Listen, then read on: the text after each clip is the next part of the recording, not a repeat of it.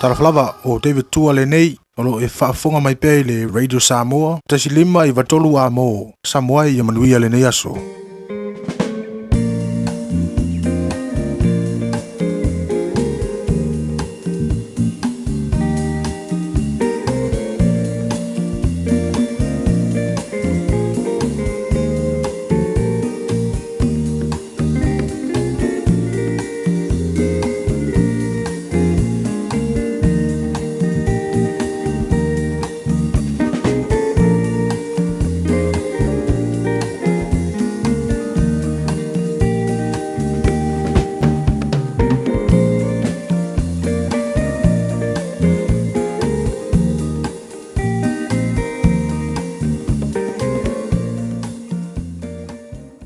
Ua na o le Radio Samoa se furulima iwa toru a mo e tautuaina o e ilaungangana fitu aso le vai aso.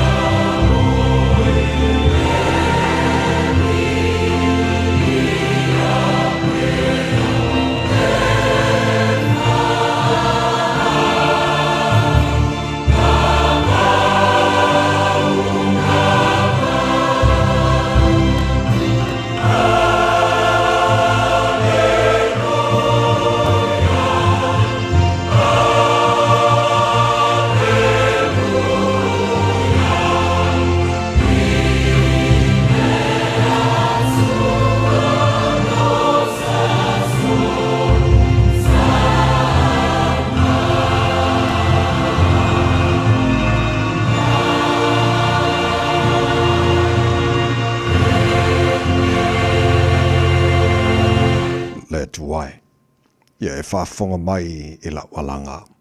Ia ele liu mai i la o te talo. O te wala watu i ante oe a ngata anga o le nuu. Pe a whaavai vairu loto. Ia e te ina au le papa sili o na maulunga i a te au. A wawa whai oe mo malu o le olo malosi ai le waita mai. Mātua la usu le nei tai au sing sengi. Mua la vau i me oma. Mātua pese o vi inga lo mātua tua. Se o mātua langa ina lo manu malo. A wau le nei ua mātua sapi au whaamunianga. I le nei tai au fau ua e au mai. Mātua du fale. Ma le loto fia i o loto a le nei tai au. A mātua ifo i uluma lo mātua tua. Mātua tau taulo silisili ese mātua whape atu e pa ia. E pa ia lava oe le atua o au. O le atua e pule au i mea malava. E le ai lava ma se tu sama oe. O le atua lava oe ma malu, e ma mana, e pa ia silisili ese ma le matautia. O le atua e malia i manao i mele lei malava. O le atua e le aise me ngata mai ai o lou lava alofa. O le atua e soifua ma le vavau e o lava i le whaavavau. O le atua oe la eire vi ingo le malu o le atua oe pulpulu le matango fie. Ta ma whaaftai tele lava i lau mea lofa o lofa ua mātua mauara nei tae au. Whaaftai lua lofa o le fo ua e whaapoponea so fau le whaitawino aso le sui fula tanu mara mātua wala ua mātua o lia ele nia so lua se fulu mara wha ia yaso le masino mati o le mātua whalaunga o le neitu sanga. Ia o le mātou malanga o le nei aso lo mātua tua o ai ea mātou te maluai. O ai mātou te mauai whaamunianga ua nao o lava. tu datio au ta mafa mo mole se e tau tai mai le mātou wholonga o whai nei. Manuia whaiva le awhengai ma le tino, ele nei aso whaua e au mai. Alo whangia fo ina ia mātou whanau ia o ongara nei aso lo mātou tua, mātou te talo le paolo o lava ao maruti aina ia mātou whanau. Ao sa ili le poto hala ia o onga, whaiva lo whengai malim tamata e whaia onga lo mātou tua la o ina nei mātou whanau, whamuria. Ia lātou whaiva nei aso, mātou tino nofo ia tino mamau, e le mawhai o na ngalo Samoa le tino e pele e le mātou te talo.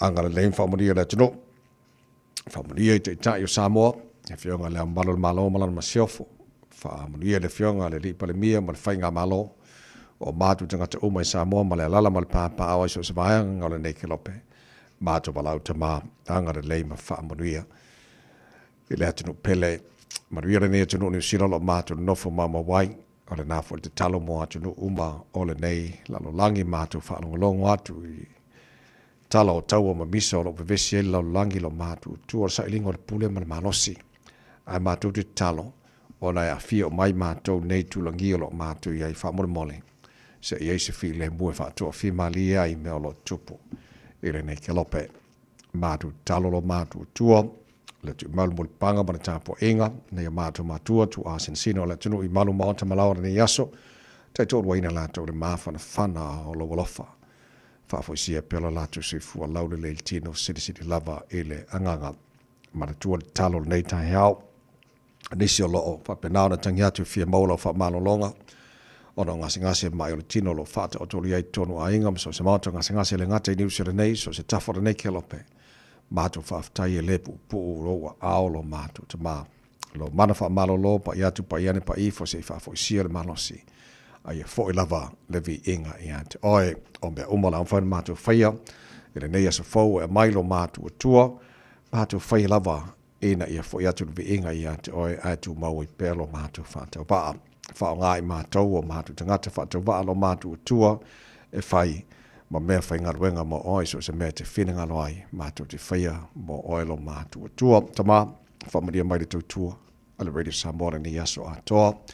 Mātou ole mātou wala au, i nei mea malawai ala, e le sua whamana malo i Jesu Kiriso lo mātou li mora mātou whaola. Amen.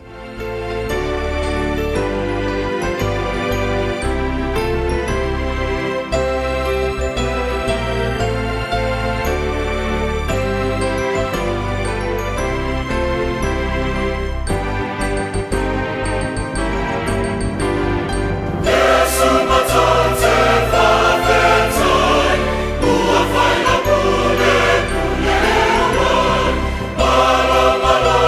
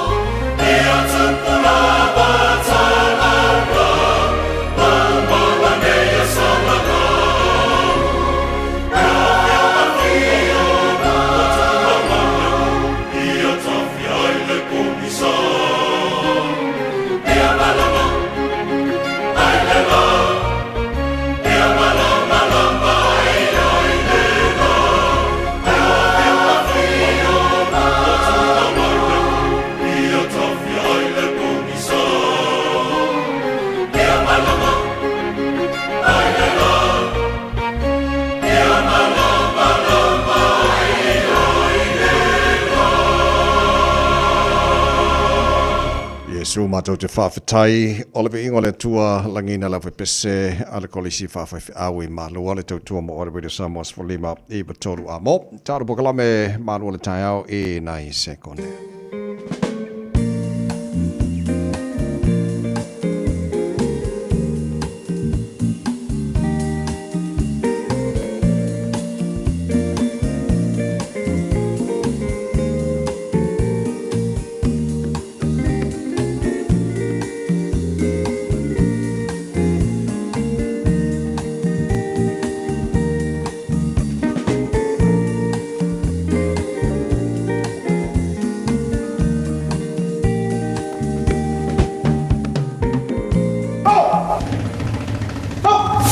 Radio Samoa, tasilima iwa tonu amo.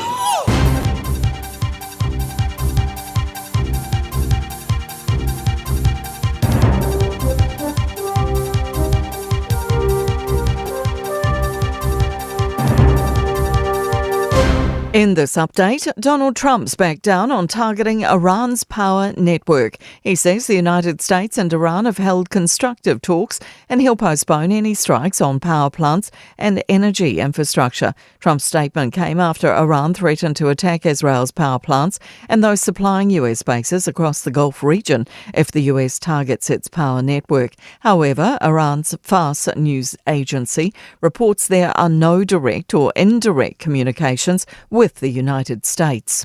The government's hoping its latest move will make the region more appealing for fuel exporters. It's relaxing fuel specification to be more like Australia in hopes of making it easier for importers to source fuel. Associate Energy Minister Shane Jones says if a large oil tanker is going to Australia, New Zealand can now piggyback on it. Fuel dedicated to Australia, if we were going to be slavishly technical, it may not have been able to come to New Zealand because of the finicky differences. Finance Minister Nicola Willis says an announcement on targeted relief for rising fuel prices is coming today. Canterbury continues to outperform the rest of the country economically. ASB's latest regional economic scoreboard shows Canterbury top nearly every key measure the bank tracks, including employment, retail spending, housing activity and population growth. Otago and Waikato tied in second, Auckland climbed to fourth and Wellington finished last. ASB Chief Economist Nick Tuffley says Canterbury's success comes from its diversified export base. With the ongoing recovery in Canterbury, the stadium being built, a lot of other building activity being spurred by that, it has meant that Canterbury's been performing pretty much across the board. 2 pilots were killed when an Air Canada plane collided with a fire truck on a runway at New York's LaGuardia Airport. Some 41 passengers and crews were taken to hospital and all but 9 have been discharged. 2 fire truck officers are in a stable condition.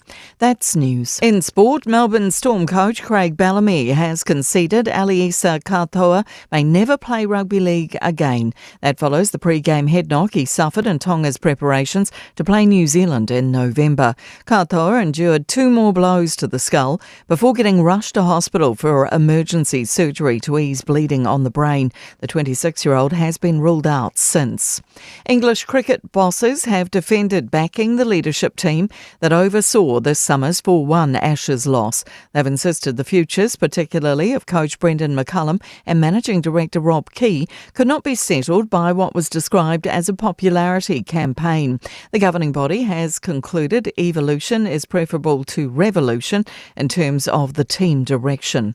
That's sport. I'm Jody Gill. Ua na ole Radio Samoa se furulima iwa toru a mo e tautuaina o e ilaungangana fitua so le vai aso.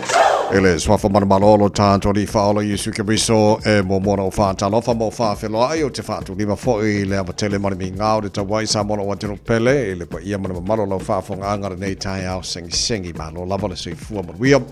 Whamalo fōra tano ia le wholau tātu awe whātasiri vi inga mana whāwhetai lo tātu mataisiri le langi. Lona lofa o tātu o ria nei aso, le aso nei wa whaia le tua, tātu te oli ma tātu fia iai, parapatia le angara nei o tātu tupusiri le langi, ia le fo o moni maru tō se fua mana mātu malosi, a leo tātu fsila whai manua o mana nei tai au, fo i vi inga ia te ia lofa mai le tātu o tua, tautai tātu whalaunga, o le nei fo yaso matatu fo lau le lau lona lofa o tatu ye nei fo yaso lua o lua se fulu ma le fa ya yaso o mati o tatu fo lau ma le lua fe lua se fulu ma le ono se mai la fa fonga le por club e malo le taia radio Samoa fo lima e batolu amo le fionga ngal mana taia sa ba lua so son mai sini o tatu Facebook ma le YouTube o radio Samoa se ro tasi ba tia ma le fionga pesta el chelo se ma to ona nei tavai neni to ina se ba ele to last fulu e le taia nei ma no se fo ma no so nei taia fo ngal man yeah fa malo fo la sunga vai lange mamale nei fo itaia fo eu lava fo ina tau malu lu mal taia ai vi ele lo so fo manuel le taia fa talo fa fo isa mo sa ori o kausu mai fo edit kai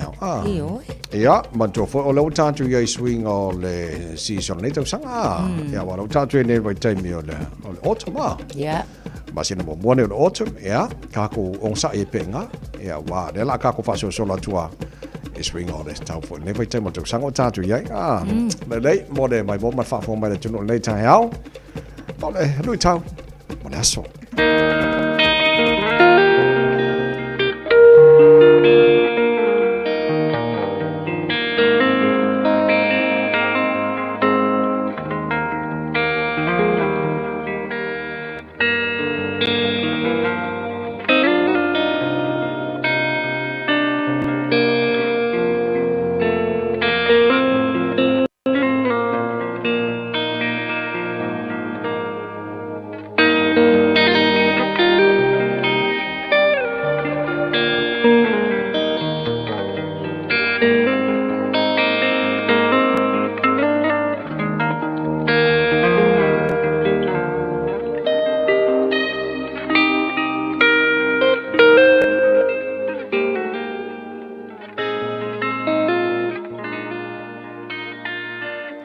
tau mō le aso.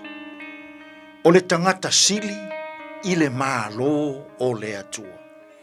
The greatest in the kingdom of God. Mā taio, ma tā upo e se furu ma le valu, a olona foi upo e whā.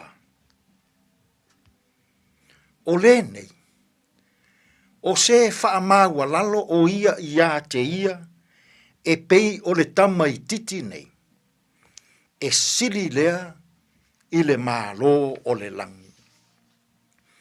O le tangata sili I le mālo o le atua. The greatest in the kingdom of God. A o tātou iai I le neiva yaso pa ia. A o anga atu Yesu I le sātauro. E maliu mo le whaamanga loina o a tātou angasala. O nisi nei o nai ona I u leo muri muri. O loo a o tu sao atuai. I lona au so. Ua tu fesili le au so. Po ai e sili le mālo le atua. Ua wala au atu Yesu I le tamaititi. Ma wha atu I luma o lona au so. Ma mo moli atu loa lana a o a onga le nei. O seo o tou e wha maua lalo. E pei o le tamaititi nei. E sili lea I le mālo le langi. O loo wha o ngā ina I Yesu winga o le tamaititi. E wha lango iona mātua I mea uma. Na te tali tonu wina ona mātua I mea uma.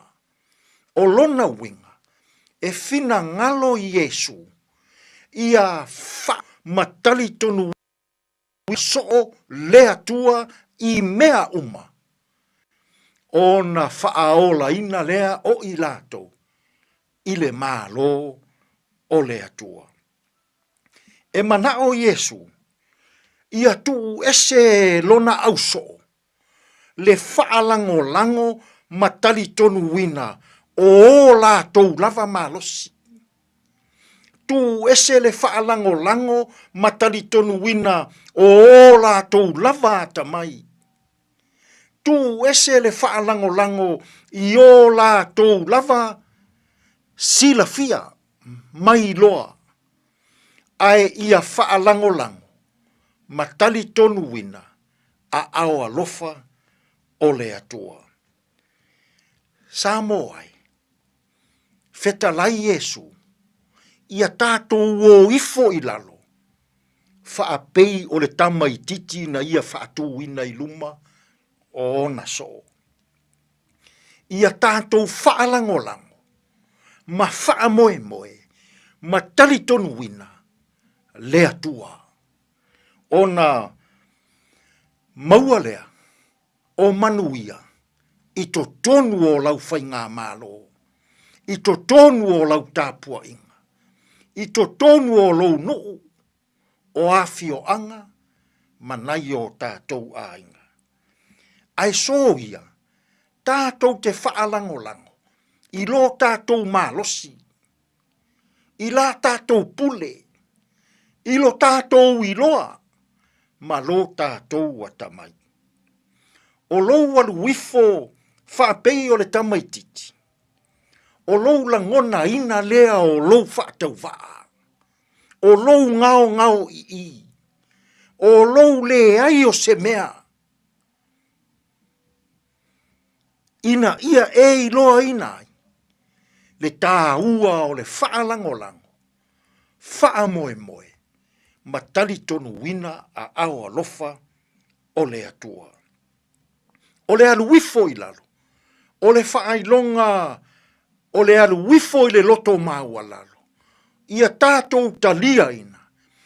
E pei o winga o tamaiti. E whaalangolango. E whaamoe moe.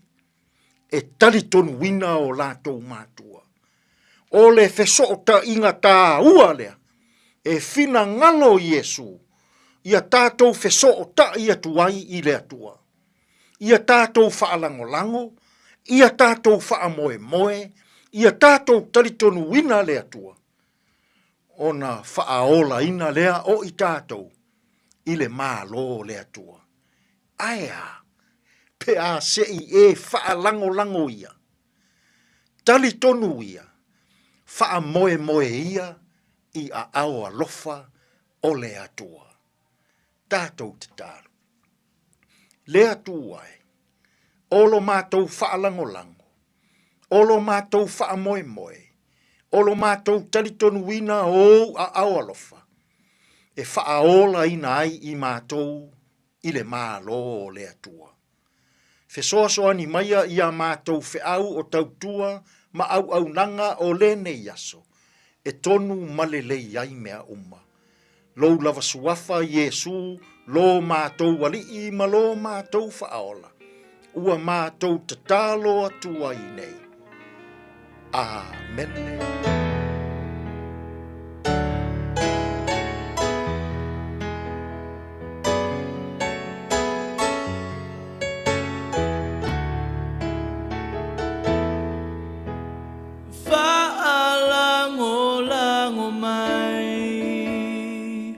te mawhaia, o te mawhaia. O a ulawa le atua, o te mawhaia, o te mawhaia. Na pata unu, a ufola folanga, o te mawhaia. Amu ia le, whai le atua, mona malo si anga. Whaalango lango mai, o te mawhaia, o te mawhaia. O a ulawa le atua, o te mawhaia, o te mawhaia. Na whata unu, a ufola folanga, o te mawhaia. Amu ia le.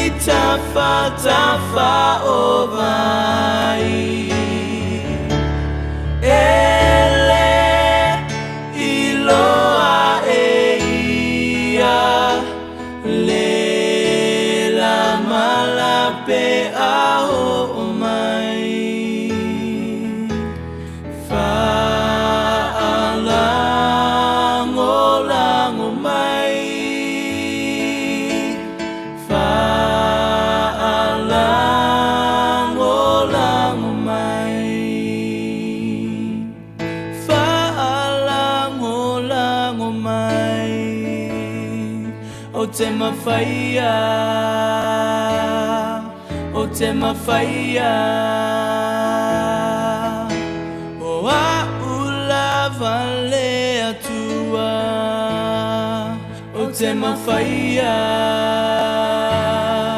o te mawhaia.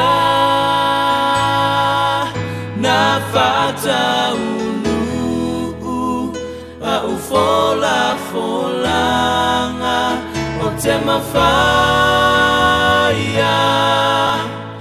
amu ia le, whaile atua, mona malo si anga.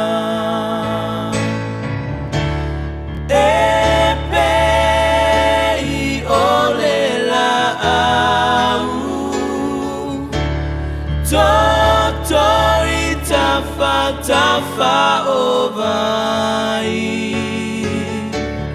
ele iloa eia le la malape a o mai fa alango mai fa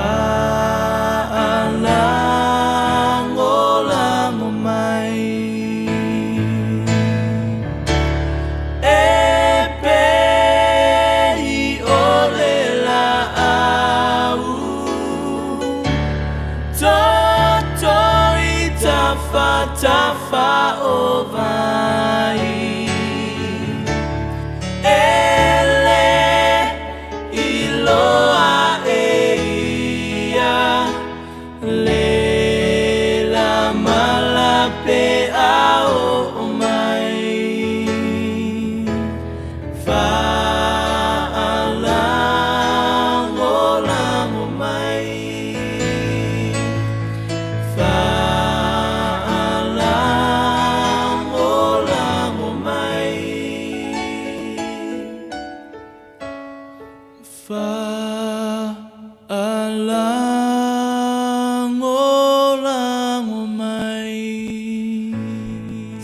Lango mai o pese mala pese le Peace Chapel and it was full balu lo tane le tulai on all to already Samoas Fulima e batolo a mof of tefala longa Aro Memorials mala Enterprise Motor Group Manu Kaulo awina trail tara pokalame malo le tai au na minote pangasolo fo lo tara musika street faith filo i fa fi o le tai au ka malu lu mani tai au mo tato i au kilani pa mala chau fo i la tino lelo shu tu te manga wenga o ne fo as fo tato o ria to kwata e le fitu e le tai au nei fa a valo mai so tiny o le tata pokalame a reto o le ola o le tato malu o le tai au fa le nganga na te pena mai le sunga ya pasta la fa le kopa. Today in history tata papai pa mena tupula su fa mati e le telo to sanga papai o le taina e le fitu le tai nei fa ponga telefone ngal pro tania pa tala fitu pokalame a matana o le tai au mo tato le poti mai lunga o le au wala Talo fatu av tavale nei fo i tai au fo mai tau atu lunga la tele ia o leo lo o mana ia mai fo i lunga wa tato au wala kilia le lei ma le traffic ia o leo fo i ele o iai se whaala vela ve tau tavale le nei fo i tai mia av tavale tau ina ia manu ia tele le amtang fo i o whainga mlanga i lunga le ala i le nei tai mil taos fulu ima minu te aile tu lai ono Radio Samoa Taslima i vatolu amo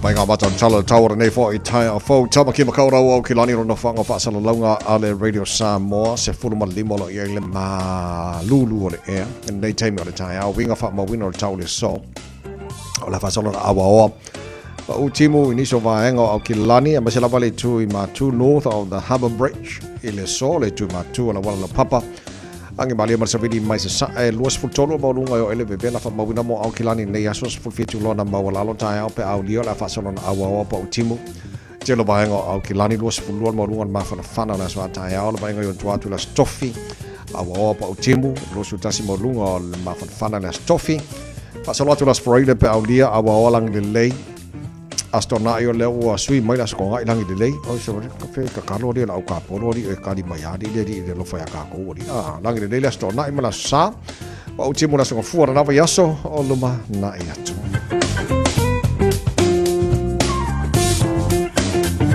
Mago manao tu na mai la mai tau nei fo I taimi o le tai au le tau tua le Radio Samoa Spolima I watolu a mo I na ua lua se fulu le wa te ai nei ia le tu lai ono ua se mai ia le ave pese ka le sia metisi mawalaki te tala fa fianga Radio Samoa nei tai au le tunu anga tu te makarenga le tai au fo o Sofia Fia Maria fa nei aso pese le mo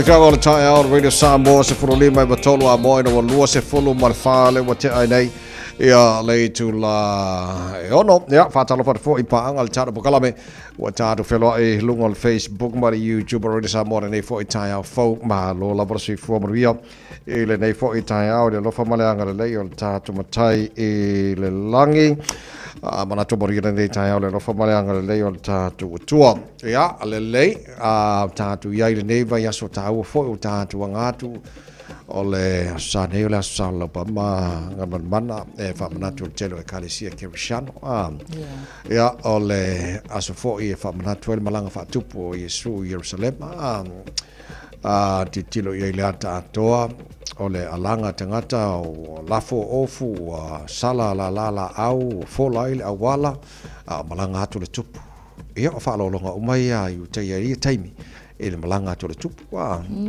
ia se kau kikilo po al mena fiu atu tupu le malu o iai es kai me bun mai ai mo tātou ia au kilani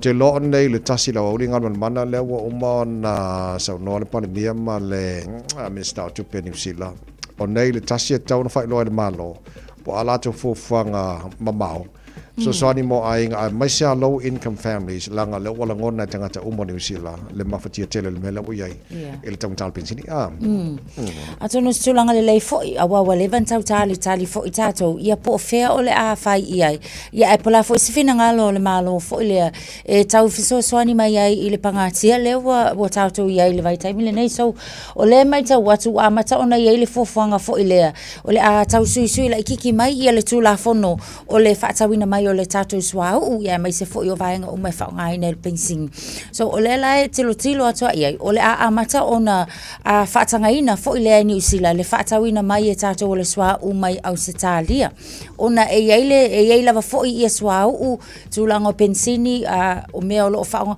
o lo o mawhai ona whaongaina e mawhai ona compatible o lona winga e tala whea unga lava foi ma suau ma mea umolo o tatou whaongaina i nei New Zealand latou so o le la o le tulanga mo le na o le tilo i el malo a kung o le asui la ia ingol fatawina mal soau o le a fa ka mai ka ko mai au se talia inisio vaenga ia so soani lava ia tato ia wa mana tua o le lava tali se tato to e fia a tumbo o to e a fast full fitu ia so sa to e mai ana nafi ia o no winga le tu ma wai pe but o le lava o lo tilo i se tulanga e se tau na iso pe ama le fulu lua masinga pe afa pe o le atalia lava la New Zealand ma le fainga malo le tulanga lea o no winga e au lava le fulu lua masina ia le swinga leo la ia le tula fono mol fatawina mai la ia o le soa u mo tatou New Zealand o ia ia la le vaenga fo ile ele o mafai na fatanga ina e tatou mai i Australia o le vaenga lana ele tala fea ngai ia molta mo fainga e pui ia le si o manga mo tatou ai o tulanga na o le kau a makanga tau matali mai ia o le a sui ni se tula fono mo le awina mai o le soa u mo tatou New Zealand nei so te lo le vaenga na o na nau ia le malo ia lavar sapalai o le soa u mo tatou New Zealand mo mine au tonga tal pensini ai fa moe ia announce mai le malo e le tasila o le so e se swani e lo tal tunga o la titilo uma tanga te New Zealand po la so swani le malo le la mai fole le amen ele le titilo to la nga le malo mo le mai o le pensini e sia tunu la fa na mai e so swani mo le pensini a tanto lo ia ia o le maftianga lo ia le tonga tal pensini lo e nei te lo ba nga lo look forward mai le tunu le so so fa moe ele tasila o le so o la mai malo e se talafia mo tangata uma e se kau so swangi de kau pensingi no wengi wa pe le la va tau tu mata e tato le tulanga foi le pe ma fai no so swani mai malo ia subsidize se tau le pensingi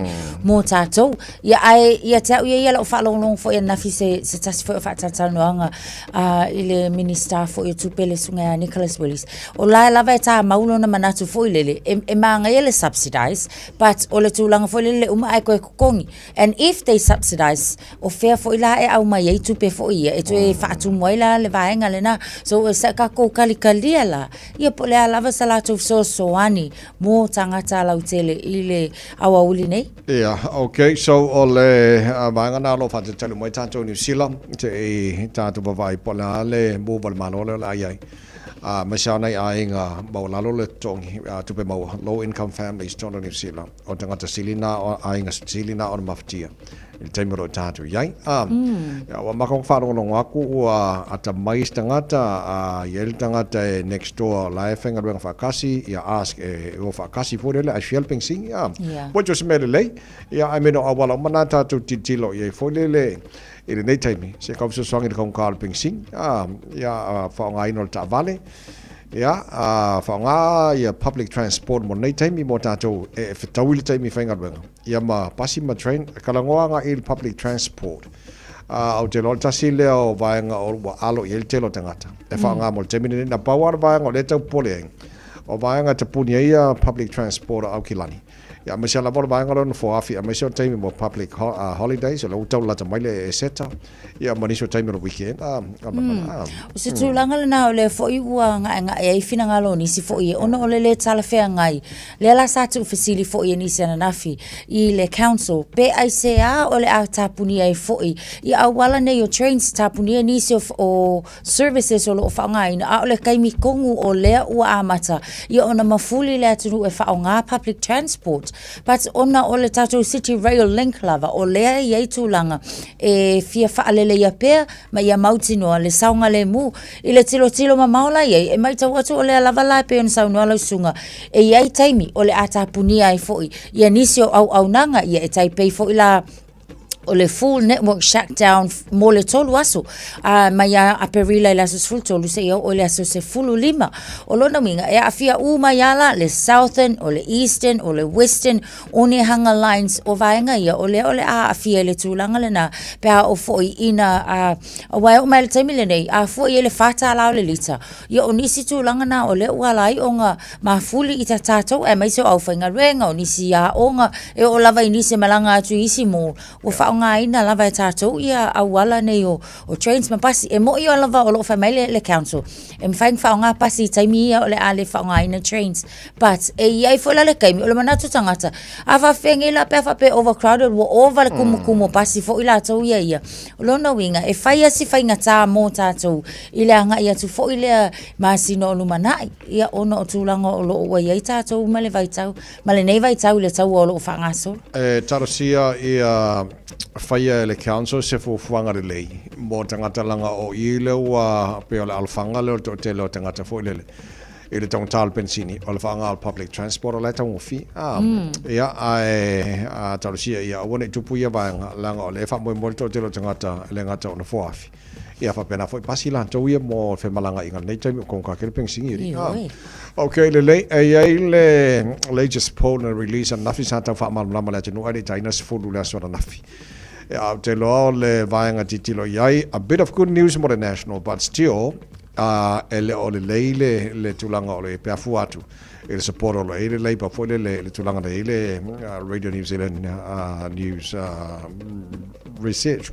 poll mai tawatu ole lava o fai lava si o le mawalunga lava palo ta fo ie o lo o yai mo le Labour le taimi le nei pe ala o lato palo tana yai le poll le o le tolu sulima tesima le 1% ia le Labour lea o le National Party tolu fulu tesima le valu o le New Zealand First o le pakile ngai so se palota lava so se poll lava o fa nga solo mai tawina le si itia lava foi o le foi numero a ila to u amata ona nga ilo lato manatu foi lea ile party la ale New Zealand First o le Green Party o le mai tawatu se fulu tesima le tasi New Zealand First fulu tesima le 1 ile taimile nei at party fitu tesimale o pasene te party Maori tolu tesimale lua Opportunities Party lua tesimale o ia ono fanga o vaenga ia tilo lava fo ile ia pe a fua ile tilo la pole ale pa ki e mafai onga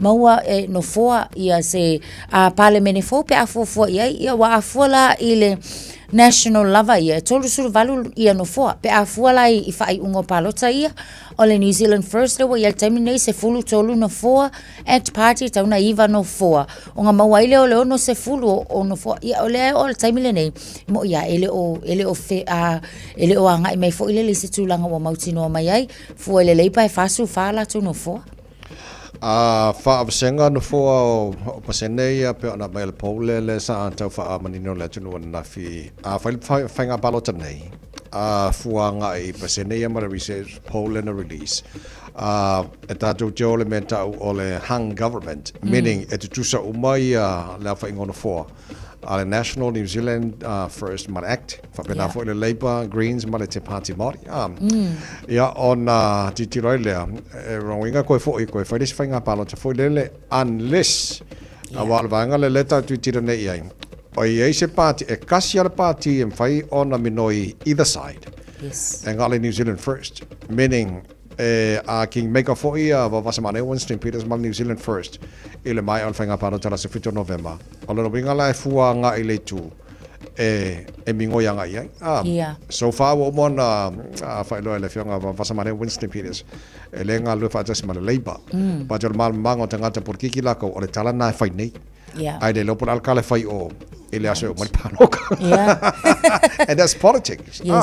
Ai me no por kiki nga na pawangan party en fa na minoi.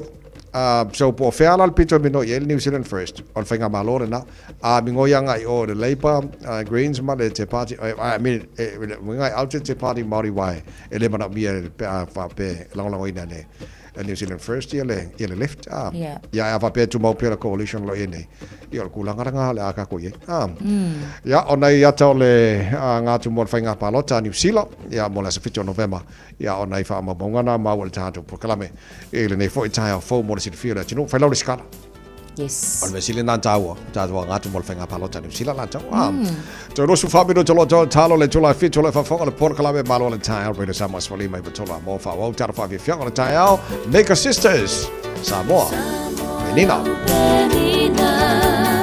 Otilela foina e mana tua e loloto pe a o malanga solo e taua lota paamae o le tua le tamae o lota malo silena tatu te sawa tua ilunga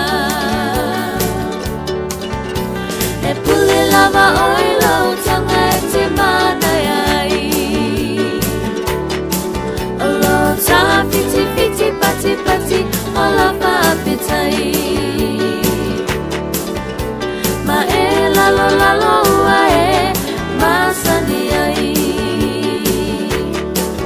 loto fa amanga lo ia pei ole matai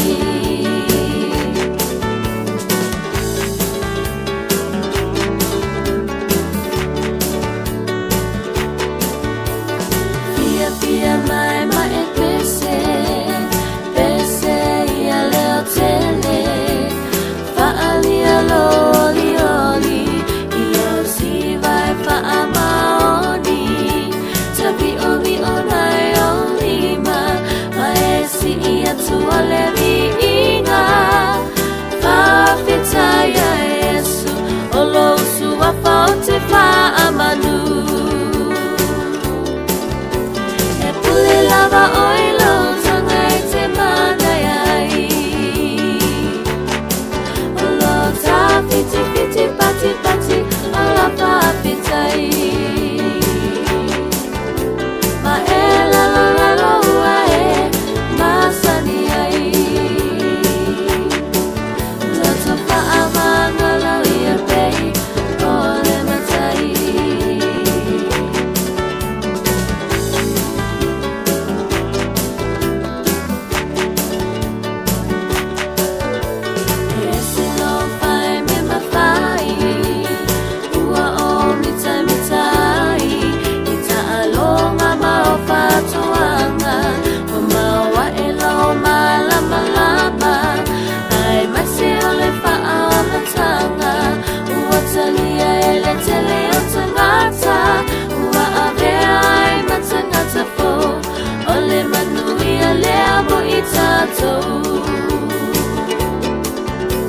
e puli lava oilo tangai te mana yai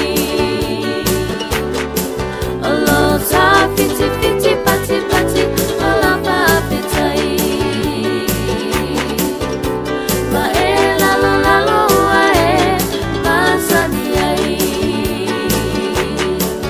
loto fa amanga lo ia pei ole matai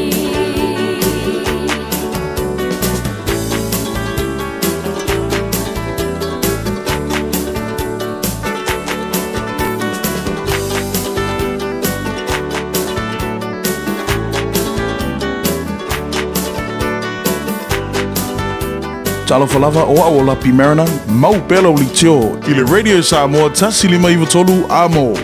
O e si la fia me e whaatino e mawhaiona e umi ai so fale motu le lumanai. A whai fo i so fale motu, o e si la fia me whaiona whaatino ni isi o fuafuanga e whaonga aire e kuti o lo fale. A wane e misiere por kalame o le malu I fale. Ia fiafi o soruru taitasi le se fulu e te aile whaa. O le a e sila fia ai au wala e mawhai e ona e umia se fale motu le lumana ai, ma au wala e whaonga ai le equity o lo fale motu, e whaata wai se isi o fale, le pora kalame o le malu I fale, iafi o aso lulo vai aso taitasi, se fulu e te ai le wha.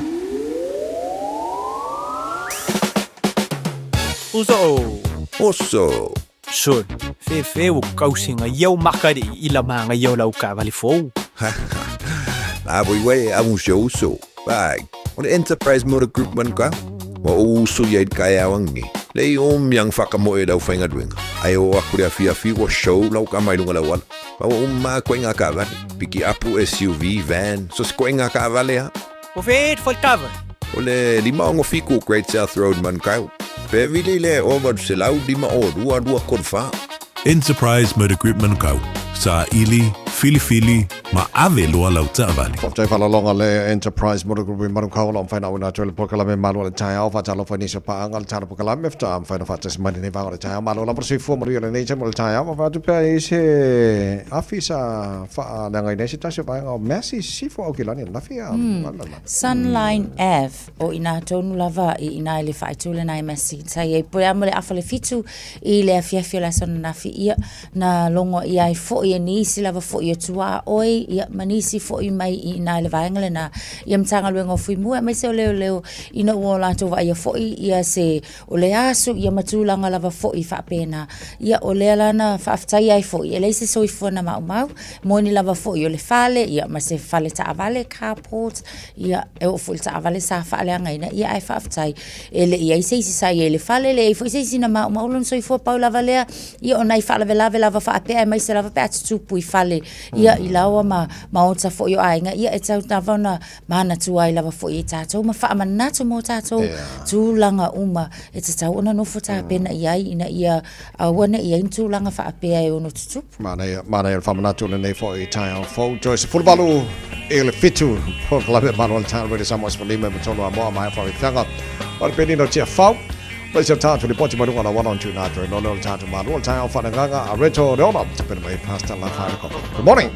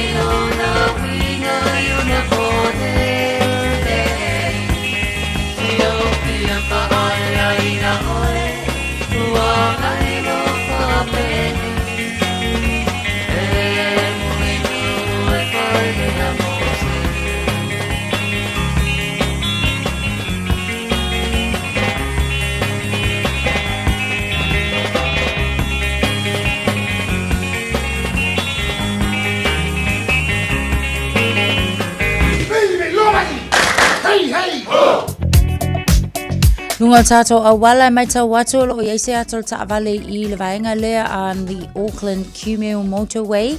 La tala tato anga ilanga etun le nai Grey Lynn le foyolo o tilo atu ia I le atol ta avale. So fa mulmule tato af ta avale ia so swani ane fo ilunga tato peng te whailangi ia pe a fa pe o lo e le vaenga tonu le na o le ala tele ia o lo fa penala ona mai tau watu whailasi slow down o tato le vaenga le na lungo le tato awala Auckland Cumule Motorway le taimile nei mata mai na fa solo nge Western Spencer I o ngelanga iane fo I Point Chevalier o le vaenga umalena o le ala tele le mai tau watu taimile nei ia o le na lava fo I ua faisi slow le taimile o tai au o Nera Road o le mata ona si fo I le pisi le na o iai lungo le tato awala lau papa o lo mai tau watu ia o le na lava fo I e feololo le pisi na o iai o le na e mana ia nai flow lava fo I le traffic mo tato o le vaenga le na le na ia tu fo I le North Shore le fo I lo mai tau watu I Rosedale area ia o le na ua amata na pisi mai tato fa solo atu fo I Pine Hill le taimile nei o le tai au tato so Southern Motorway o le lava fo I o lo o tu maui le feololo le taimile nei le vale I Takanini ma I Manu Railway Society pau fo I le na o le vao le lanu mu mai lunga tato State Highway 1 I le anga I mai le saute o isio vaenga o le mai tau watu taimile nei Yo nala vai so longa le lei feo lolo le taimile nei 12 minute ona tale o le tu live fitu. Talofa, we're the Katinas, and you're listening to Radio Samoa on 1593 AM. Bread of life sent down from glory. Many things you were on earth, a holy king, a carpenter, but you are the living word. Say it now. Come on.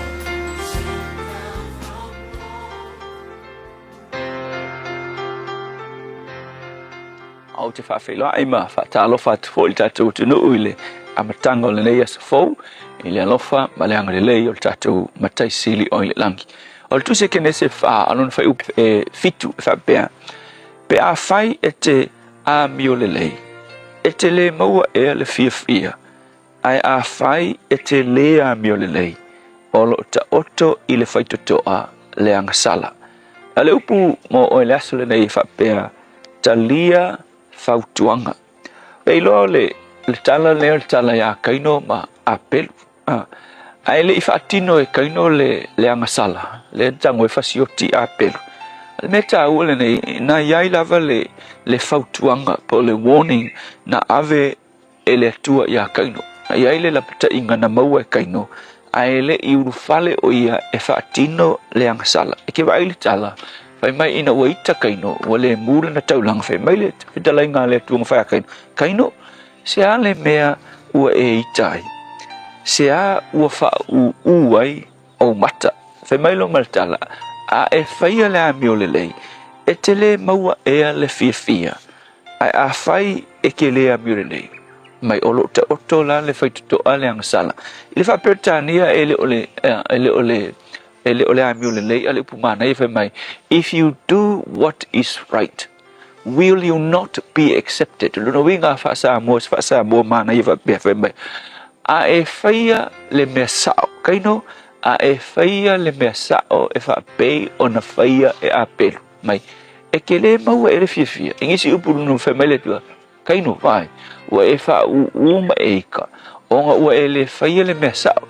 Ai anga e faia le me fa pe nga faia a pelu le kaulanga sa ole vai e ke mau foi le fia fe mai lo le tu vai mai ka mo fai le mesa ai le faia le mesa la le fa kali mai le anga sala e ke ole wa mai lono loto e te oi so ke lo le songa ta u foi la le me nga ku e nga mau e ke no le vano e ko e sui ai le mesa se i le mesa sui lo ngala al fa la velave ele fia falongo kaino ya ile tua mai ku runga kaino fa pelu kala la aku ile famua le kam le ise uska i mena fa ile tua suilo wala fa ile mesa ya aku le famua fa po skamo a pelu denga vai fa mai wo ye fa sioti lo nous anga yai le fautuanga ale tua koe whaasao lo ngala.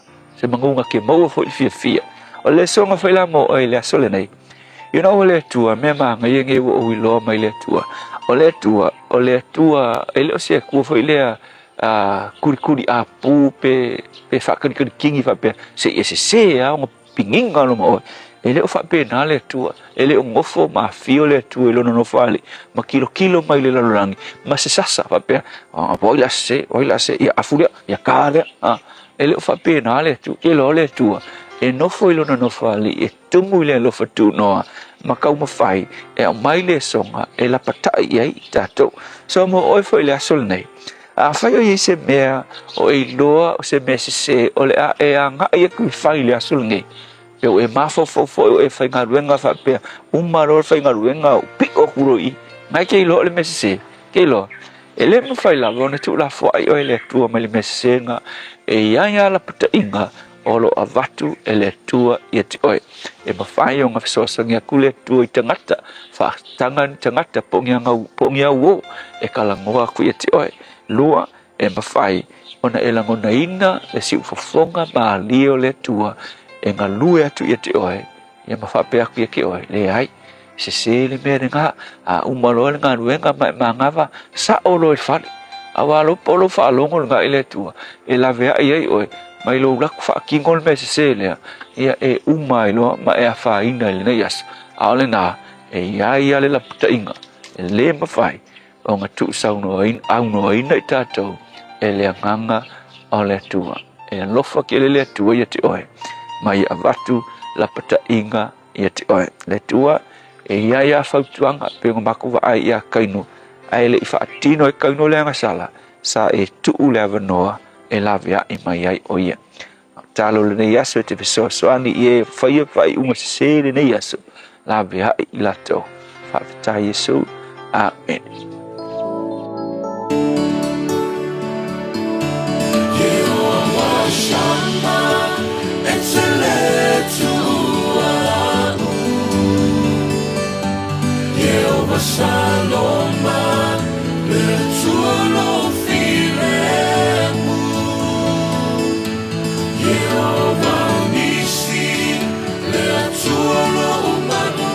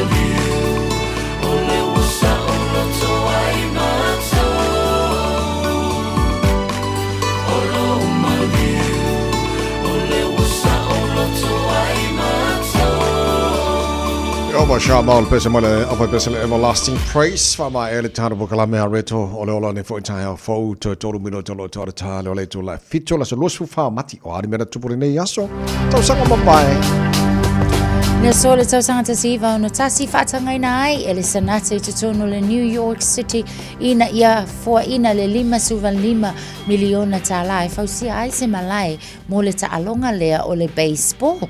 Tau sanga siva iwa fitu na te ena aie au se talia le tula fono fo ilea sata ua le euthanasia law mo le taimi mua ia mawhapena ai foi o na avele na tula fongo o se soli tula fono i to tono au se talia pe a mawai se fo mai ona whaatinoina. Tau sanga lua whelua sifulu na whaatinoina ai to tono le atino intia se tolu vai yaso lusul tasi yaso lockdown i le taimi foi ia a o whapena ona pepesi mai ia le wha mai tele o le COVID e pei ona iai COVID se fulu iwa. Nisi nā wa ingai mena tupulene yaso na foi tau sanga wa mawai.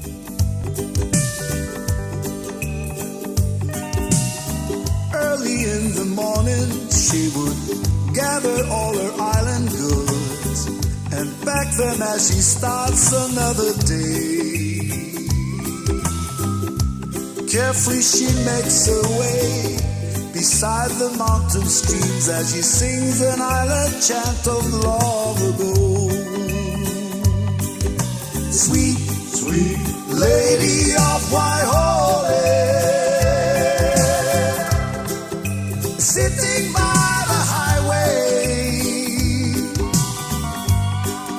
selling her papaya, green and ripe banana,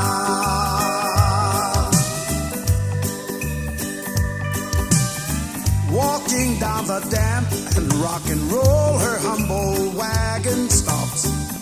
She watched the sun peeks through the valley skies, smiles and wipes the sweat up from her brow, continue moves on and starts her journey through the highway rising sun.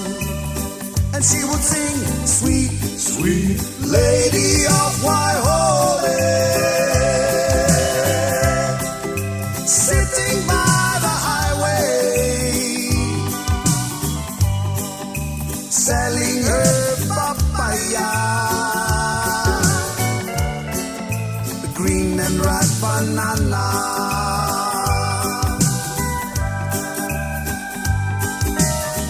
Later in the evening, she would gather all her island goods, pack them as she ends another day. Carefully she makes her way beside the mountain streams as she sings an island chant of long ago. And she would sing now, sweet, sweet lady of Waihole, sitting by the highway, selling her papaya, the green and ripe banana. Talofa Samoa o Jerome Gray lenei pe o eti e lau ta vale po e whaafonga mai i lo maota ia tu pele ni lo lau le tio le 15 a mo Radio Samoa numera tasi i New Zealand.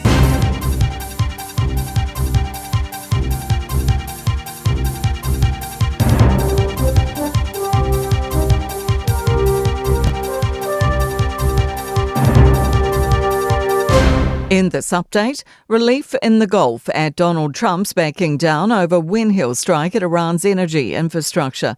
The US president had given Iran just 48 hours to open the Strait of Hormuz, but now says after constructive talks, they'll have 5 more days. However, Iran's Fars news agency says there has been no direct or indirect communications. CNN's Matthew Chant says it's enormous reassurance for the region. Because of the huge economic damage that would have caused, and on the status that this region has built for itself over the past several decades. A petrol station boss has doubts government changes will make much of a difference to fuel prices. It's relaxing fuel specification to give importers the option to bring fuel refined to Australian standards. It says New Zealand will not opt to import higher sulphur fuels, but isn't ruling it out further down the line. Waitomo Group Chief Executive Simon Parham says the price savings for consumers will be negligible. There might be $1 or $2 a barrel in it, but I think it's more around the supply and where they can get it from. So whether that's reaching out to European refineries or American refineries. The government set to announce details today of temporary relief for low to middle income families with children to help with soaring fuel prices. Finance Minister Nicola Willis says the households most impacted are families who have to drive the kids to school and themselves to work.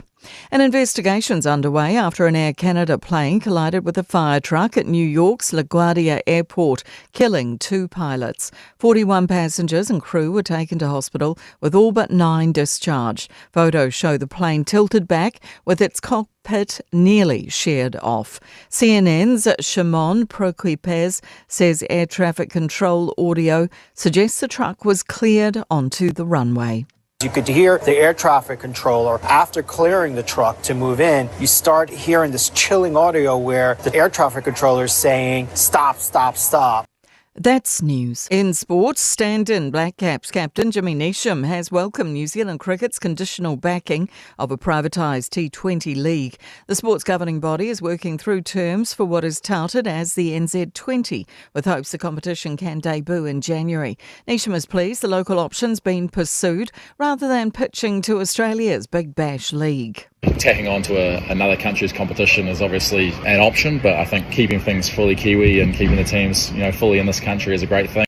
Storm coach Craig Bellamy has conceded Elias Katoa may never play rugby league again after the head knocks he suffered in November.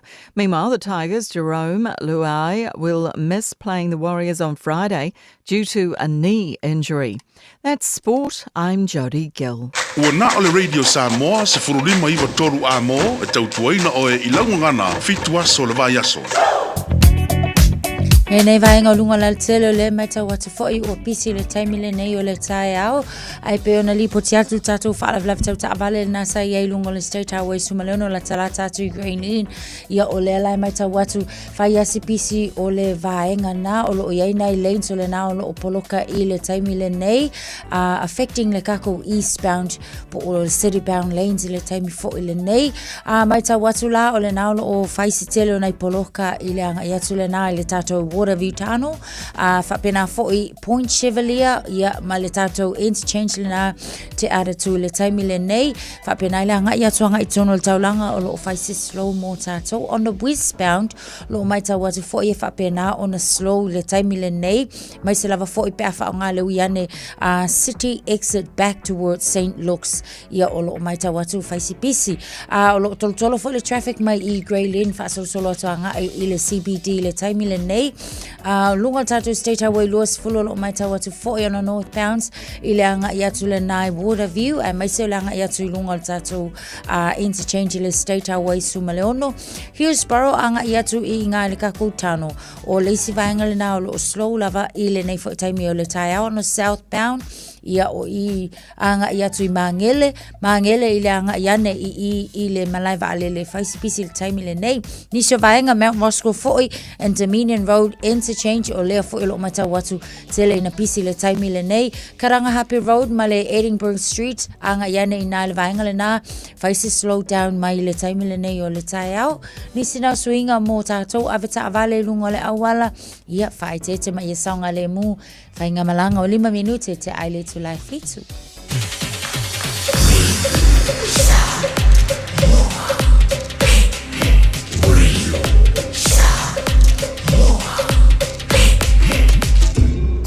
i votu amo. Oftaile te lo mai momala fa fonga nei vai ngole tai o fo mana to man via mai o nei tai au sengi o ta jo o lia ia le le o vai nga lata mai le nei ele tala o le ta wala ta jo amata mai sa mo lu se fulma lu lo ia le mafan fana le sa mo nei vai ngole tai au wingo le tau le no e mana mai langi le o nei tai o fo ti al fitu sa mo la langi le tau e vai ngo sa mo pa o timu ala tele la pana langi de leile tau le tino e de nei fo yaso e ma faina o le tolu se fulu le tolu se futasi degree Celsius morunga o le vela le esa mo le so lua se fulu ma le lima ilona mawalalo taru tala mai sa mo fala tele ni so me lo tupu sa mo nei fo yaso fo pe antale tu la valu e le tai o nei a le vano fo e fa talo fa toile tar bo kala me panga o malava malu tai au re sa mo Allah on payon tar fatasi lungal Facebook mari YouTube or sa mo ngati sa mo America sa mo fa pena fonto tele lo fa fonga ele tat wala leo sa mo FM 106.1 malo la verso form liam ele nei taimi ole tai au se mal talo tau toro liu solo nei fa talo fa la tunu o lo ta to ma fu te so se vai ngor mo tu saute ele nei taimi ole tai au malo la verso form liam fa solo in a vela le Alexandra le so langi le leile tau e pua oa ni so taimi los fulono marunga nal vevela fa mawina mo Alexandra le so vevela fo io le ai Blenheim langi le leile tau e awa oa ni so taimi los ufito marunga le vevela fa mawina mo tau e le so tela bainga e grey mouth la langi le leile tau los fulo marunga ma fana inveka kom fa so fo na langi le leile awa oa ni so taimi los fulo marunga ma fana fa mawina mo le so kai kora langi le leile tau los fulo marunga ma fana Nelson langi le leile tau awa oa ni so taimi los fulo marunga ma fana Timaru fa solo na awa oa langi le leile tau los utasi marunga ma fana Queenstown langi le leile tau le so los fulo marunga ma fana le so Wanaka los fulo lima marunga le vela langi le leile tau le nei fo yaso los fulo marunga ma fana Westport langi le leile fo le tau awa oa le fiafiana nei e le papa atu i Dunedin o le afa solo na langi le fo le tau awa o pu o ni so taimi los fo lo mo ma fana mala ayo kana state good morning na lo la fo si fo maria e le nei fo va ngole tai hao langi le tau awa o ni so taimi yangi mari ma sabidi mai ma tu sa ai los fo lo mo ma fana fa mo wina mo kana state e le so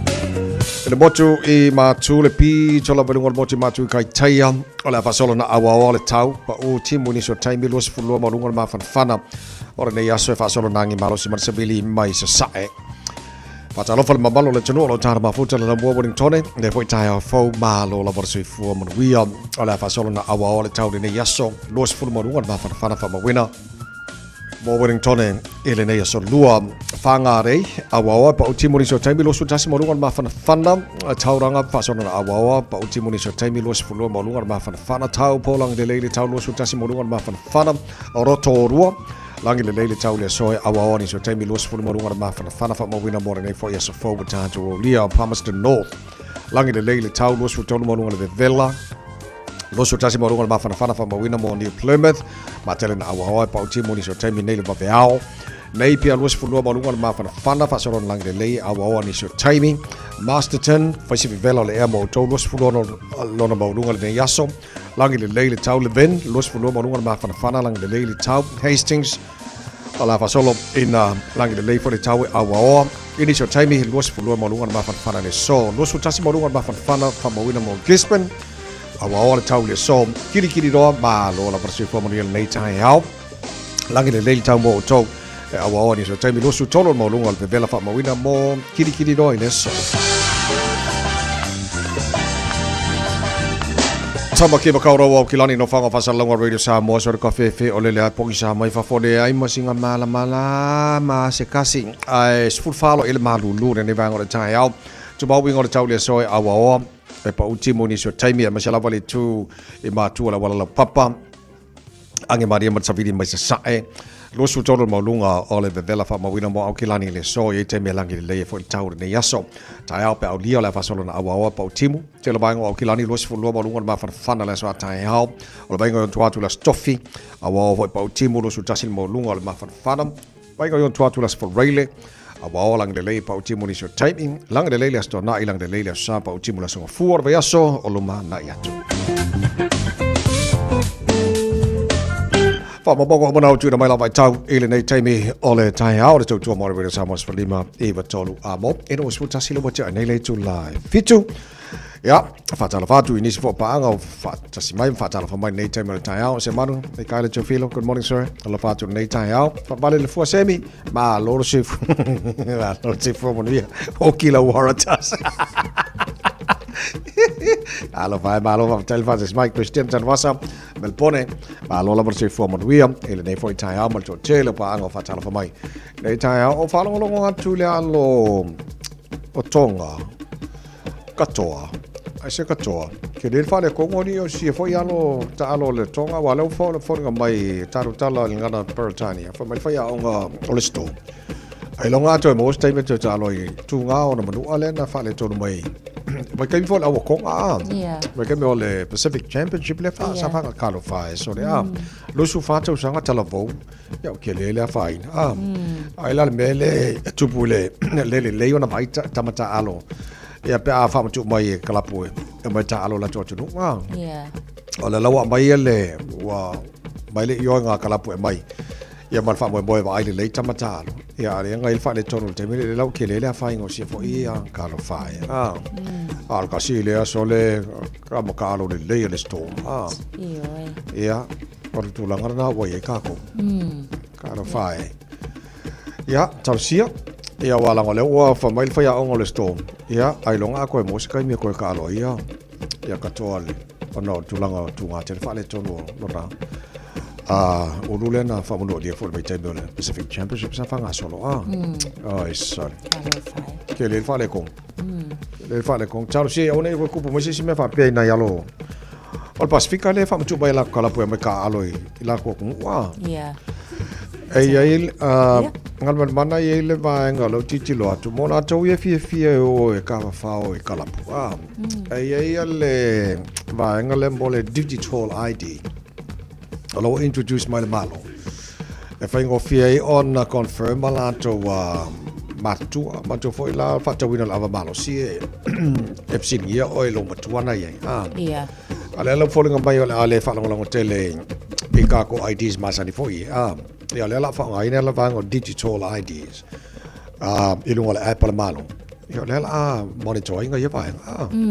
Wa fa lo mai fo ele minister le sunga ya Judith Collins onisi o vaenga o le ai ilunga le government digital IDs fo le ya fa ngo fie ona fata wina tulanga na ai o le tulang fo le ya wala kai milengi ilunga o tato telefoni ai lava le airplane o le wallet o inala ma fai fo ya o lawa ya ni si wa fata tai fo le mai se lava le fa nga ina o tato kati mo fata nga ya mafayanga le tapai lunga masingi ia uma ile ila se tulanga fo ile o ka swipe le card a tonu o le tulanga le na o tau mafai fo ile ia ina ia o ko fa nga inga ia physical card a ia fa nga lava va nga le digital ia ele la o mai tau atu e ala ni sio cards fo ia mani sio tulanga o le a mautino ia o le a fa nga ina la fa nga lava la lunga o tato telefoni e mai se la le tulanga le na pe ona tau tilo ia ile swinga la na o tula fongo mai ile va nga le Seal and Supply of Alcohol Amendment Bill.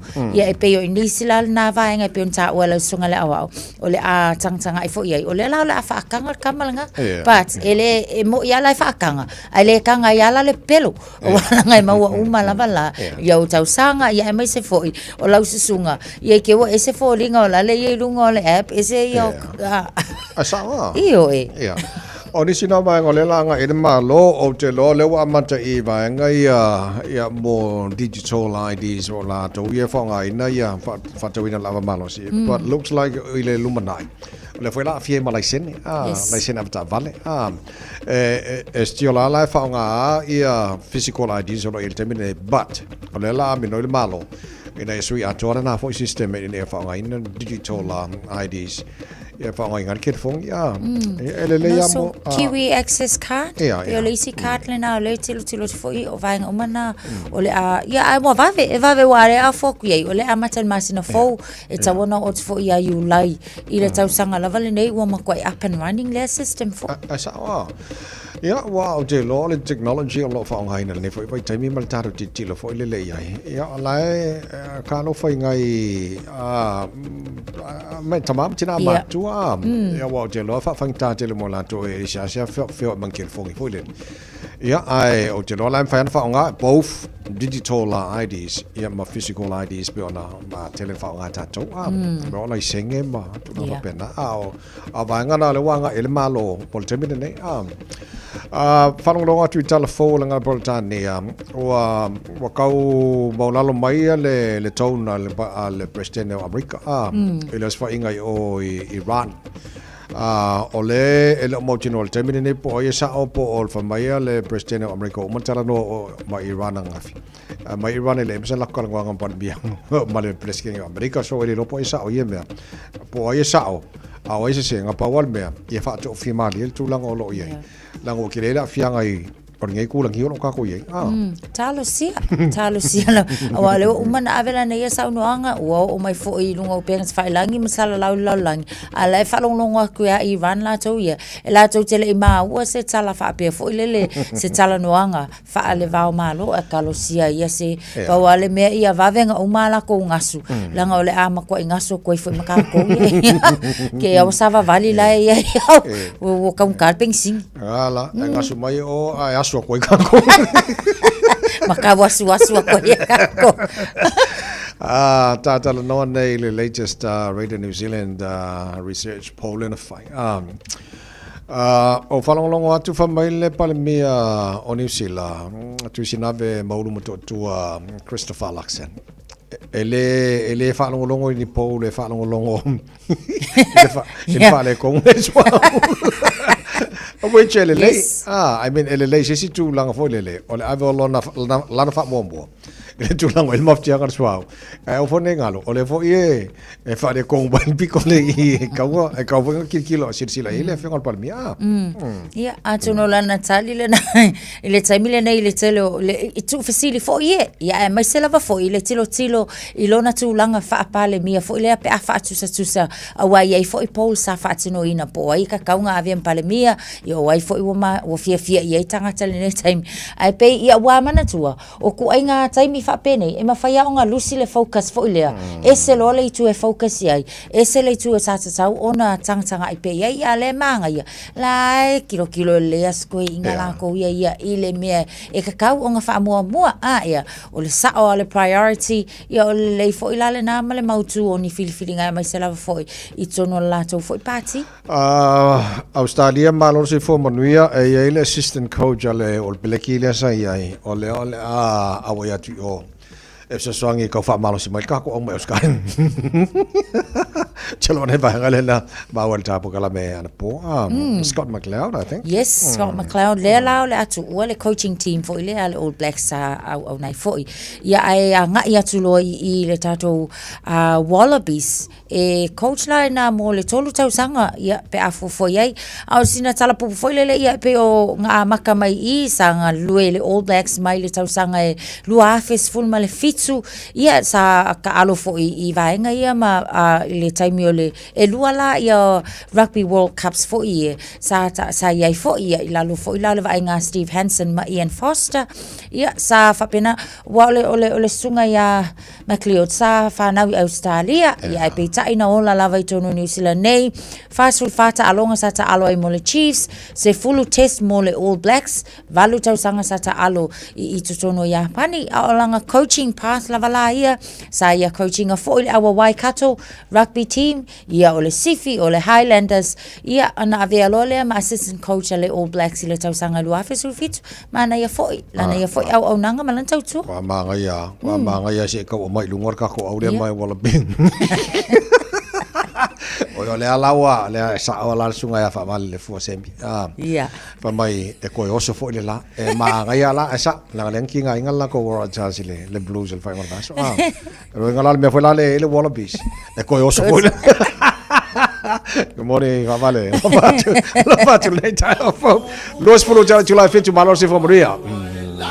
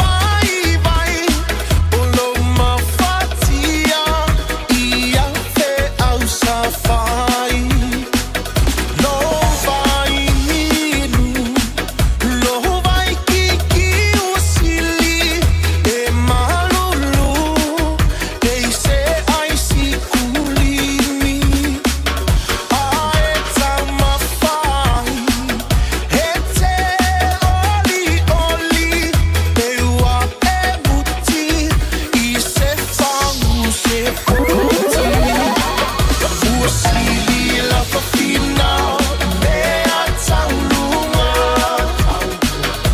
ua mana na ia tele ona falesa ua faafua tonu mai maua sasa e isisifa me tatisila mosa malekato Letene Samoa ya mala mala maleta ina le sua le palua va male sulla tonga ya manatua utupula ngatala voine ya so semana ufa ali ali malu ya tile fa Samoa wana ole nanu fa amole mole so te filo malu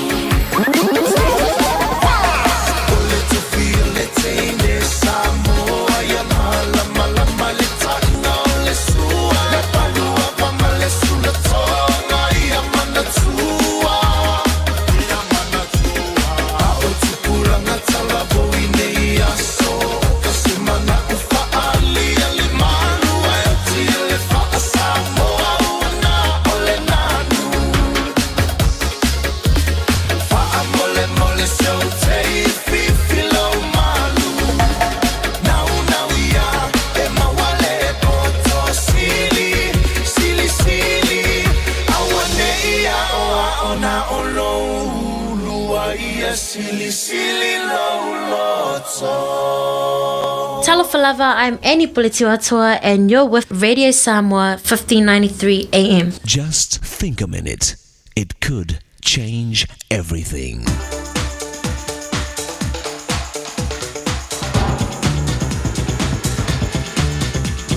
Think a minute. Buzzards and bees are very different in their eating habits. Buzzards fly and circle above, looking for animals that are either hurt or dead. Then they swoop down to tear and feast on it till it's gone. But honeybees are the exact opposite.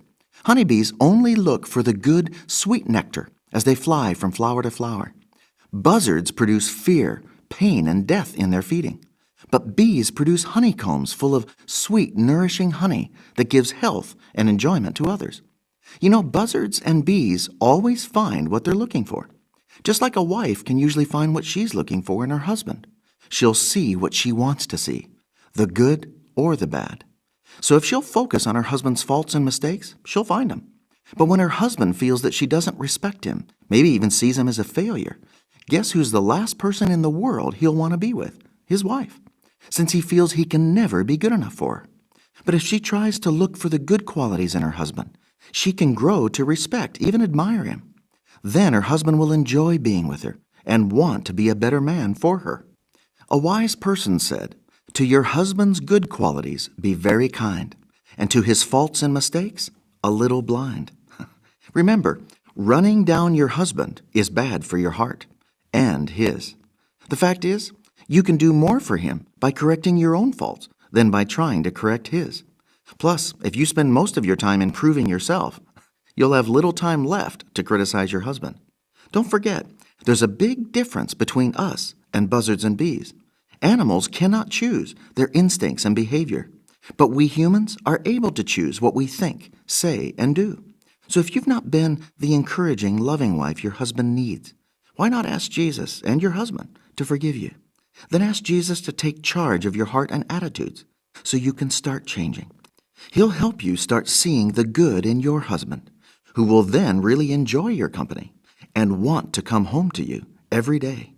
Just think a minute.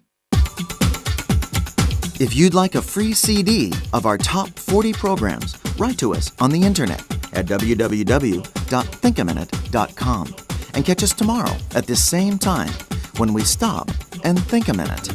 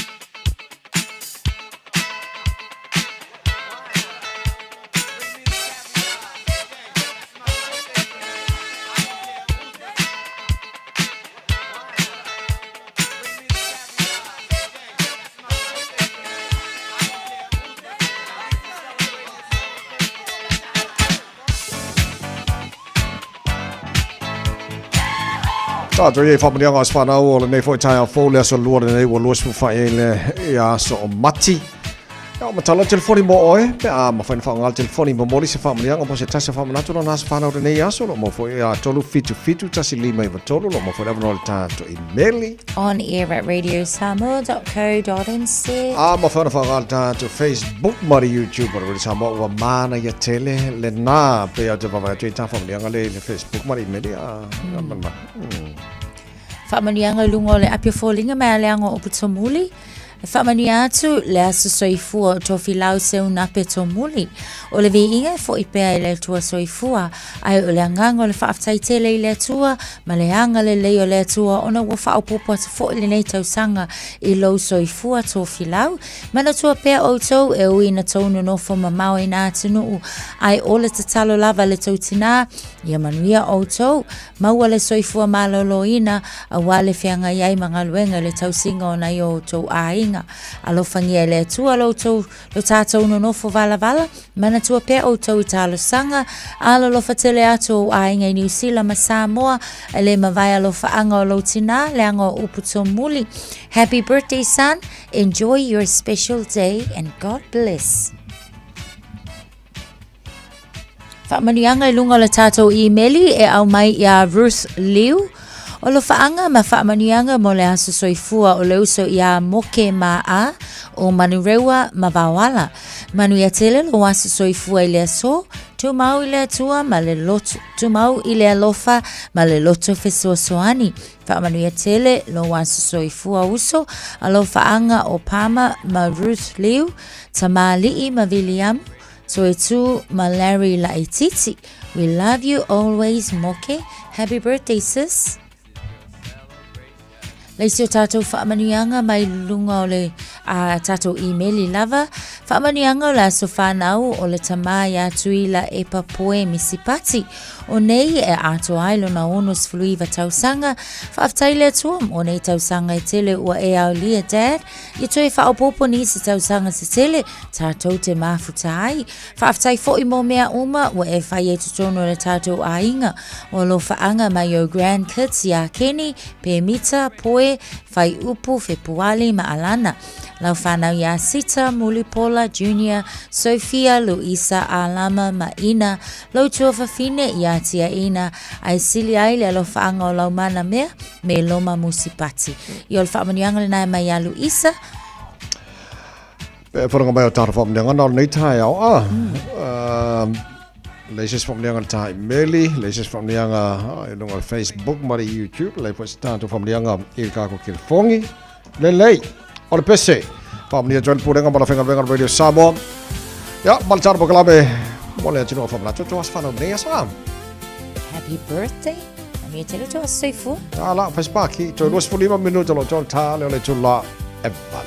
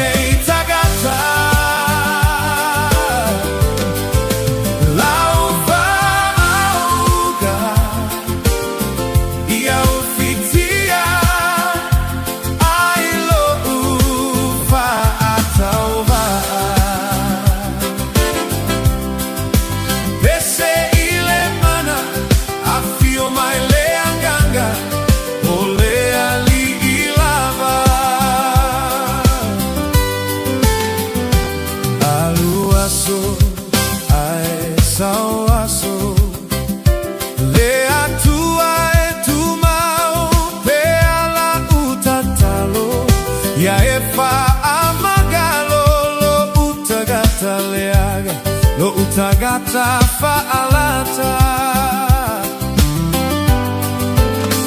La utautinoga ia fa'a solofa Le oa ale lalo lagi malesa olo toga Lo ulea mana oga Liu liu alo maya Fofoga alofa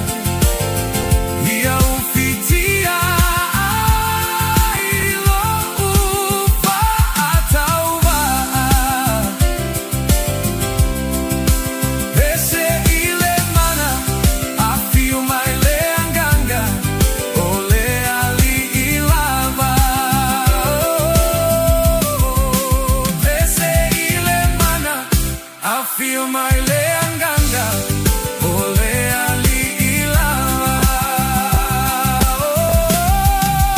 Pese ile mana I feel mai le anganga o le ali ilava Hey, hey!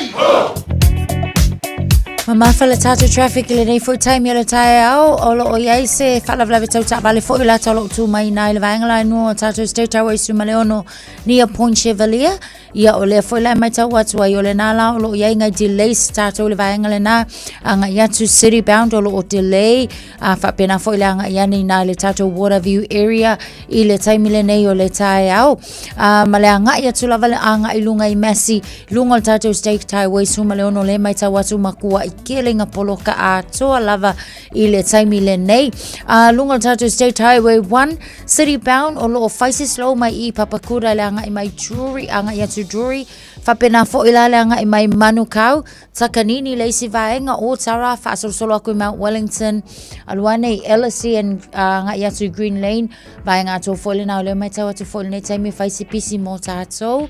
Penmura Highway o loo mai tawa tu fo I o lo pisi le vaenga le nai mai se foi ia le anga ia ne le nanga ia tu le Sylvia Park le taimi le nei fai asi slow down mo tatou aveta vale on a southbound mai ta watu Green Lane anga ia ne nga le vaenga le nai LSD malanga ia tu le Mount Wellington ia o le vaenga foi le na on a southbound o le na foi lo mai ta watu fai si pisi le taimi le nei State Highway lua se fulu ma mafa lava le traffic ma slow tatou na le vaenga le nai Wiri fa pena foi I le anga ia tu I Mangele Hillsborough and Mount Muskol o lea fo'i wa maita watu na fo'u tele vave le pisi taimi le nei Mayoru Street Interchange tele na poloka fo'i mai le taimi le nei ia le tātou traffic le nao o iais o nisi nao o vaenga o le maita watu fo'i ia wa whai asi pisi mo tātou Pakuranga Road o lea fo'i lo tilo atu iai tele na pisi mai le taimi le nei Onera Road ia o le fo'i lo maita watu whai asi tele o poloka o lo o iai anga ia nei lunga le tātou a walau papa le na fo'i lo o mamafa le traffic avta avale tautua na ia le saunga le mu Puinui Road o lo o slow le taimi le nei pia ma le fitu minute travel time Route 26 full 5 minute ia e whapena fo'i lai Hill Road le anga ia tele nei I Manurewa whaasolo atu I lunga wa tātou motorways le o slow le time le nei pia ma le valu minute le travel time o lo o iai avta avale tautua na le saunga le mu full fitu minute o na tale le tu lai valu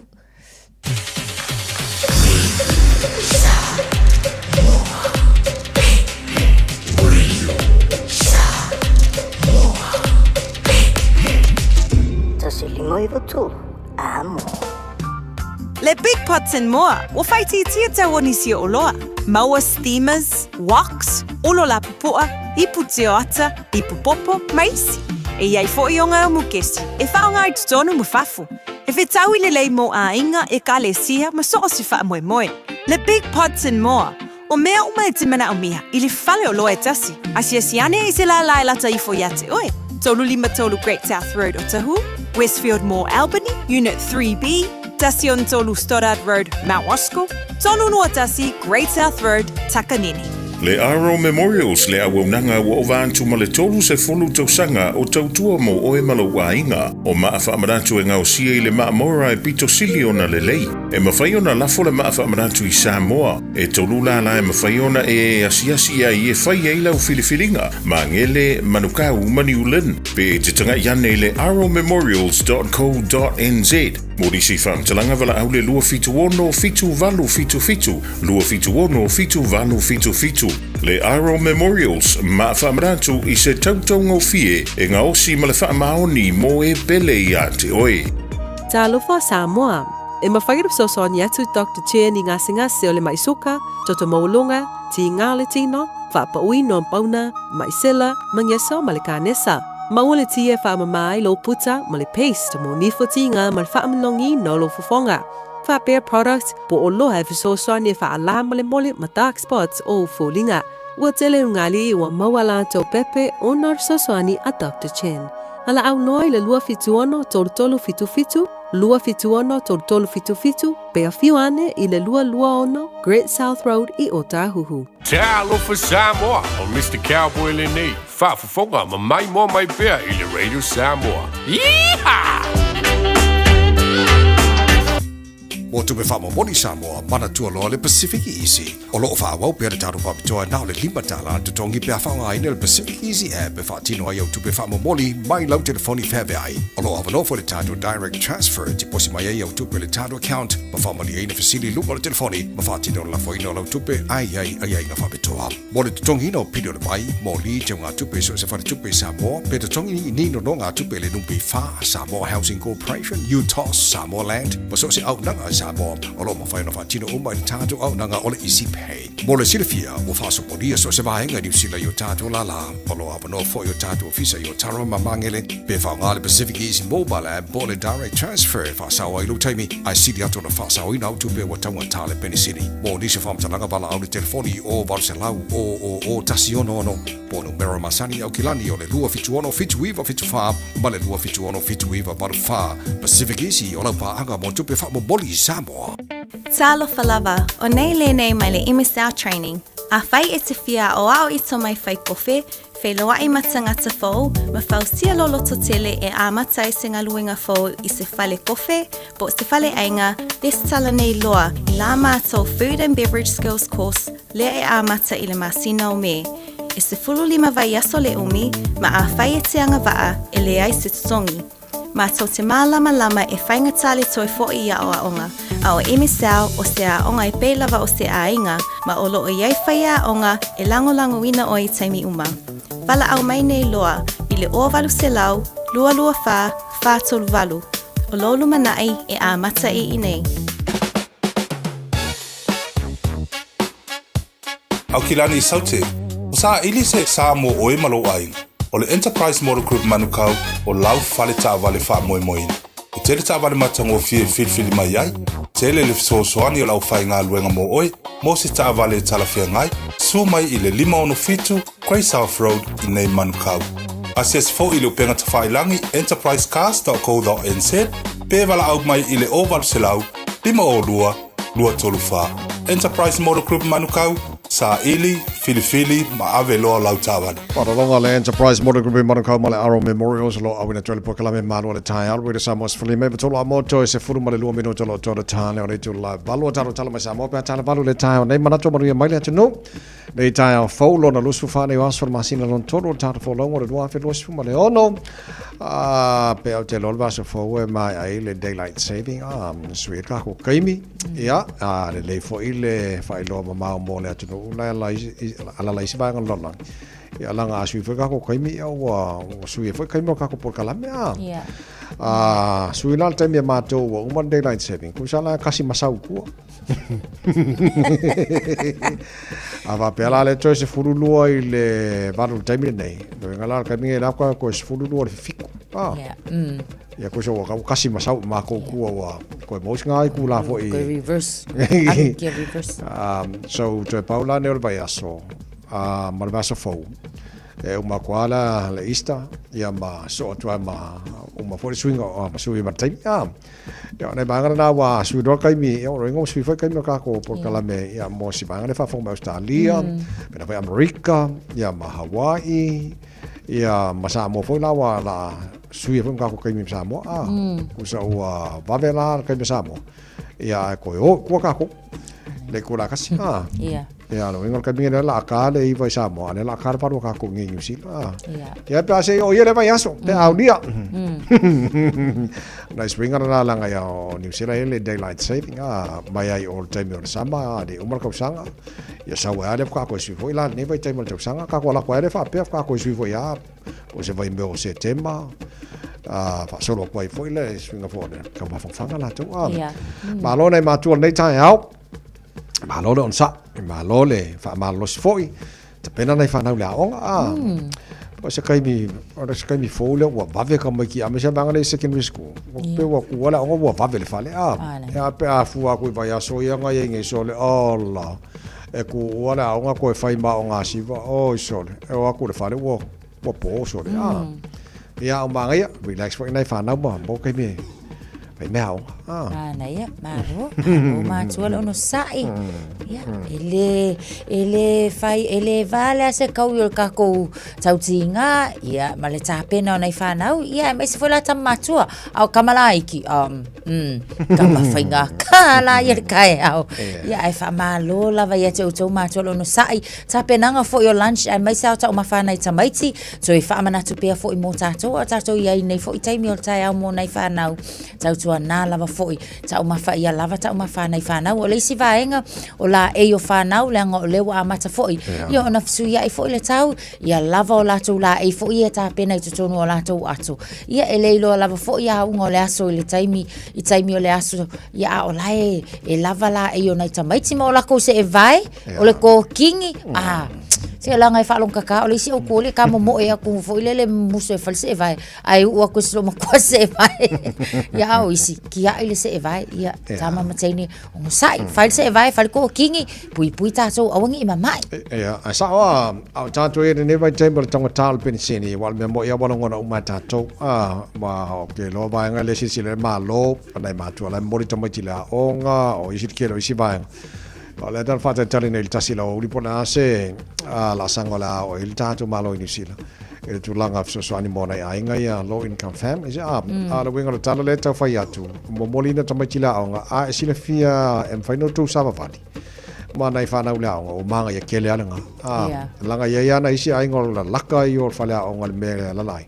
So le ai o ar ka vale so le ia o le na tu ala lo atu ona o le o tu tau ngo fil pensini ne vai time ia mana I foi sava vadi mana I fana ila onga le ngata mo isau exercise ala foi mana ia wa na o ma o te la valo si fira sunga fai ama tu langa le no ma o time o I ma tu o tamai te sava vadi e o le matu le limo tamai te foi le o kwa ma ngai ke foi le na foi mafutanga I mean la ngona le tama ma le taine le mafana fana o ao siona stina por tamafo le kai le sama vale o avela and I'm sure sama tanga le fo na mo mana tama me taine aonga ile aso mana aso yo o le so tanga le nai mo o mia la vel kama me taine aonga ia wa pola la le tulanga fo o ia tonu le aonga ile aso a o le la ngona la vale tama ititi le mafana fana o le laso o tanga le nga o kule kai au le fo tulanga le ai a wa o le fa malo si o tulanga le nai le o le lima o nai fana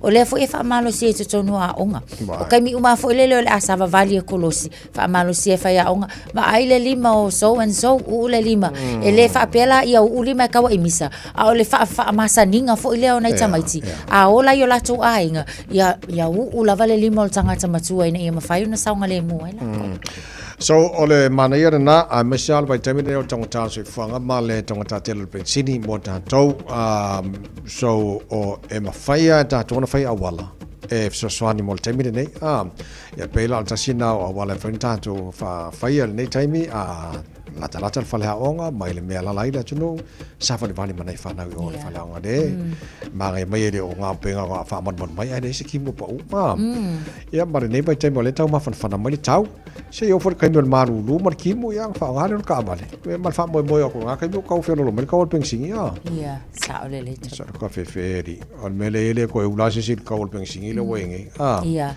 ia ai mana ia la wale la tau te fa malo si matua fo ile ia sa vali ia tatou foi avta vale ia se I kau kuanga ngela nei matua manai fa na fo ile ia tau tu na fo le sawa la ka vale pe fa pe nga kele la o pensing io e fa lo le mu nge ya mako ia sa vali ia ole tulanga na o ia wa faistang ta se fanga o ia nei tatou ele nei vai taimi so o tu ala lo matu ta po kala me se kau so swani ele nei taimi o fianga I matatou a fa pe ngai ma fala o wallet pule ka malo ma ko ia alu male ako a wangi o vai o ku o le winse o fare ko ka ko pakeki ya wal me anga re ka ko e masawa aga ki wala ku o se kom so mai do win ko so ele o se tala o le tulanga o lo so na tu tala pokala o nai tu alalo ya manai fa manatu mo tato ina ia ta mai fa so ne vai tengo ka ki le pensing karusia ia bavenga fa se le lenga Donald Trump ma o banga o Iran so mo sala e ruso ia la ko ka whangange la ko pomu o so ram ko mafakia maka ko ori ngai vai kai mia e oi ia le foi eri auro i kampangi pensingi la ko ir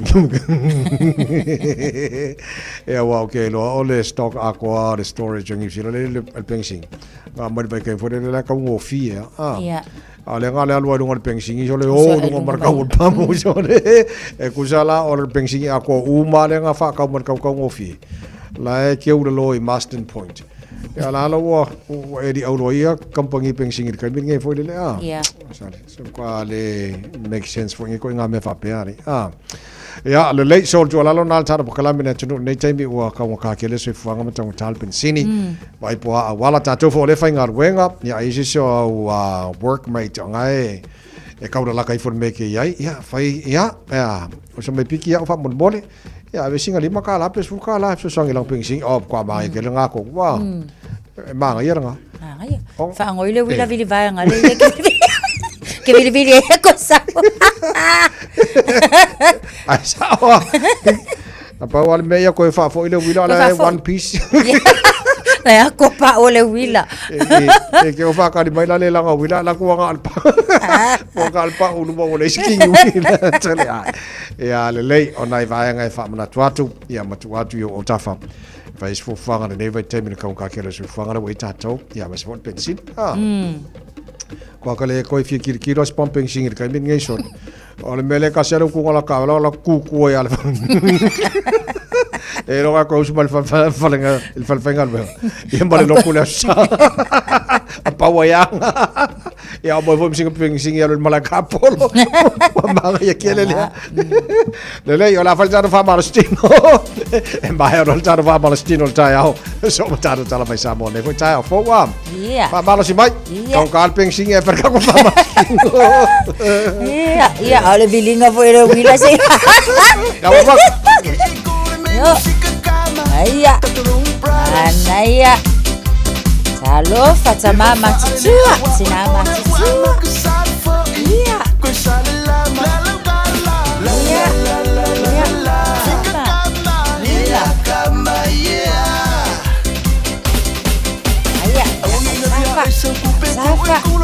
safa, ya dulu sama-sama kita. Iya.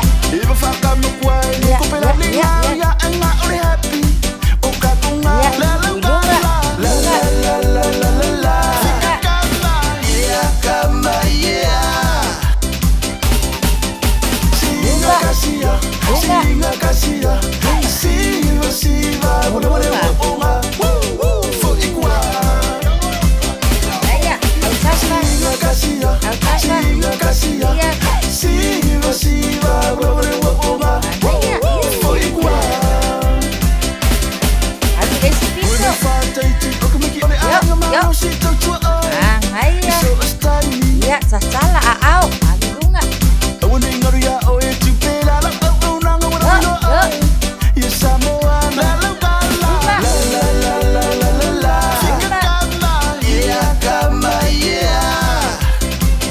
Desi pizzo.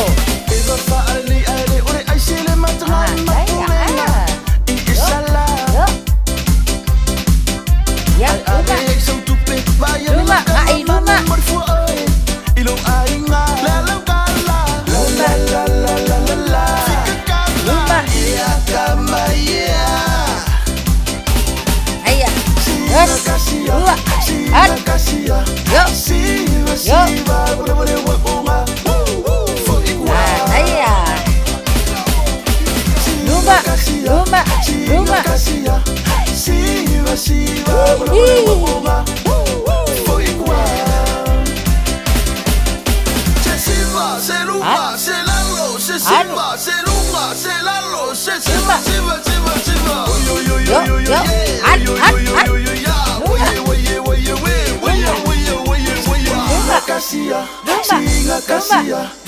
Se furu sekunde.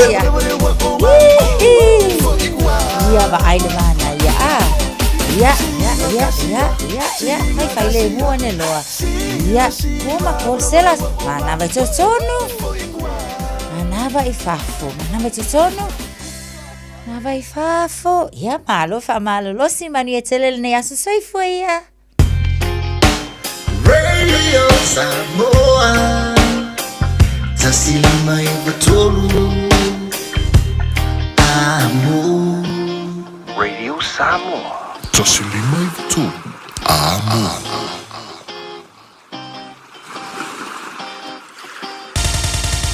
Usimaya lau whaafofonga o le whaapoponga fo ele nei o talafau mai Samoa. Awina sa mai mo oe e lau leiti o whalongolongo le Radio Samoa tasilima iwa tolu amo. O te whatalofa fo ilo tātu mo tunu o le nei asafou tātu wheroa i mafuta usimaya lau whaafonga. O le si ta iai o le tau o sua au ua iei nei matua iai le tau o lo tutu whaatasi ai Israelu ma Amerika. E whaasanga tau atu le atunu o Iran e oa ne ele le sua au. Mo whaero ai e le company valere le New Zealand. Le tau fio ni ana malanga se wha mai Samoa mo New Zealand. I le masina fou a perila wha pere masina o me. O le mafuanga fo i le uoso maurunga i le totongi o pasese a lea company valele. Ma whai ai ma lea wha ai unga. E peo na whaero lau tele mai. O malanga o le sofitu se furuiva ma le lua se furuono a perila. Wa le wha taunu ina. Wha pere malanga o le sofao me. Mo o whaelo ai e lea company valele. O pase se umana tu sia suafa i le whainga malanga mai e pia mo au kilani. Ia aso. O sa ili nei ni awanoi malanga isi company valele e whaatino ai. O le Qantas mo le Fiji Airways. O nisi ia o company valele o lo malanga mai lo tātu utano. O whaalia nisi o lipoti o le teimi nei. O whengai au nanga company valele le larolangi malu i tau. I le oso mau alunga o le tau o le sua au. Lea o lo outu ai valele. Ma ua whai ai whetu na inga tā le whengai e tau wha whetau iai. Le si tia o le tau o sua au. Ona o le taua i sa sae tūtu tonu. Wa amata tuli le whaasalanga solo a toa i le whale pui pui. O le tau le o se misi ali i matafi tafi. Ina ua wha mao ni elu na morianga o le whasi o te tangata wha moe moina. Lea sa te te iai. O au kuso le tausaka e lua olu o tolu da tula i bai ei lea soli tula fono. Na wha o ngā ai e le ua nofo sala se la au malosi le titi. O le tu ai ngo le lua sifuru lima caliber pistol. Na wha manu ali ai le tūtau o ngavale o le whatawhata o le ua maliu. Ma o ia lea o ata wa alua i doa i le isi o na suafa o loa Tom. O tolo u launga leo leo i lumo al whaamsino ngā a o su eina mōri mau. O loo wha i doa i o le ua maliu sa ngā i le whale o se isi tau le lea i le wha moe moe. E wha tau mai ei le whala au wha saina o le aisa. E tau nu atu le ta vale le ua monia. O loo tūtū i whafo le whale le ua maliu ma sātu la i mai ei loa. Se fe upua inga ma tau nu ua i le soli tū la fono. Na mōri ai e leo leo le li o se misi. O le lipoti e le fōma i na whaia le tautonga wha apitoa. E sa idi ai le mafua anga o le maliu. Na wha mao ni ai le onga onga le manu o le ua whano le soifua. Ma o le purufana na fiai. O se ututau mai le la au malosi sa umia e le ua no fasala. E lima isi mōri anga o se misi ua wha mao nia. E au fiai le umia o se a upenga tau la au malosi. E le whaatanga ina lo tātu utanuu. Umia o se a upenga matautia. Whaapao le la au malosi. Ma le umia o se ututau. Mai se la au malosi e soli tu la whano. O le tamaita ilo ia mai se ofisa lo ia tuto tasi. O ia leo fui fui oane na fina wina mori anga leo leo. Ai o le tamaita ilo ia ia unasa iuni sa polu. Sa fina wina le te tee a le na moria. O le fionga le tamaita i whaamsino le whaamsino nga mawalunga. Le fionga le utele mata tuatanga loa. Sa se ei le suesu eina o mori anga. O sa moa le isia tunu o le Pasifika sa a waile suyalo na malo. I le whaata singa tāua na whaia i lunga o se mānua o le fitewhite o le sami o le malo Australia. I le aitele o sini.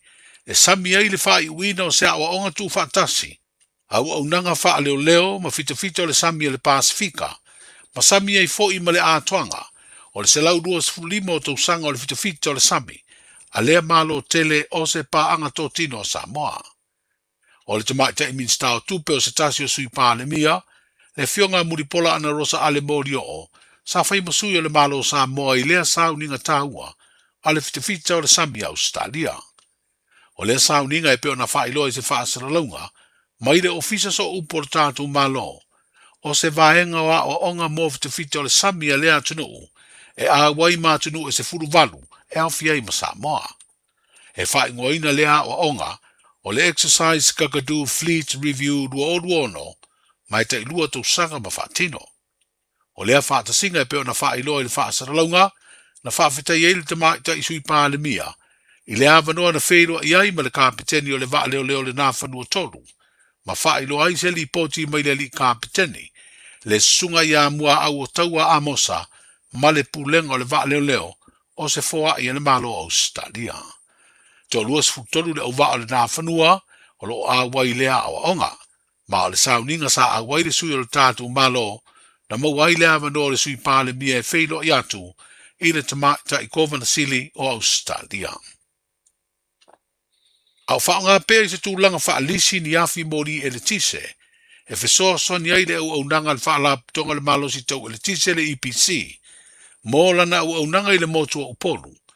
O lea songa fua nei vai aso na mori mawinai, lea fia pēo lea tau tua mana o mia i ni whaale tonu, ma mafua ai o na mate whaafua sei. Se vai ngā tere o le motua upolu na fia i lea wauli, ai whato aola wa fia fipo. Peitai o le te o le sefuru le pōre songa fua na toi motu sia whaafua sei iaire le tise, inisi o vaenga o le motua upolu. O le ua whaeloa le kalaputa alo o le malisi i Samoa, le avea i nei o le kompani ngausi ava malosi o le vailima, ma lango tūtasi i ana porkalame tau tā longa o le nei tau sanga. O le asolua le nei vai aso o malanga atu ai le au la kapita i tō fitu o le malisi, e tau sini o le tāmino sanga lo na 5 le kapi fitu, o le Fiji pita e whaia le i Fiji, i le whai unga o le nei vai aso. O le tāmino sanga le kapita i tō fitu, a le malisi mo le tūtō tasi i le masino yuni, o le isi leana porkalame tau tā longa o iei fo i le lango tūtasi, a lea company.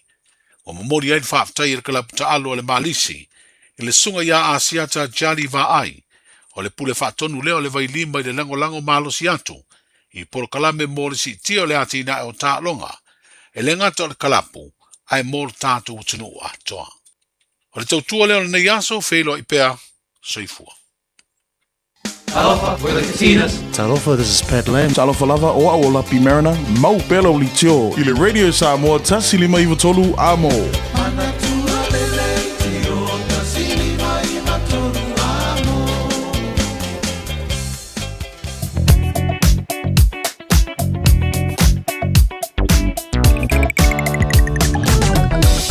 Talofa ve tavale nei taimi o le tai ao se ilo whane whamole ua momoni tamaiti la onga vai awala e kolosia i nei tamaiti a vele whamua mo le saunga le mua nei whanau nei taimi o le tai ao pisi o runga la wala nei taimi o le tai ao sia koe kule website tele o e waka ko tahi le o yeni information fawolo o tuina mai ai le papa yatu lunga o le whawhanua o tuina mai i le nei tai au Facepolo ka telo tātou o wala nei vangana tātou o wala malawa SMI Highways Massey Road Round Middle Moa whasolo atu ai o i Mangere East ngai oro i le malawa lele le link ma Kirkbride poloka i le nei vangana tātou lunga tātou Highways i nei vangana tātou Facepolo ka Highway luose fulu tātou le malanga mai saute I mean mai sifo ngai mai saute nei Pasimale Tano Life is Poloka around Dominion Road and here's Barra Poloka Fiololo Mailva on Hanga Poloka like Titia i le o mai Wormsley Road off ramp fa bena foi la firma la lele fa o mai le highway Lucy Fulu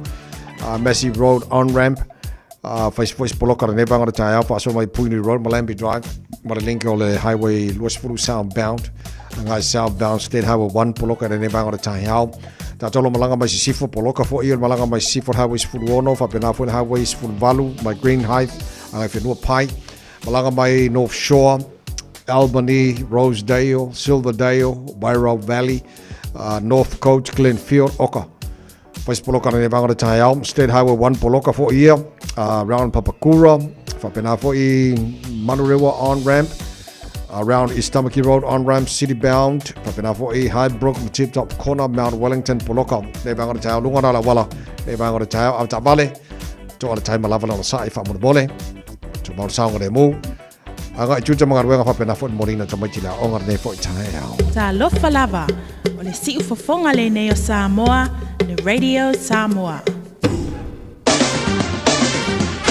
Vai ngala tamane nei le talo le tau nei foi vai nga le tai au le tau tua Radio Samoa Sfalima Eva Tolu a mo. Papa ya tu te ale balu Samoa lo se fulu ma tolu o ye le vela le Samoa nei vai nga le tai au tu ma winga langi le leo le i Samoa nei foi yaso se mangani se vai nga tinu e pa o timu ala matele la langi le leo nei yaso papa ya tu fa mala mai tau tolu se fulu nga le tolu se tasi degrees Celsius mo lo le vela le Samoa. Lua suma lima e lona mawalalo. Ia, matua whatalo whatuai pānga umalawa. Alamaru ala tai au. Samoa whapenafo i Amerika, Samoa lunga on Facebook, mari YouTube, ore Samoa whapenafo i le whaafonga mai. Tātu ala leo i Samoa FM 106.1.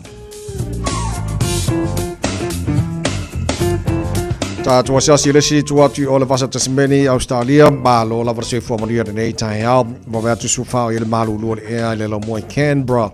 E te nei vai le tai au fau o winga wha mawina mo le lau moi Canberra le so o le awa solo in awa o le tau nei fo iaso a toa lo su fitio marunga nai o le vela wha mawina mo Canberra le so sfulima lona mawalalo wha talo wha na tunu ai mo wha wha mai Melpone ma ele manu kaya o asfu fitu o ele manu nei vai le tai au wha solo na awa o pa utimuni so taimi lo sfulima marunga le vela wha mawina mo Melpone ile so sfulima lona mawalalo wha talo fatu Angal tala pakala me sini Australia ma lo la verse fo manuel nei tema tai aus fruiva o yele ma lo de nei vangal tai au fa solo na awa o pa o fo timu ini so tema le so do su fitol manuel ve vela fa mawina mo sini Australia ile so lo su lona mawalalo Brisbane Australia ka velal ka au lo su yai nei vangal tai au la fa so fo awa o pa o timu le so lo su fruiva degrees Celsius manuel ve vela le air in Brisbane lo su lona mawalalo fa talofa Perth Australia malo la se fo manu yes fo fito el malo de nei vang on the tai au sul mato con fiela la mo to le so on the vela e faina o le to se fulu degrees Celsius lona mo lunga se fulu lima lona mo lalo ko sale belo Perth Australia ma sa mo ali ya ol tele na vang Australia le va yatu ele ne fo tai au fo mal talo talo no fanga fa salonga Radio Samoa Tamaki Makaurau au kilani sfufa o le malu lo de neba o le tai au fa marmon bal tai au a manga ele se tim na na awa o mai yo tu langa na ele tau o winga na tau le so fa sono awa o langi le lei pa u timu ni so vaenga me sala vale tu ma tu la wala lo papa e Harbour Bridge le so ange maria mar savili mai sa e los futot o mo nunga le vela fa mo wina mo au kilani me ya so fu fitu lona mo la lo tai pe au lia fa sono awa o pa u timu telo vaenga au kilani los fu lo mo nunga ma fan tai au so lo tu la stoffi pe au lia lo tu se fo mo ma ma lo se la awa fo pa timu lo su tasi marunga ma fana mo le stoffi as for raile ala fa sono awa lang de lei so lang de lei la stona i mane ma fana la stona lo su fa no mo lunga fa pena fo la sa lo su fa lang de lei la sa pa timu le so fuor va yaso o luma na ya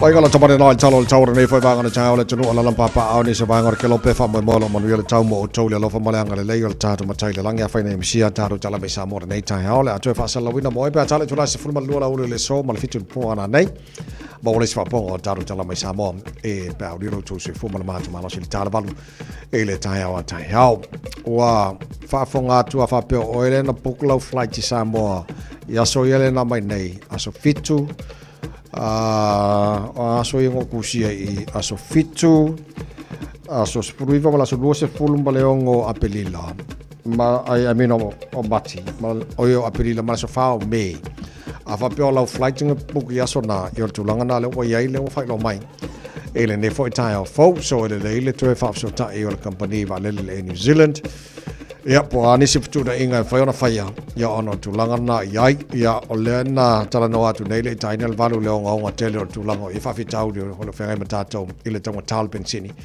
ya ngala afie ma fa nga malanga fo iso ona wa mai a flight to far in New Zealand bo tato ha pena book I love flight ya so ya pe te love flight ya mai Samoa in New Zealand nei yo tulanga na le wa ma watu ya tato tala mai Samoa ke lela fianga mengi o fala o fasa ingari fu atula the vesi whakaingo whalau whasaina, whaongaila au malosi, kia lea whaina li o sio tātou tunu I Samoa, fuaku ia maenga o whaamani mai whae tātou tala mai Samoa nei tai hao. Ia, kau sia ungi koe kumingi me whape Samoa. Ia, o tātou tala nā mai Samoa pia na whaafonga tuela tunu ne whae tai hao fau. Tau tua maru ida Samoa Sfalima, Eva Tolu Amo. Ia, o lewa, sifulu ma leona o tele tu lai walu si mai na whaafonga o tātou mau wha Samoa ne whae tai hao fau.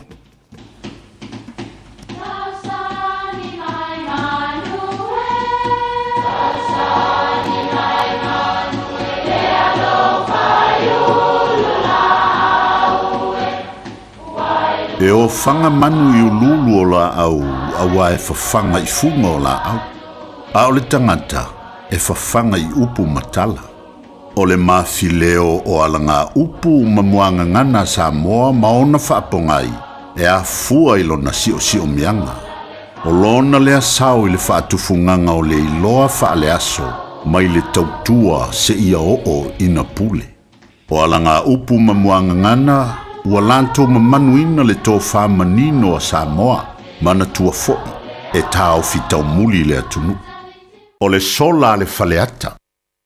E iei le mau e whaapea ina uantu malo le tupu o whamuina. Ona whiaina I lea o lana whanau o fonti wa afsuanga malo lantou fine o samala uru. Tā whaingatā ona mautonu tu muampo ai tonu e tupu. Ona ua fia tupu umalawa lantou, whai mai o le mafuanga lea o le whaalanginga, o le tupu fia le whamuina. O fonti la santango au I a whaleanta o le tua masanga.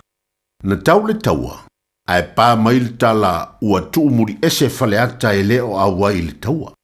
O I na whaasesei na I fili o fonti. O le mea na tupu whaapea na o na mei tasi e se lava o whaleata.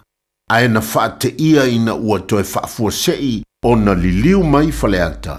Ma whaato I lalo uma fili o fonti. Ma manu malo ai fonti le taua ma wapsuanga ma sa malau.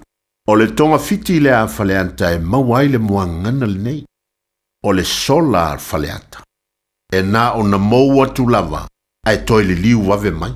O pue whaamatala ai, se whaamoe e whaanatinati lo na taunu unga, ai olo o awhiwhi ai fo'i ma le winga mātaala, ma ia mātaalia.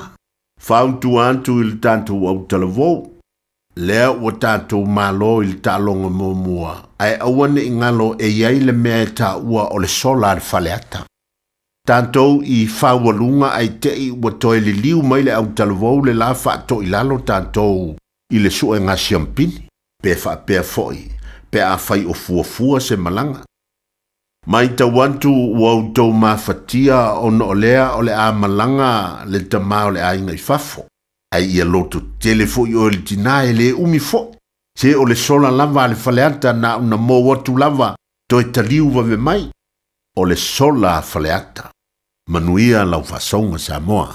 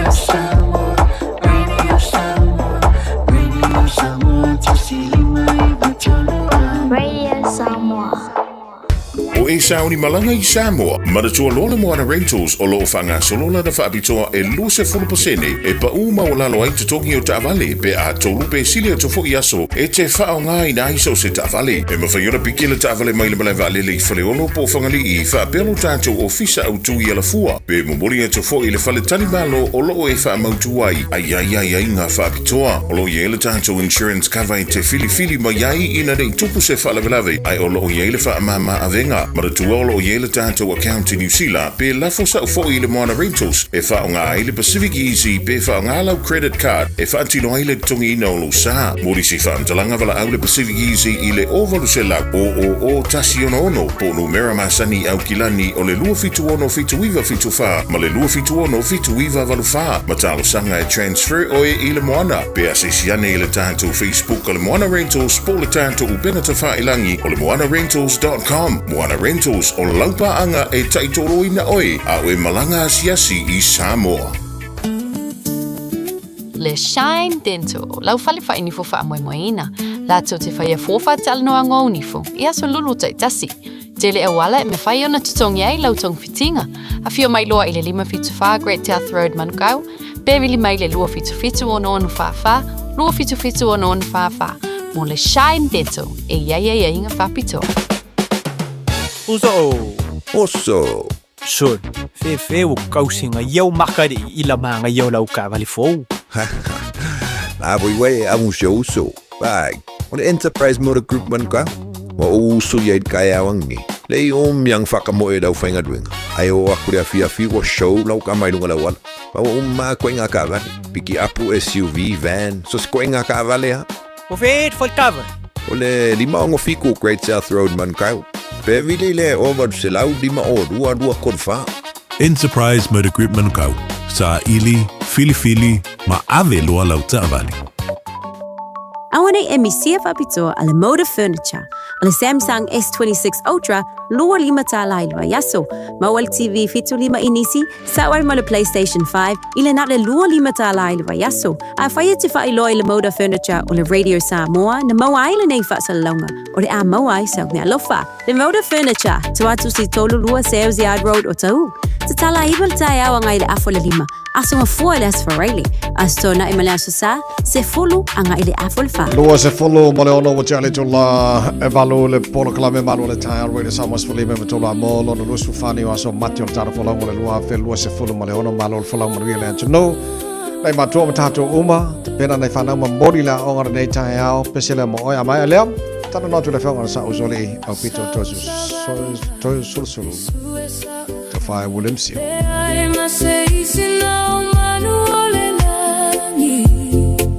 Tale lava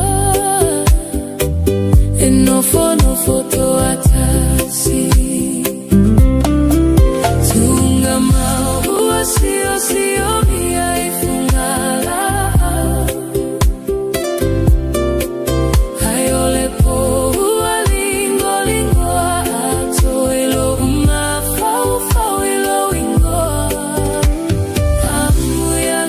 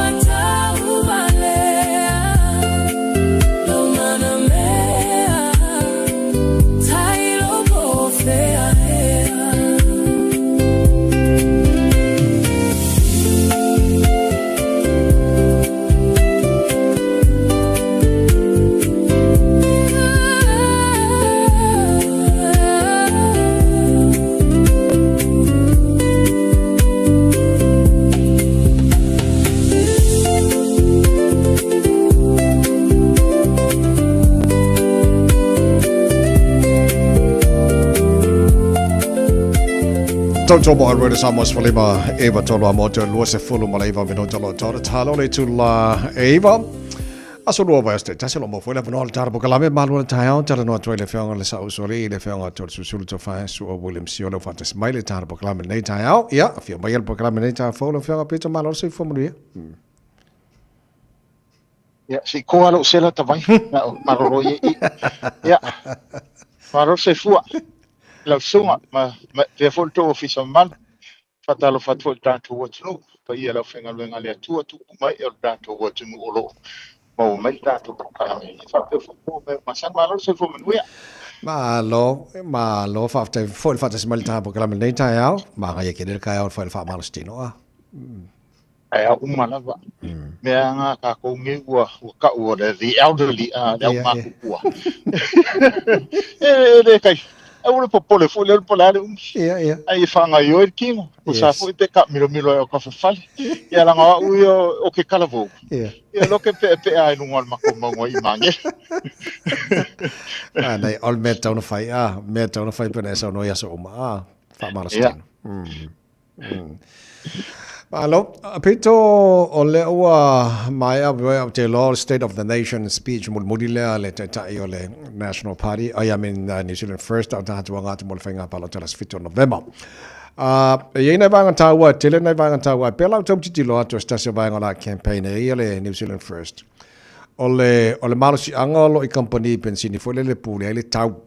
Ale ala ka ko va il fale tonu le wa ne fo le o la ta itala va vai ma kwa ma ka ngo fiele tu langa o ta pena ia va sa mana ma para vai e moni langa o le vai ngale ki kiro e o company ki kele ia e ngau sia le ele kisi ai ko ka ngo fo la ko ia ko fa ka fa retail o longo wi o le la venga lu fa kasi inga ia usale lei ia kaula ko ia kise usala wale se competition wale ngia vango fo ile au la ko inga e fifi de po u ba ku kusa uma ia le ka ke va ia ka sanga uma ma se la ko le invest ai company ngi ole la va mau profiki ai nin kama profiki hundreds of millions ole me la ke akai e ka u ke le saunga mai va samanga langa ole me ole ka ke la ngonga te kaungkale ye ngai mai se mo la ko fo e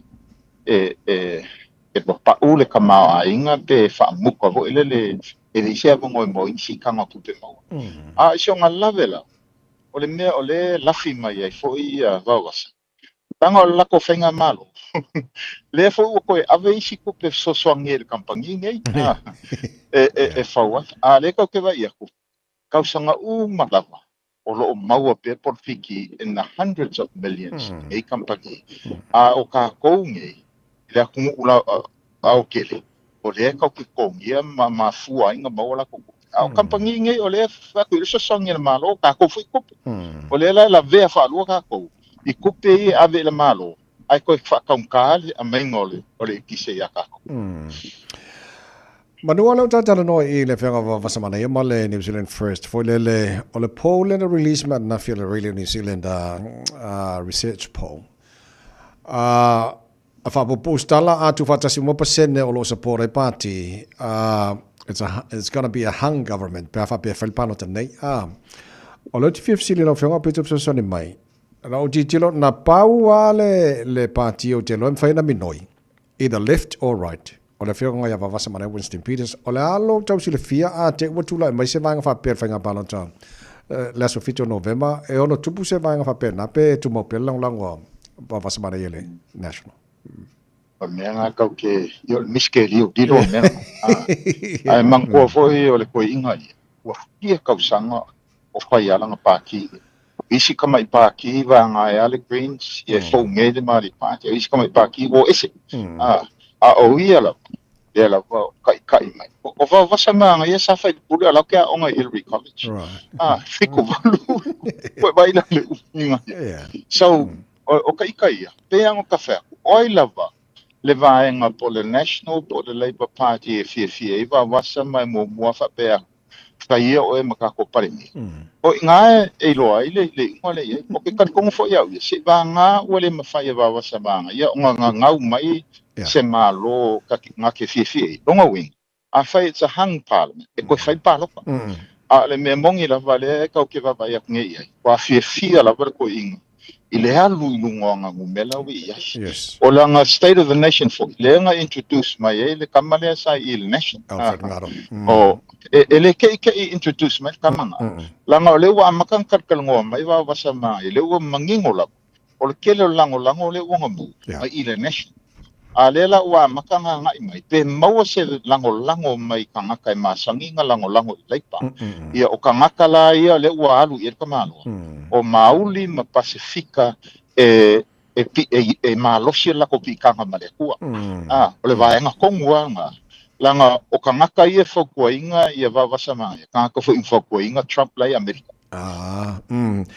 Manuleo e sauno ia Donald Trump pensini le maftianga le waita tol taimile nei o le ntau mo e lipoti le ngana Britania nei le tai au ua kau lo mai le tauna Donald Trump e le tulango e si tawale o Iran but still e le mfaina sosani nei tulangi o tatu ia o pitoa. Ea o le kaua ia e mamao le mea la e kula i mai aish. Ai o le ra afia ko ia kungu o le o la ver kaua. I le alu dunga pensingi, alu dunga kau shipping, o le e poloka ngisi o wa ape, ova ma le rua afe wa ala e poloka i o. O mumusu wa e ui mai i le channel fo i le.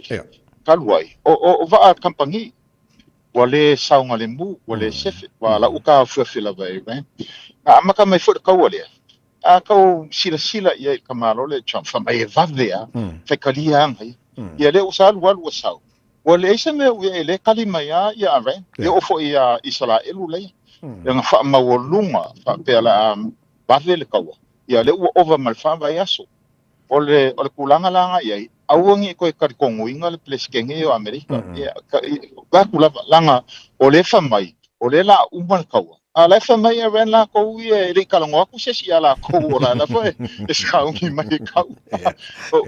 Maka ukia la le mele ui ai, sea iai se kai o sea kungu ai mai se kungu mawalunga ma ke ler kama inga fa mo inga lalang e pepelo mai ma le ko inga mea ngale o iai o le kawala ko ia ele o iai se va ia ko o la va be ia o le la u Amerika ko malo o le u mau le pensingi mo le si fiku va yaso mo le kungu awalangi panic awangi i popole sesi arme mongi lava ele ise si o ka ko e loko le umi ka wale ba la ufa mai lava aven la ko le ma fainga ma ko kalango nga pres kenge pe fa le sama ko kalango mo ai o so fa mai ma ko o le ka ko muinga la ia le ufa o so mai lucia o le u ia le popole nga lucia la ko ia we ka o Israel le mele u ia o le upomu aven ia isi me a Amerika ma engelangi o le ngofo isi kumalo me ia o swap o le la wala vea ko kele ngisi o kungu le kula e kau kele mai lo a ke kilo le kaua ngo mua ma kaua no fa pe ngei u mala ko foldinga ma a maka mai ngia kungu la ke ma ngo we besi ka kele fa ya kula fa pe o le wa ma ika ko kaua le langa o le ia lava kungu o le e o ya sainga level au mai ya ko aper kai yo mai e sa ili se fofo diplomatic Ara lapi ko, e mafua mai o ka malo le o Trump ma Israel. Na ua ngā whamumusu lava e koilako. Ia ale ua fiu lava e whapapala ko pongu mwhaaleanga awe. Alai kali le muma lava awe ne lo popole mai. Ia. O tatara no il tulanga lea, miso le swa o le tasi nei rau ori le maua, lau whianga pito e mai se tala mai le malo. Po la sip sosani mo low income families, antala noi low income families o tatou Samoa mal Pasifika o le o la lo si le fia, o la sip sosani tau ona mino il malo mo tatou. O kele, mai la kou ia la o pensiong. Ia. Langa so sisi lava la kou ia mau se swangi me le malo. O le kak whanau aku, o la ua lu i le Green Party, me whapenga whainwha ako e leipa la kou ia o le kaimingei, o kaunga kalia koi ma se swangi kau kupe. Ka ke leo i loa la, i ke ua kako mauluma kako ia. Po le a kongu fōlinga o le ai. O le au wala whaingofia lava lau ke loai kanga kalai mo mea le swangi. O le ui mai i le mkanga luenga leo le Ministry of Social Development. Wa i ngā olo iai uma wha maunga. A whai a ngā il swangi pisingisi la eki mai o se mea kakau ia ka i ka fōi la kou ia. Ia e kaulanga ui mai le Inland Revenue Department. Ese la le ko i ngā swangi. E ma whainga swangi mai ia mkanga luenga. Ai se kako kari pe po le ale faupuanga wa ku ye makanga luenga. O le mea mongi lava. Penga le pauale kari lenga whamel malo o le ua lava kako pensingi mo le fiku vai asu. Ai leo i loa po le alme ko pupe a umanga a o le kala leo o ka maua mai ko kongu o whaururunga makanga luenga la kou ia. E ka kaunga penga at least i le kasi kausanga. I le akungu la kou ia. Ia e whakarikari la ia public service la kou ia po la whenga luenga le malo. I se ka iala po se whaukuanga ku al malo. Ia e peka iangi. O le alawe vevesi o la ko paus ma vevesi o le ko kongu Winston i le kua le malo, a le koe whaikio i el malo. Sa le. Malo waftai. Te lope na mose whela inga rau whionga pito ma le minsta o le se fuamararoina mai Samoa? Moni, o le e malanga mai le whionga e minsta o se fuamararoina ma le Director General malanga o malanga. Olo o a ngawhila le sa tali malo ai le South Seas. Ia ma le vai aso nei o le a mau e fo ia no e so tai ai o le sa mo muanga i Omaru o nga ona o le ia le konkalate le vao e te tongi al tato malo ma le matanga runga so fo mal o le au mai ai ia nisi fo o fo mai ma tausi mai e ngongofo manga lulu e tonu New Zealand mo se vai tempi ia fa pena fo ona malanga atu nisi mai New Zealand fo mai ma tausi mai e malanga atu ngā lulu e whare mai e ngu itua ia o le Twinnings program o levan ka penga mai ia le ua makalau wha aso solo ia le whionga minsta le na whionga se i o ngā ngai i ngofuanga o le ufofua ia mai i lau whenga ruenga ia mana ia lawan mato whela i ngā nafi mau ai fo i le abnoa la tau ia pelo ia tua i nisi fo i o le au whenga ruenga South Seas ia alwaso a tol nei la mato mau ai abnoa tatal noa fo o le naunga la matatou ia sosoni il tatou o le mele tau soifu maroi mumera kasi lea ia ka kounge wadikaya ba ka ko wo i Samoa e kau ke ngau foilele a kupu maingi mai Samoa alai le leime kau ke kua iai o wa a fai le leime fa penganka ko aku mangoko i ka ko pension i Samoa ai a fa le kong i nga mai ia ho le sing fulu ia ko lele mai New Zealand la ko ia ko mai la ka pension e fa nga ni ma no fa te tele lo fianga sa usori mole por clave nei tai ao ese smanga ta would fear so no fa malta ai ko anga pe vai o te vai li maka mo fear o le mianga i kaya yes ia fa penga le au le leio o kanga ka uma pe asava ba ko anga pa singa fa para skingo i kaya o so e fua ala fa te tele ia se foi la fianga sa usori la fianga pito to solo to fa so o le sio malta po clave nei foi tai ao fo ina o to se fu no minuto lo to talo le tu la aiva fa malo fa taile to no le mai momal fa se malta po clave nei foi tai ao fo mana to maria mai oe ila lo fa malanga le le o talo pa taile langi fa fi fianga tai ao puni Samoa or penina lava oe malo se fo good morning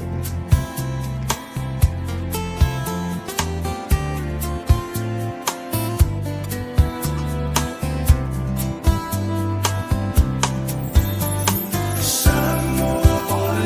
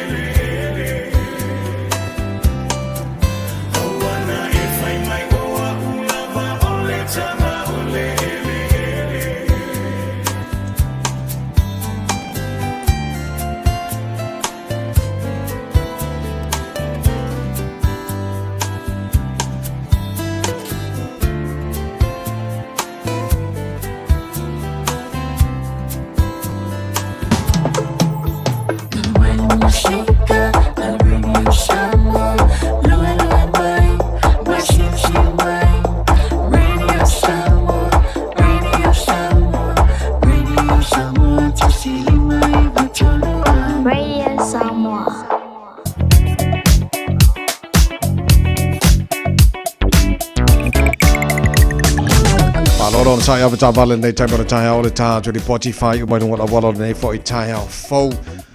Olo tu mauna poloka la wale tela vaenga o highways nei vaenga le tai au tā tolo malanga mai sisifuanga mai sau tenei le highway lua se fulu. Olo o tu maula vana poloka le va Mount Roscoe pasi mai Mayoro Road on-ramp, Dominion Road on-ramp, here's Barra, lo tu mauna poloka. Pasi mai lo on hanga flow di lei lava, na fo o kale flow le malava lele lua se fulu a, fa awo mai le lua se fulu. Like PCLI Marine Flow Mayo Massey Road on ramp, Jato Poloka Lava around Lampi Drive on ramp, Rainbows in, but link on the highway Lusifulu southbound. It is southbound State Highway 1. State Highway 1, Road to Mount Poloka around Highbrook, Tip Top Corner, Mount Wellington, and Nevanga Taole, and Talanga Kilani for City bound State Highway 1. Tatola Malanga by Sifo, Road to Mount Poloka, Pasimo Tiara 2. Papenavo around Western Springs, Aleo the link or the Sfuluono, the northbound State Highway 1, the southbound State Highway 1, a time of the time, Papenavo Malanga by North Shore. But Vavayatuna to Langa Ilunga Walam, Elene Bang on the time. How after Valley? Or the Tuala Loma from Natupel Tarapokalame, from Natu, all the sound of the more oil of our final Valley. But some of the boy la to Donald Taballo if I for in or some of the move for Tabale for us was among the Walla of Malanga in the Yaso or Lo or EO. Choice for just minute a lot of Tale to La Eva, Malo after the Janule, Fatis mighty name for a time of foe. That's all enough from Nasing for one man will tie out, Jono eyeing at Tassi. If I'm not the long way, walk on for the gear going on Lomoku Kaya. Ah, that's a boy.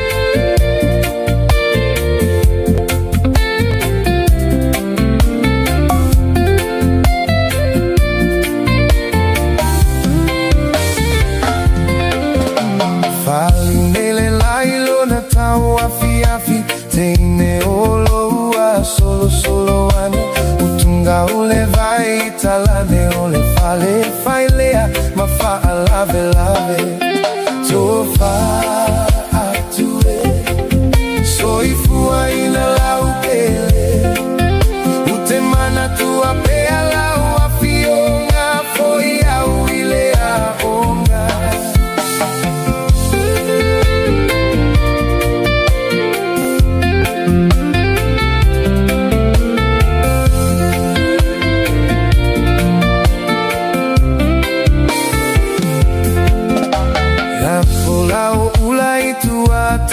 Au savali vali le fale o le fai fe au tuli matai ai se maoli o tafao lo uaga uimao so fa tue so ifua ina la upele te mana tua pe ala o afi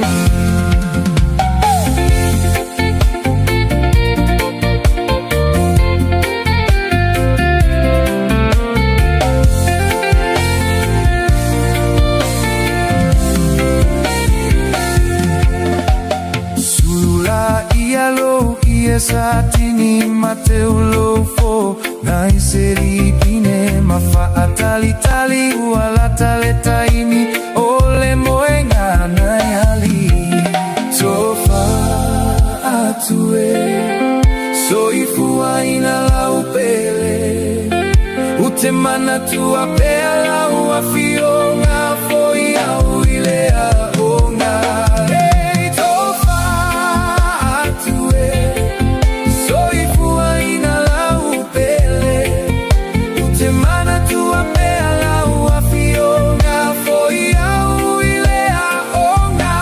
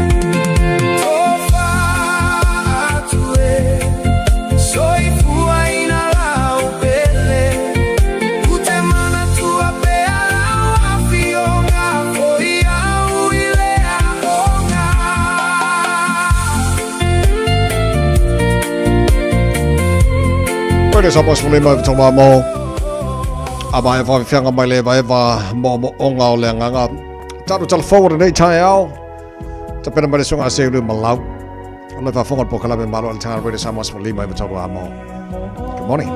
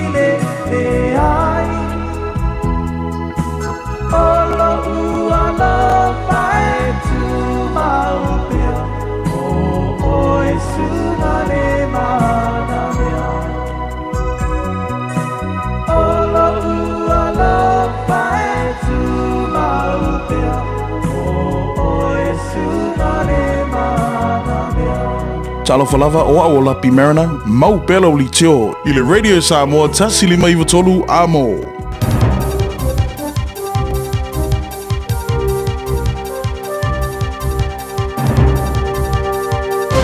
Mai a te roni sila le nei foi tau, tala nei mo lau wha mai tau manuia. O le soi wholwhala i le maloi se whesosoni tau tupe mo tangata New Zealand whesosoni anga whai, ma le whaara lava le tumongatara pin sini ma le swau, ai ua naa se vaenga o tangata patino mo se taimi le tu mau. Whaari el tamai tai Minister tupe Nicola Willis o le whesosoni, o no antungalunga i tangata whainga ruenga, a inga ma whanau whape ma ainga e mau lalo tupe moa. Ma ia tā o fo, e fitu vai aso le au whainga o le swau, ma le pensino lo te wina New Zealand nei, ma ia tā mama wai o matala le malo, i lana taliatu i whaarwalawa le pensini o ye nei. Sa wholwhola ai le li pāle mea tu i sinave maulo mo toa tua Christopher Luxon, i le whele o inga malau tu stala le mai ai o le whono tanga an ka peneta le a whea whenanafi, o le a whaatanga ina le malo le wha o le whale mai o le swa o mai le pensini e au se aina wha mauninga Australia i maketi ni sila nei. O le taunga tā le pensini ufte ia i marike lope le temine au wha awau pēr le taua i Middle East. Leo whaari ai nere malo Israelu sa fausia Iran i a pomu whaatun tonu aru mamai mawhai. O no, i loni tona pe a whana iai. Walapata ia fo ia tangata Israel re mafau o le taua i Middle East e wha awau isi vai asoru manai main. Sa awinato le President o America Donald Trump i se ave i malo sia Iran e te tala le ala vai lo ngā Salmon Strait of Hormuz ai le i mutua i whaata ma ia rifta whita Amerika i ala tūnu whanga le malo si angar power. Ai tali ai Iran i le wha amatauina i le matua i tapunia ato o toa roa leo le ala vaa e wia e vaa la uswau ma le pamuino no whanga o malo si anga i se tunu le golf. E whasul valu i tula sa tu e Trump i a Iran i o tu iai o te tala uma le ala vaa i lo ngā Salmon Strait of Hormuz. Ai wa whaaria li pāre mea tu i sinave maulo mo toa tua Christopher Luxon o le toa telo tangata o la ngona o mea New Zealand nei wa whaasol solo ina le lei i le toi whaola tia le tamau a inga pa u mau lalo le tau o loa ma le mau lalo tupe tului. I le whaaringa o la ngona le lei tua New Zealand le RNZ Reid Research Poll sa fa matuina le soranafi o fa ilo le Palacio le longolango le Partia le National ile tolse fulsimal val pasene ile leipa wo si itia le longolango le tolse mal lima tesima le ona pasene e ula vai sei unga silo ona le leina ilo le lus ful val tsima fa pasene sa fa ma wina le sa ile lingolango na lata mai ne le Taxpayers Union Curia Paul ai tu maulava le tulanga le mo le parmia e pe no wo ne ia se fa mo nga Peter Silo na ma lalo olona langoina talo no ile por kala morning report le Tony Sila sa to e fa mana to e Luxon ia na ia fatino o le awale ne fa ali se mana to e fa ali ngolangona ilona fa ina o lo taula ile ngafai malu tau o ye ne o se pala pensini ma swao ma ia ta wai ile tele no tanga ini fa ali ngolangona o le langolongoina le Partia le New Zealand First o fa wa na lunga ile otis malvalu tongi o si itia ile se folu tis maleo na pasene o le langolango se langolango Peter Sili leo na mawalunga wo yai telu mai ulai o le loa fesa fitu Partia le Greens se folu tis maleo tis pasene le langolango act ile fitu pasene ma le te Parti Maori ile na le tolu tis maleo pasene o le langolango e tu se maleo sa ili lingolangona e a fe tangata me foi na palota sa sininga ile sa ile lingolangona ale le Tony Sila sa fa tautia ile va le se fulua ma le los fulu le masina ni mati a fa ia fa wo ina le ungole sa ile lingolangona ile fa nga palo tori tau sanga nei o no winga e torch fulu valu no foi mo le national se fulu tolu no foi le New Zealand First Evil Act ai ile tu o tau nga vale o fa nga fa por kiki e fasul fan foi mo le lepa se fulu le Greens ma le te Parti Maori e fan foi o no winga o le ata ionos fulu ai no foi le tu tau nga vale ma le tu tau matau o se lau luas fulu no foi par menene sila o le si tanga o tupe o benefiti maua ma le malo e amata si tia le sumomo abrila ai o yaini ati ngolunga o le ale lava e fa wo le sao telo le si tanga o le tau o le soifuanga o benefiti tangata sua ngā runga po job seeker mo le tangata to tasi si le ma le lusu lima tau sanga le matua o le asi tia ma le tose lau onos fu testa la tos fulu o sene il tose lau fitu ma le lua ta la limas fu lima sene le vaerso pe a mai ona to sea tu pe fa la fonga o ma tu na no futai to tasi o le asi tia la to benefiti ma le limas lau ma le lima ta la vals fu sene il limas lau lusu tasi ta la limas fu lu sene le vaerso o so ani no lango mo ngari e ia fa na o si tia ma le fitu lau to su fata las fu lua sene ile fitu lau limas fu ono tala evas fu fasile verso o pensional au martuo la si tia ma le afe ma le fitu ono tala mo le tangata no fu tas ile ru va aso ile se lau ile afe se lau se fu tala to su sene ai wo fa dia ai sek ganson le suso upo mo grupo ngalu e mo tomativa le Child Poverty Action Group o le sitanga e na le kavaina le sitanga o lo sa ia le tosanga vo vai ai leo patino le il sitanga o le tau so fonga e eta mafa e le tisi ma isi vanga mana mi e le ma foi ona mo e ainga ai o nei vanga mana mia o mawulunga tu le sitio tau nai lord faturanga na masa no le tau lo Falia Kansen ai Joseph so swani fa o popo ma le malo if so sonia il fa lave o ye nei o le mana mi e tilo ye ma to ina mafo fa o mai alava ona fa longoina ainga ai eta o foi o le ato le mafo le tango tal so i fanga o se fa fita o le molitelo ainga molitelo tu sanga ma me pe o ta mafa e masa ni ona va si tili tau na ilo si o loa o le suiso upo le parti le Greens Ricardo Menendez March we falia o le fatu le ngana o benefiti le onga fatia le si ti o tongi o fare mau tongi pensini ma le telo tau mafa e pe o fala au fa sua wa fa ilo lava le tama ta minister tupene glo Willis le monio le fa opoino no mafo vaengo fa tupenga I pake tia ainga ma lo tilo ia le malo inisio o wala o foinai le lango o fa ali par mi o sa mo le sunga le la ulio le mali e tole o te polata I va forse schmet o le nga lu le fa nga malo le fa vai no sei si un le capi fo le tuno mo le va ai o le ta longa le tuno tali ai fasili mai le Johnny si le pasika sa fali ai la no fisa o no le fa ma vai o su so fono le fono fa tono le capi sa mo e pe ona tapa ai la ulio le mali e toa I le tusia tu le uni le capi o ngā ruenga o le amateina nei mo le whaavai no se isi uni la kapi fau. Sa tapa I la au le ramani toa le tolu masin taluai, tu le epa sa I le mari ele ngoi le sa ave matei ke fono le nā taimi. Sui o la na fono wha tonu mani pule ngā le uni la kapi e wha maa vai.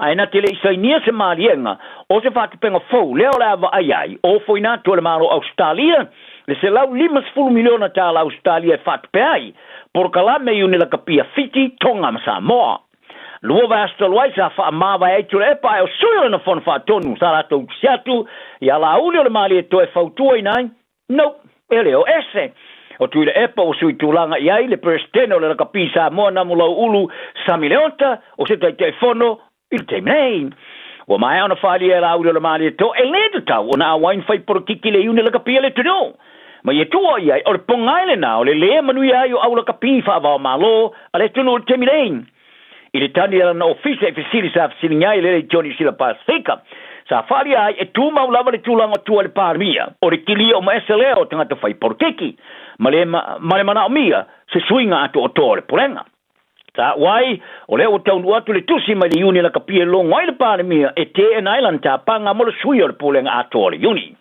o mai lava no longo e la aule le mali to ile la kapia Australia ma te fono le kapia le rangi sa sota i ile le tori sila Pasifika ile la kapia le rangi ile mata opo ai o ilea ile mata opo ta tusafa pesa tupu momo mai sa va ai uni la kapia fasala ina ma fa malo re to mau pe a faile e ye ni fa wila ve a finga malo mani so fa wila ve twatu e tari tusa ma mata opo le ai ina finga malo fitio le uni la kapia fitio de roa fa ma le futolo le sai o nei ina fa malo lo le to mau e fiti ele la kapi ale la lolangi ta longa to varu e fording of for feed filial to ma tai fa ya on for la kapi to ma tai le Black Ferns and New Zealand mo ta ma sanga al Pacific Far Pacific 4 series fa tasimo to ma tai to ai to lo sumarelua o le to lo fulu ma le to fulu o le au feed filial nei sa ve ma mai ngol au fa va malo le Black Ferns au ve Alan Bunting ma fa ya onga to mai le lo fa ma le fulu lima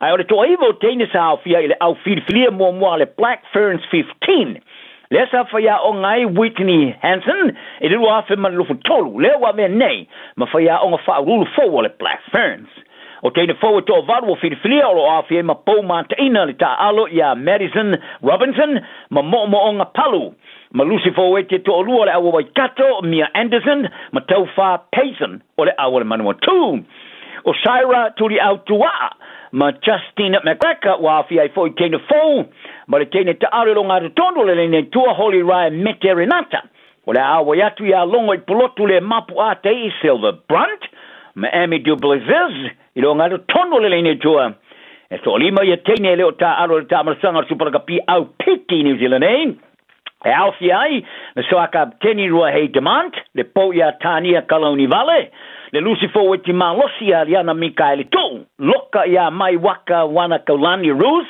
ma Georgia Ponsonby o lo tau fai piki umele au leo le malanga fatasiane Amerika e awa ile tamarasanga o ni umatamaita e to limo lo ta aro kalapu ile tamarasanga tamaita ya engelani le mai aya yunin ai to tolu ye ngo au tolo misia mai le au Hansen Amy Roll ma Alana Boland le sailo ai ya Bremner sa fa ma mulu umala kon kalate ma le Black Ferns molta aloy le tamarasanga to engelani ma o le mo fa no fiflia o tamaita ye o ma no mo fiflinga o no manu o lo afia ma le sai o le fai a ngalong o Black Scott McLeod o ia kolosia nele si tu le vasata semane o McLeod o fili atu e le Wallabies Australia mo le to o vero to finga fai a onga o le ta alo pui mo le stoto sanga o McLeod de lima su to sanga sa ave masuyo vaengo fai a onga le All Blacks i tamar sanga e luori po le lango mai atu nei e lalo te ta ingar fai a onga toa i vao Sir Steve Hansen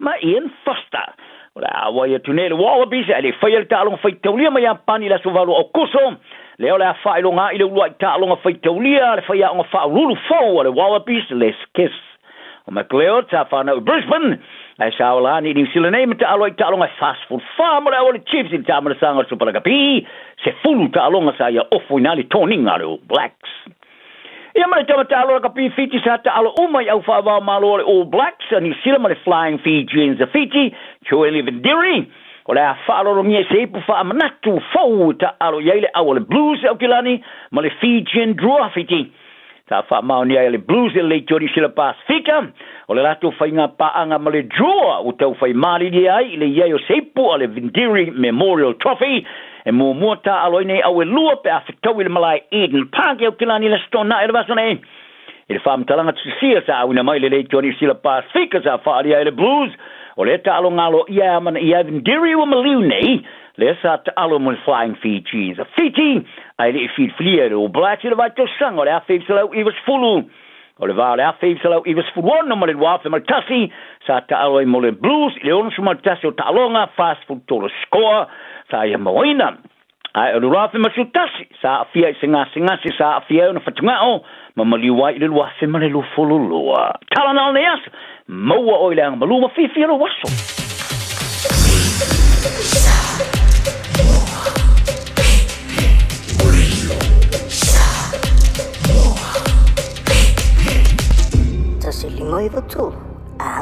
Le Aro Memorials le awaunanga wa ovantu ma le tolu se folu tausanga o tautua mo oe malawainga o maafa amaratu e ngausia i le maamora e pito siliona le lei. E mawhaiona lafo le maafa amaratu I Samoa. E tolu la e mawhaiona e asiasi ai e whai e lau filifilinga ma ngele manukau maniulen. Pe te tanga iane le aromemorials.co.nz. Morisi whamtalanga wala au le lua fitu ono fitu valu fitu fitu. Lua fitu ono fitu valu fitu fitu. Le Aro Memorials ma whamaratu I se tautongo fie e ngā osi ma le whaamaoni mo e pele I a te oe. O tupe whamamoni Samoa, mana tua loa le Pacific Easy. O loo whaawau pia te taro papitoa nao le limatala te tongi pia whaunga aina le Pacific Easy app e whaatino ai au tupe whamamoni mai lau telefoni whewea ai. O loo awanofo le tato direct transfer ti posi mai ai au tupe le tato account ma whamani aina fasili lupa le telefoni ma whaatino la foino lau tupe ai na whapitoa. Mo le tutongi no pidio le mai, mo li te ngā tupe so se whare tupe Samoa, pe te tongi nino no ngā tupe le numpi wha Samoa Housing Corporation, UTOS, Samoa Land, ma so se au nanga Samoa, o lo ma whaina whaatino uma I tātou au nanga o le Easy Pay. Mo le silifia, o whaasoporia so se vahenga New Zealand I o tātou lala, o lo apano fo I o tātou ofisa I o tara mamangele, pe whaunga le Pacific Easy Mobile App, bo le direct transfer, whaasawa I lo taimi, ai sili ato na whaasawa I nau tupe wa taunga tāle penisini. Mo nisi whamtalanga wala au le telefoni o Valselau, o tasiono ono, po numero masani au kilani o le lua fitu ono fitu iwa fitu wha, ma le lua fitu ono fitu iwa waru wha, Pacific Easy o lau paanga mo tupe wha mo boli Samoa. Hey, don't be that guy, or that auntie, ignoring a sore throat. This isn't just some drinks and lemon tea in your sweet situation. Untreated sore throats can lead to rheumatic fever. Nobody wants that for their family, eh? Go get your Pepe's sore throats checked at your GP, school nurse, or pharmacy. It's quick, easy, and most importantly, free. So come on, whānau. This summer, take care of your tamariki. Get it checked and get it treated. For more info, hit us up on socials at Stop Sore Throats or visit stopsorethroats.nz. Aloha, we're the Katinas, and you're listening to Radio Samoa on 1593 AM.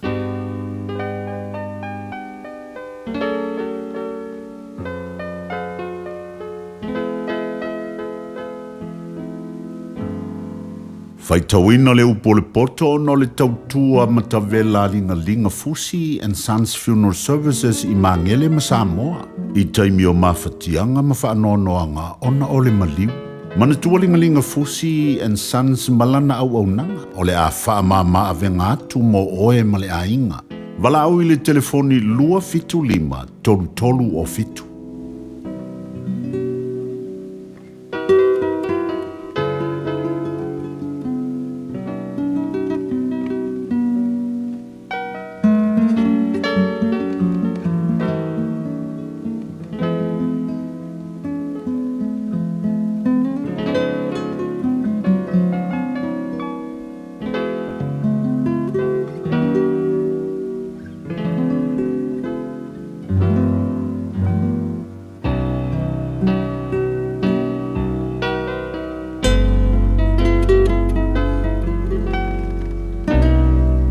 Se fulma le wha le mata upole tusi o whata oto e whaita wina I le upole poto ora nei fo I tae au. Au e te losi tangata mi o le anga. Au o fo I te fiato anga ia I lantou. Au au mawhau o lantou loto I le sawanga. Tau tala o lantou la ngutu I me whati ngai. Patina ele fale ele poto. Ai fa mo sali ina ele fa tauta. O le poto fo ia tu mo ia fe o lo u malava ta ua ma matang fi. O te ngata poto u malosia. Mal te ngata ta mai tupu lona malosi. Awa o le filifili le leia te fai ei lauta wa. O le to telefo yo fai pule saunga le muai. O maulunga le poto i le vale. Na te le tau tala lava i le fai tutoa. O le ua mafo fau e fai meleanga. E ta ua o ia o te ngata fai tunga fiti leanga. O le manatu le vale o le anga sala lea. E ino i sia fo i te ngata le ua fata uemu. A fai te whawai vaila so vale. O i titi lava lo malosi. Ia e la vea i le ua puea i oti. Ma e a o ina fasia. A fai te whapea whauta. Ma tau tele i lore nei tangata. O le ua fuatia loto na te le langona ea. O le ua tau sialo wanganga na te le sila fia ea. Na te le tau ia tu ea il tangata e tusa malanangaruenga. Lo watali ie. Ia e aile meli. A waile lei. A toa male meli sisina e sua malie ilo ngutu. Ia e loa. E whapea fo ile poto ilo wanganga. A whai wa e maua. Ona iei leo le iunga. E le iumane fo ilo wha moe moe. Le tangata amio le angai. Awa te lamalama le mea no fo il tangata amio tonu. Awa te wha atafuna ina le mea e te oto ai o ia.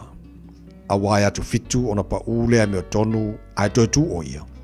A oe amio le anga e pa ui la tau ile mala ia. A pa ule waita i ante oe. Awa te fia iai. A tau suai foi o ia awale ori ai lo loto. Ne i sila fia leli. Ona le anga i lea iona luma. Mana whaale liu mai lona to saa ia te ia. Awa te wha meo i e ua whai me le anga. Awa fwe te losi i e a meo le anga. Awa ele i use le lei le wa meo le anga. E ti neia le la mepa. A e a meo le anga. Lo watali i e matau le li i a toa maritupu. Awa e te whiwhaua i mai e whiliu le wai. Awa e whafo se i ona tula e mai o lātou malaya. Awa e fo se na te loa le malaya mai a te lātou uma. E iei fo i nei mea i e pupoto. O le whailonga ina o te ngata i le whamasinonga e lele lea. O le ua whai atu i le amio leanga o oe le amio tonu. E whetu uina o ia le lu. E whaafanoina o ia e tangata. A oe wa yatu i ante ia. Lātou te fia. E o ia i lātou le whaamanuia e le iai.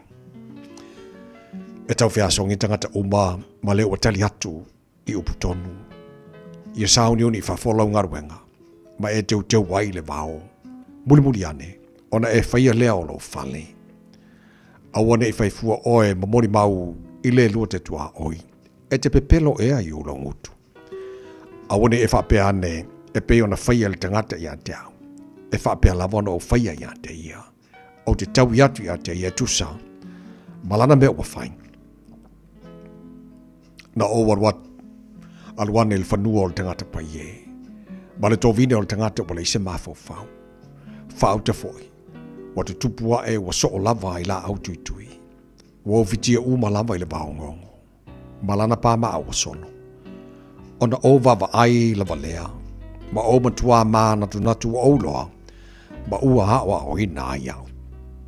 Se i toi titi sina moe. Toi titi se mata moe. Toi titi se pe lima e ta oto ai. Ai o mailo mativa pei ole malanga. Malo le tango lima. Peo tangata o sauni lana o penga.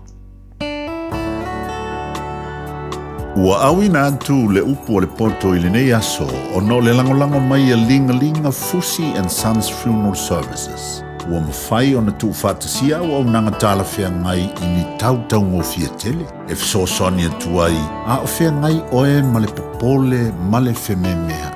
E mori whatasia tuai ma wha mai senga, ma wha mawhana whananga mai a linga Fusi and Sons mo a inga uma o Samoa ua whea le maliu ma le oti.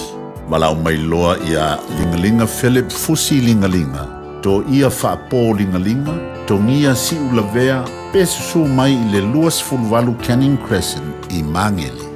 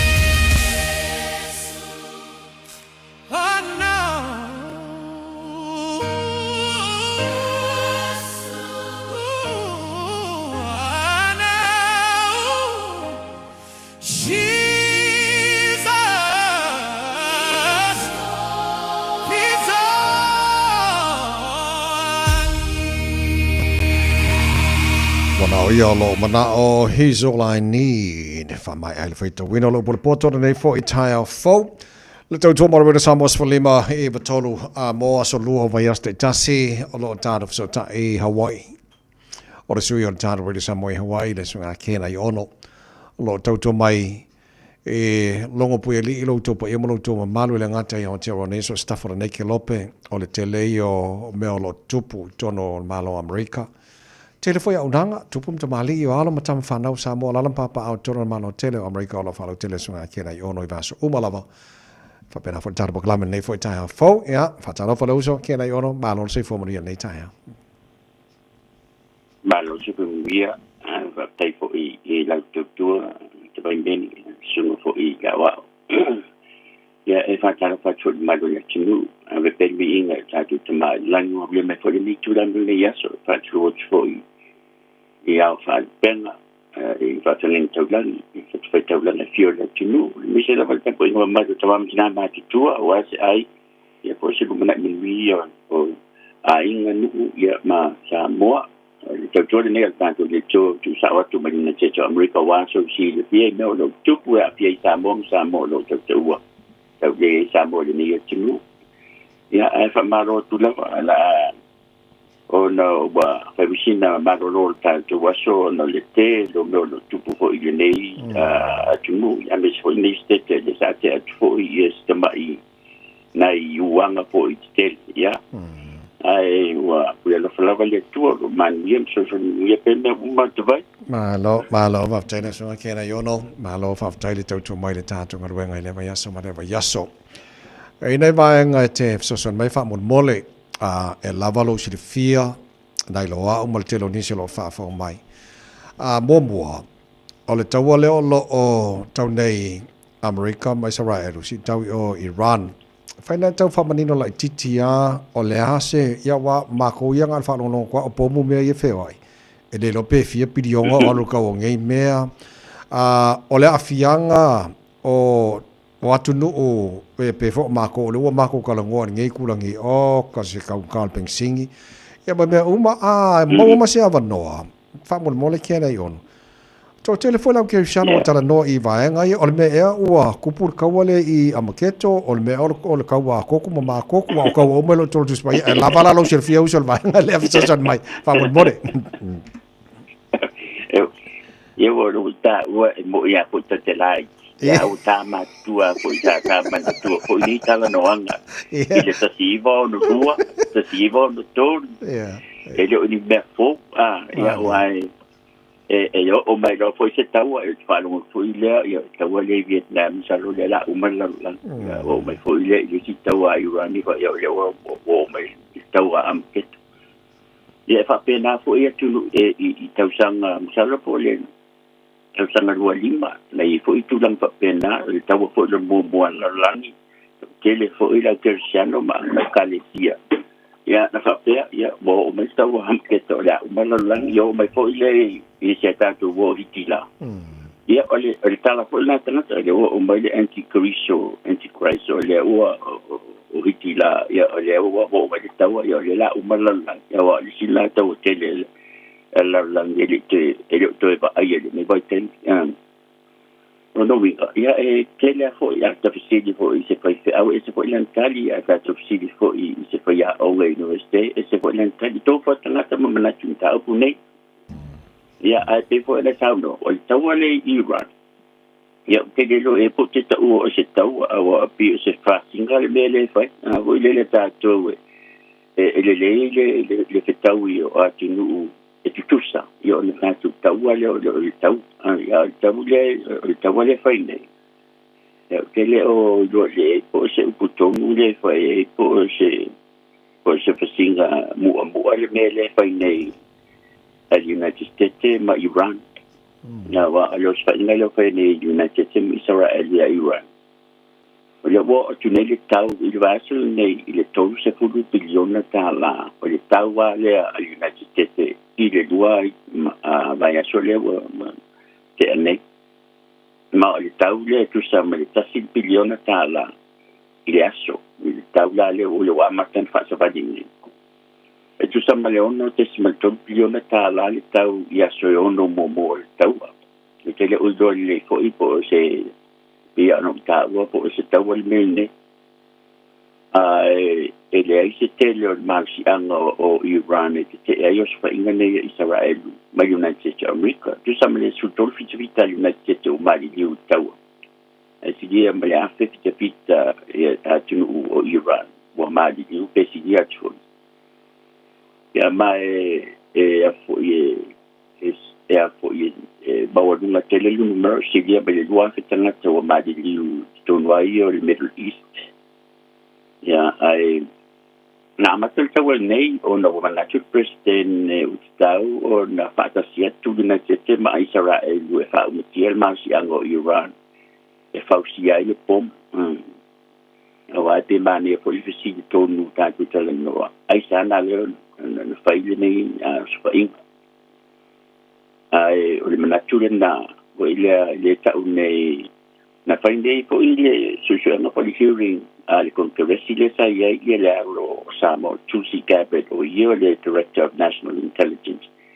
Mana ia sa no ai fa pe o le fai ungo le meta imminent danger o no ingo le fai unga le e fai lava o le ia tununga na al president fa ona fai le na o so fa ia po ia si senator mai si fai pule fa pe o le fai unga na ta na fai el intelligence community talanta ia le lo fai le CIA FBI NSA National Security Agency leo no ilalo baba inga Tulsi Gabbard ya ai pe wa ol tu dang fa pena o na o le we ile limatu masale ese manato Tulsi Gabbard ese manato president wa o Tulsi masan yan fa pe ele te tauno sa fa United States America isi tu meta origin change no winga ele te tunu ele mtau ai no yo ro nga doi lalo le president yam salo il pinga la valeo so se pule ang nga doi lalo se president por se palimia e te tau o na e stai ile tal le fatu nga mai lu al me foi la le na pombo nei e United States Israel ia la tunu ya al tunu o Iran as a sovereignty nation fa ufa tanga na fa Israel pom le ono fa ngani e ko yo la tu ba ya ta wa na fa ya la tu ko pom mo la tu puinga ono le tu sa loto ono winga mo ta ku ne sa ta la loina ona manatu ni si ono no fo ya tu e sa la tu ya se tu ata tu mai ta wina fo ele vai ta mi o colonial pacifica ona rolo perspective ya le taini o mai pala ka fanna tatu ona elo manatu ila ele tamna fa el va ngala le tatu na ma ambe tatu tenno hom tatu e tu sa mal sulua mai mala afiang ko la sa fisili la yang de fatona tu mai se fisili o le la o tu ila afiang ona o lunasete so se mea pai e ai ko ila fiango tangata ino no foi o mene e te tongi tangata fai la fonga mo te tongi na fonga taxpayers e te tongi la ingo presidente o e uba ya o tangata o e tau o tangata i le tau aloa e le tangata fo imbau mea o ala to fa dau fo i le la balta ma ainga leo e tau o la tu fana ya e o no foi o taos ma foi la tu pati ya so ai o tanga ta mati wa tau al bangale o mela le na ba ye la tunulina ya le ni tala no fa pe ya la fiangol tau o mele ni tupune o le sa e beautiful pe o le ndetani na tipi mai el su do pasene ma le medike e insiwa tanga ta mati ai tu sa masuta si miliona tangata ole ale to yin insiwa o la tem fai o na lu filma a la u fai tawa le wa mata na ave il biliona tala fai tawa ma le fa una presidente per il congresso per fare una pensi al congresso lei si lua se la bilione tala ma tu è un milione billions tala tongue tawa le fa nei ma o si dia foi lua che tanto mali lima sfuru fale tanto business ma il tono del Middle East for sa tu tono mo fa o matia ma si dia le lua se la tamuti laiti o mali di wa wa to apatunela al presidente del congresso amanto fo il tawa tono del United States America tu langa fa a constitution for tu langa tu la fono a fa vale tu il tau ona declare te tau ona pasi al congresso is tau de o le party de declare ia war de tau ele ma fa fa tau to ta se presidente ai no for el congresso le la tu nei le la vai li fa ia le tau le la tu le mana onga pem fante pasi el congresso le si lua se la bilione tala e fa ia le tau lana tuana e lunga tu ia o le valu se la to sul budget mal fitu bilione tala o paketti le lena o umana pasi ma o ave il Pentagon mal military tu o puai e tu sai tono di United States America o no la tu le ai il military au United States America le la tu paketti la il tafsanga ne va se la to sul budget decimal fitu bilione tala ya tu metawina ya na le la sigma mau tua ma le tawa fa ima tu pe ato le fa tambo e le tu no stadium ni si o le 2 bilion tala lo fa po pol paketti la ma o afianga na e de ai stanga te tawa e wina tau ne pe po na e sarno fo i il tau pu o le wa te fo i tu lang o manatu fo i o no tato da tin Christian e tato te au da mo Israel so se me e o Israel fa sioti internazionale se fa e tato te wa ia o le wa matan si dinge tanata e te tau o na faile to na me po il finalo le tu o e le tau na tato au ia Israel ai le au le tu o me both things can be contradictory e ma fai ona fai Israel le be le tau po il finalo le tu o tato vai di tono tu spaia le va per me problem tau o e ko temi tono le ko fa ta update po il finalo Israel ele tu ona wale le tu na lo fa menino a foto spaia e ese sen fa pena e le fa o me fa Israel o me na te vale le tu so o se voi lam tau pui o tau no ina to telo tanga te tonu na te jambi a fia ya me si me wa fia wa ave tupe ala tunu fa meia le wa mata na tipi ya mol health care le tunu ne no winga o meia ma fai ai o no la mo soi fu de le tanga ta matu de me ale mata ni tan noina o le child care food o tipi ya me sosani i tamati fo i le tamau a inga i tamati a me se fo i me ai tonu o a onga yo mene e le ke te li ta milionia au e fanga e le ngate le me ai la tu afana e feo i vale le mani ta vale no foi mai mani ia fale mai tau mafali le a mene po le ia la tanga a me se ia ta tone journalist o tanga e ta tu te ai me ta tu mai ta wina i la fianga o tanga le ta lo a te ro ia o le sile va na ta o te le lu manatu i la ai ia tunu ni poso se atua e o ni sila mene o tano ina po ni sila ma Australia ia mai o tipi ai fo male ale Medicaid le Medicaid o le mele e sosani tangata le o le Medicare e a fieto te le Samoa mai America Samoa ia o le fo o faitau tu sei 2 biliona tala le aita la fu atangata tono meta o medical debt o no tangata America United States America atu fata sia la tu aita la fu i falema o si dia me le 2 biliona tala no tangata le alu falma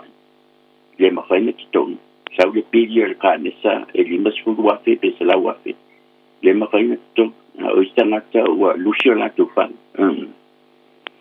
ya ai o lisi foi me wo tipi fo ele ro a pie sa mo fiti matonga e pena pe manisila me le ta o le USAID United States International Development Aid sala e was todo biliona tala le tipi mai ya ai o meni e afia ubaya ya o tipi meni a vetu pe fa ito mai o le fo te fo ia le mta upula le wo permanent ai le meta o le tax cut po le tipinga le la fonga tanga te bilionaire tanga mo mele tunu ne o le fo la o tipi mai la lo le meta o snap o le supplementary nutritional assistance program ya fia me ta o le food stamp o ba na le exosoni po ile meta bafa e pena po mafale tu se la u va su no biliona le tipi mai ya ai o le tele o mele tipi ya fo ye ele lo ye por la mano tipi ele la tu mana tu fo ile ya fo ye ono to tele abuse mal corruption fo ile fa nga tana ta ile taun fa nga masala ye fo ye me fa pe ton moni o tsa na uma su ai mene ele fa pe o tsa na ngan te po nei to a fa ye ni me tsa na uma la ba su ai tana ta lo nga o to do po krami nei so ele o se me fo a o le mea fau, le mele o le matoa tipi atoa, me a ele faisi susuan. So, o le mela le utupune, o le taua le utupune, e le i fuafua ina. O le ua si ia i dunga sua. Ia mantua la, o le si le mea pia i fui, o la ua i fui le i tangata journalist le tunulu nei.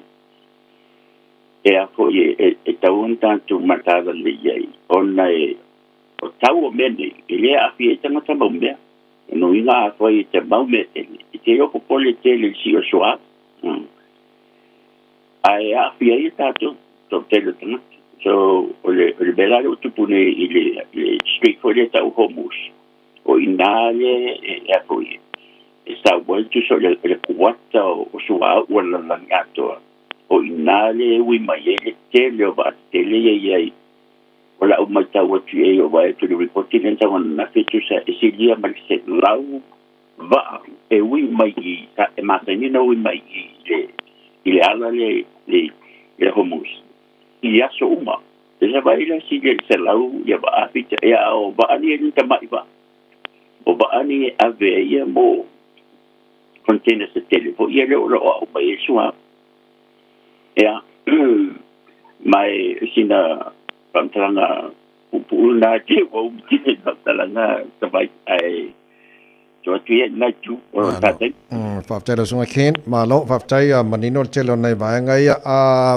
mole 2 minuto le tutorial time ma wana ile tai au o tau tu ala lo mai le vai Donald Trump ile si tau pe o Iran meaning wakau soft mai makau calm down ina lona nana fai ungo fai terminate o se fai longa na ta mai ai wa yese le lenga le va America ma Iran ya wone to fa wa winale to langa lo tu bune o le no vai tu le reporting someone na fi man ni e fai mai Iran le ai na se tan no anga la to ba ni te to America ya le mele le o tau sakta nei el matu president o so se tangata ta ida tunu so se tunu aliena aliena te tamu e vai post for ye a vai tu do pe o to tele tangata na tunu o le ti mele a misela vai si o le soa o le mele le fai mai nei el matu president o le aso bumua president e po u mai lando i tau meu o le wa u mai ile la mi i tau meu o le si ila soa le wa afiai ia ngati di na se America a fia uma ya le tu la la ngato ono tawani fai nei le melana le wa mata tau sa galo a wai o le fo e vai le president o le fai ungol ta sana nei e fai el palota so se me ala bala any politician ile la la ni a se du na se America e te va ai o le be mo te va ai o le palata o le mela le fu ele umai ona o le tau me ama tene fit tana tolo tana palata isi party ma lo fa tele so ken fai ulta bo kala me ma wal va so nei se tasi va ngo ho I na la velo longa first ever time for aku poise va ngo fa petal mal tele to sanga en fa na ba se update fa mon mone moni la buta vai fashion ni ma amese ya le ngata ko ile va na lo ko tele ile ko no mo tu mo Hawaii se ko fa tu pe fale me fale business fale ngai fale ngai na silia na tasi billional ta Samranga le alko banana na fi Dr. Josh Green. So telefonisa sama na PhD mo no vai nei fale fenua. Na sa o tro ile te ita mata masa wan po eva ai ia fale fenua ma o fale o renta tangata. Ma sa wan siaki ia po le leiwa manuia ma la ai. Ai me se ila ye. Ngal tielmen tupuan. Tele fadua oisi fadua ma pai o le lima le ono futu de mawani ya wale ma pai ona sabajesta na o pau ma se forti na pewa ya ale tau mo mapu mai ni tu am tatia silia ma le biliona ta la le tudanga le fa tudang fa tupe tau pa tupe le fufu mai ele kovana o se to mi tapia le men tupune malosi o wanga matin to telen ta ta samo la ina ba nga fa mon mole a ke to tele ya me se li tule wa mai wa pahu la ye kalisi ya o la ye vero el foundation conference ya le afo o inam sablo tanga ta policia no foi e toma Samoa mai la maori nai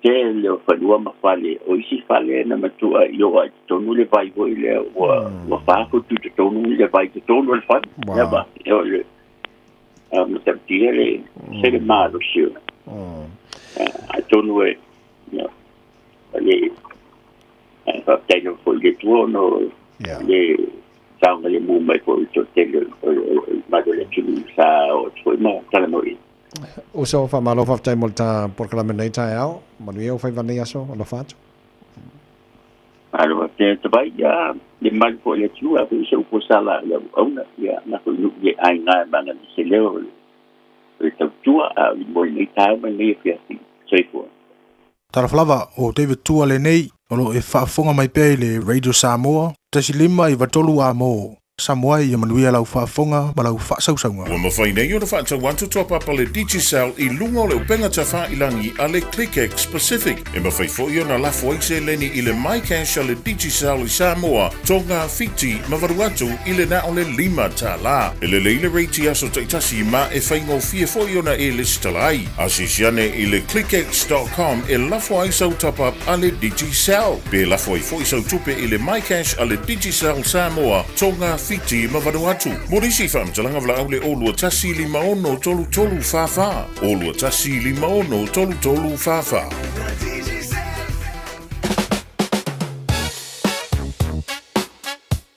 Au kilani saute. O sa ili se sa mo oe malo ai. O le Enterprise Model Group manukau o lau fale ta vale fa moi moi. Tele ta vale matango fil mai ai. Tele le soani o lau fai ngā luenga mo oe. Mo se ta vale talafia ngai. Su mai I le 5 Grey South Road I nei manukau. Asias fo I le upenga ta whailangi enterprisecars.co.nz. Pe wala au mai I le oval selau 5 lua tolu fa. Enterprise Model Group manukau. Sa ili, fili ma ave loa lau tawan. Le Big Pots and More, o whaiti tita wonisi o loa.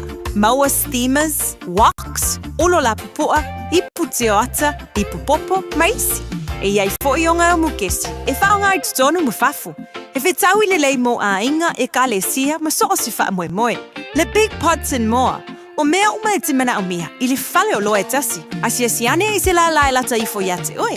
Tolu 5 Great South Road o tu, Westfield Mall Albany, Unit 3B, Tasi on tolu Stoddard Road, Mount Roscoe. Tonu noa tasi Great South Road, Takanini. Samora tunu pele amaya lau ao abatu lo lima o ta wo fa to fa o ta malu o ta o na mo le foi aso lua fa te tele la vai la ta la ta foi ma vira ne aso to o ne ta vai ne se fo maria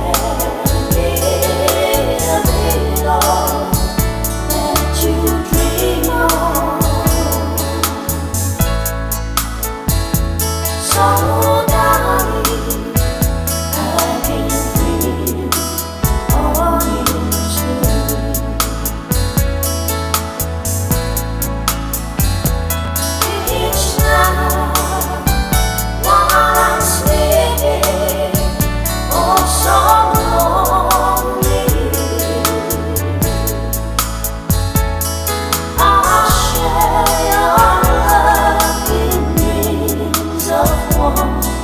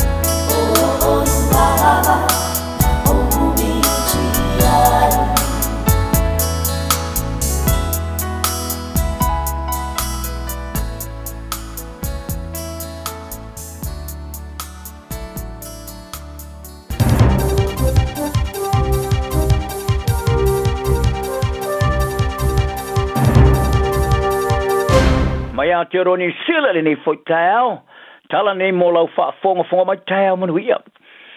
O le soi whorwhala ia le maloi se whesosoni tau tupe mo tangata New Zealand whesosoni anga whai ma le whaarawa le tumonga tāra pin siri ma le suahu ai ua nao se vaenga o tangata patino mo se teimi le tu mau. Whaari el tama ta Minister tupe Nicola Willis o le whesosoni o no antungarunga i tangata whainga ruenga a inga ma whanau whape ma ainga e mao lalo tupe moa. Ma ia tā o fo e fitu vai aso le au whainga o le suahu ma le pensino lo te wina New Zealand nei. Ma ia tā mama wai o matala le malo i lana taliatu i whaarwalawa le pensini o ye nei. Sa wholawhala ai le li pāre mea tu i sinave maulo mo tō tua Christopher Luxon i le wheleo inga malau tu stala le mai ai o le whonu tanga al ka peneta le a whiawhinanafi o le a whaatangaina le malo le whaare mai o le sua umai le pensini e au si eina whaamauninga Australia i maketi ni sila nei. O le taunga tā le pensini ufte iai marike lope le temine au whaawau pēr le taua i Middle East. Leo whaali ai nea le malo Israel sa fausia Iran i a pomu whaatun tonu aru mamai mawhai. O no, i lon tona pe a whana iai. Walapata i a fo i a tangata Israel re mawhau o le taua i Middle East e whaawau isi vai a soru manai main. Sa awinato le President o America Donald Trump i se ave i malo si a Iran e te tala le ala va i lo ngā Salmon Strait of Hormuz ai le i mutua i whaata ma i ar whitawhita Amerika i ala tūnu whanga le malo si angar power. Ai tali ai Iran i le whaamatauina i le matua i tapunia ato o toa roa leo le ala va e wia e va ala usuau ma le pamuino no whanga o malo si anga i se tunu o le Gulf. E whasul valu i tula sa tu e Trump i a Iran i o tu iai o te tala uma le ala va i lo ngā Salmon Strait of Hormuz. Ai wa whaalia le pāre mea tu i sinave maulo mo tō tua Christopher Luxon o le tō telo tangata o le ngona o mea New Zealand nei wa whasul solo ina le lei i le toi whaola tia le tamau a inga pa u maulalo le tau o loa ma le maulalo tupe tului. I le whaaringa o la ngona le lei tua New Zealand le RNZ Reid Research Poll sa whaamatuina le asoranafi ua whailo i le palasio le longolango le pātia le National i le tōsa fultisima le pasene i le leipa wa si i tia le longolango le tōsa ma lima tisima le ona pasene. E ulawa i se i unga e sile ona le leina i lo le lusi fulu valtisima le whapasene. Sa whamawina li sa ili lingola ngona lata mai nea le Taxpayers Union Curia Paul. Ai tu maulawa le tūlanga le i more le pārmea. E peo na wo o nei iai se whamau maunga pito silo na mawa lalo o lona langolangoina. Tala no ai le Porkalame le Morning Report le Tony Usila. Sa toi whamanatu e Luxon i ana ai inga whatino. O le awale nei whaali se manatu i whaali ngola ngona. I lona whaali eina. O lo tau lai i le ngawhai malu i tau o iei nei o le sapalai o le pensini, ma suau, ma ia tā uai i le tele no tangata ini whaari ngolongona. O le langolongoina o le pātia le New Zealand First o wha wau nā lulunga, i le o tisima le walu tongi o si itia i le se fulu tisima le o na pasene o le langolango. Se langolango pito sili lea o na mawalunga, wa iai telu mai ulai o le loa fisima fitu. Pātia le Greens i se fulu tisima le tasi pasene le langolango Act i le fitu pasene. Ma le te pāti Maori, le nao le tolu te se male 2% o le longolango, e tu se male sa ili lingo langona. E a whea te ngata me whaena palota sa apsiringia i le sa ili lingo langona, a le lei tuani sila sa whātau teia i le vāo le asus fululua, ma le luas fulu le masina ni a mati. A whaia whārua ina le ungo le sa ili lingo langona i le whainga palota o le tausanga nei, o luna winga. E tōs fulu valu no fōe maua le National, se fulu tolu no fōa le New Zealand First Evil Act, ai ile tu o tawanga vale o whainga whaaporikiki. E whāsu whāna fōe maure leipa, se fululu le Greens ma le te pāti Māori e whāna fōa. Ola no winga. O le ata i onos fulu ai na fōe le tu tawanga vale ma le tu tawanga tau. O le se lau luas fulu na fōa le pār mena ni sila. O le se tanga o tupe o benefiti maua ma le māloa e amata si tia le asu momo Abrila. Ai o iaini a tungolunga o le ale lava. E whāua o le sao sao telo le si tanga o le tau o le soifuanga. O benefiti tangata sua ngā runga po job seeker. Mo le tangata to tase sili ma le lusu lima tau sanga le matua. O le asi tia ma le tose lau onos futas ta la tos fulu o sene. I le tose lau fitsu ma le lua ta la limas fulu lima sene le vai aso. Pe a mai ona to sea tu pe whala fonga.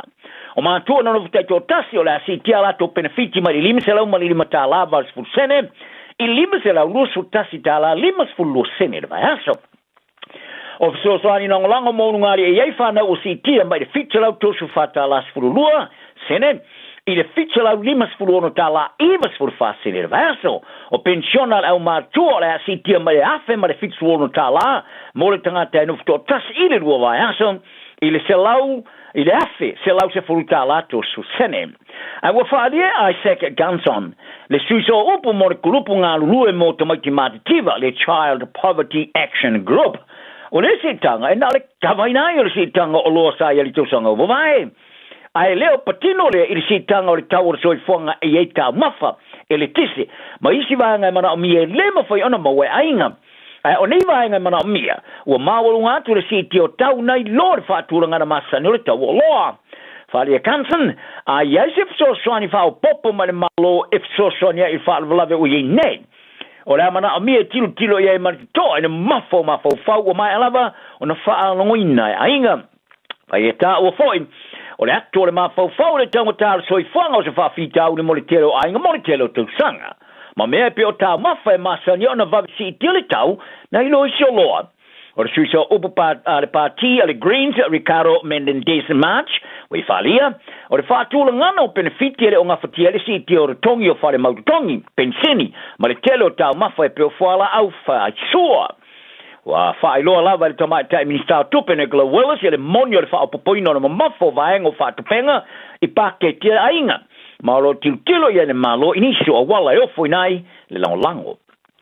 Wa whaalia le pari mi o sa mora sunga le la uli o le mali e toa le ua tia polata I vau fose Schmidt. O le angaru luela na whainga malo le whaavaino se isi uni le kapi fau le tuno. Mo le vava aia o le ta longa le tuno. Talia I fasini mai le Johnny sila Pasifika sa whaaria e la na ofisa. Ono le lefa ma vai o sui sa fono le fono whaatono le kapia sa moa. E pe ona tapa I la uli o le mali e toa. I lana tusi atu le uni le kapi. O ngā ruenga o le amateina nei mo le whaavaino se isi uni le kapi fau. Sa tapa I la uli o le mali e toa le tonu masin taluai. Tui le epa sa I le mari ele ngoi le sa ave mate ke fono le nā taimi. Sui o le na fono whaatono mali pulenga o le uni le kapi e wha ma vai. Ai na tele isainia se marienga o se whatupenga fau leo le ava ai o foi na tole maro Australia le se lau 5 miliona tala Australia e whatupe ai por kalame iuni la kapia fiti tonga ma Samoa lua vasta luai sa wha mawa e tule epa e o suyo na fon whatonu sa rato siatu ia la uli o le mali e toe fautua inai no ele o ese o tuile epa o sui tulanga iai le presidente o le kapi Samoa na mulau ulu Samileota o se telefono il temei. O mai ona fali era audio le mali to e le tau ona wine fai por kiki le une le kapia le tuno. Ma ye tu ia o pongaile na o le manu ia o aula kapi fa va malo ale tuno temei. Il tani era no office facility sa silinga le Johnny sila Pasifika. Sa fali ai e tu ma lava le tulanga tu le parmia. O le kili o mesele o tanga to fai por kiki. Male mana o mia se swinga atu o tore polenga. Ta wai o le o tau atu le tusi mai le uni la kapia long wai le pane mia e te en island ta panga mo le sui o le pulenga atu o le uni. O mai alava no longo e la aule le mali to i le kapia Australia ma te fono le kapia le rangi. Sa so ta I le tori sila Pasifika i le kapia le rangi i le mata opo. Ai o ilea i le mata opo ta tusa fa pe sa tupu mo mai. Sa va ai uni la kapia fasala ina ma fa malo re to mau. Pe a whailia e ieni whaawila vea whainga malo, maniso whaawila vea tuatu. E tari tusa mare mata upule aia ina na whainga malo a fiti o le iuni le kapia fiti le roa whaimare futolu. Le sai ua nei, ina wha malo lo le tu mau ia fiti, e le kapi ale, lalolangi. Ta longa to varu ia fōringa fō o whiriwhiria, le tamatai whaia o ngā fōra o le kapia tamatai le Black Ferns and New Zealand mo le tamarisanga, a le Pacific Far, Pacific 4 Series, tasi mo tamatai tuai e to o lua sumarelua, o le to o lua sfulu ma le tolu sfulu o le awa whiriwhiria nei, sa avea mamaenga o le au whaava malo le Black Ferns, a avea ia Alan Bunting, ma whaia o ngā talu mai le lua whamarelu fulu lima, ai o le to iwo teine sa au fia i le au whiriwhiria mua le Black Ferns 15, Lesa whaia o ngai Whitney Hansen, e riru awhi man lufu tolu, leo wa mea nei, ma whaia o ngā whaurulu fōu le Black Ferns. O teine fōu e tō varu o whiriwhiria o awhi e ma pō manta ina le tā alo ia Madison Robinson, ma mo o ngā palu. Ma lusi fōu e te tō lua le awa Waikato, Mia Anderson, ma tau wha Payson, o le awa le manua tū. o Saira tuli au tua ma Justina McGregor wa fi ai foi tene fou ma le tene ta alo ngā tondo le ne tua Holy Ryan Meterinata o le awa yatu ia longo i pulotu le mapu a te i Silver Brunt ma Amy Dublezes i lo ngā tondo le ne tua e so lima ia tene leo ta alo le ta marasanga Superkapi au piti New Zealand e alfi ai na soaka teni rua hei demand le po ia tania Kaloni Valley le Lucifer weti malosi a liana Mikaeli tu loka ia mai waka wana Kaulani Ruse ma Georgia Ponsonby o lo tau fai piki umai le au leo le a malanga fatasiane Amerika e awa i le tamarasanga o ni umatamata e to lima lo ta alo kalapu i le tamarasanga tamata ia Engelani le mai a Yunin ai to tolu ye ngo au tolo misia mai le au Hansen Amy Rule ma Alana Boland le sailo ai ia Bremner sa fa ma mul umala kon kalati ma le Black Ferns molta aloi le tamarasanga toa Engelani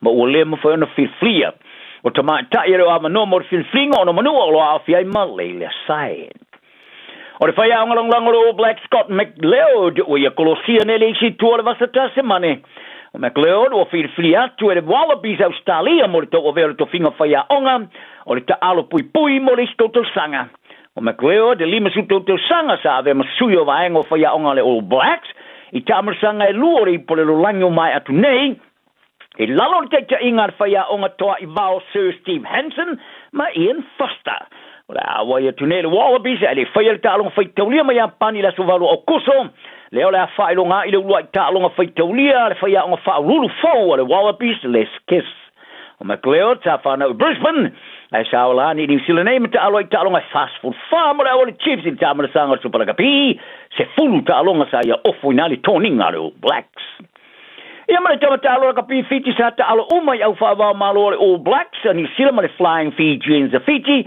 Joel Vendiri o le fa alo mi se pu fa manatu fo ta alo yele au le Blues au kilani ma le Fijian draw Fiji ta fa ma ni le Blues le jodi sila Pacifica o le lato fa inga pa anga ma le draw o tau fa mali di ai le yeo se pu le Vendiri Memorial Trophy e mo mota aloine au lua pe a fitau le malai Eden Park au kilani le stona e vasone e fam talanga tsia sa au na mai le Johnny Sila Pacifica sa fa ali le Blues o le ta alo ngalo ia man ia Vendiri o Malune le sa ta alo mo Flying Fijians a Fiji ai le feed flier o Blacks le vai to sang o le a fifselo i was fulu o le vale a fifselo i was fulu no mo le wa fe maltasi sa ta alo mo le Blues le on su maltasi o ta alonga fast food to the score sa ia moina ai o rafa masutasi sa afia singa sa afia no fatungao mamali wa ile wa se male lo fololoa talana neas moa oilang maluma fifi lo was Tala falava o le siufonga le neo Samoa le Radio Samoa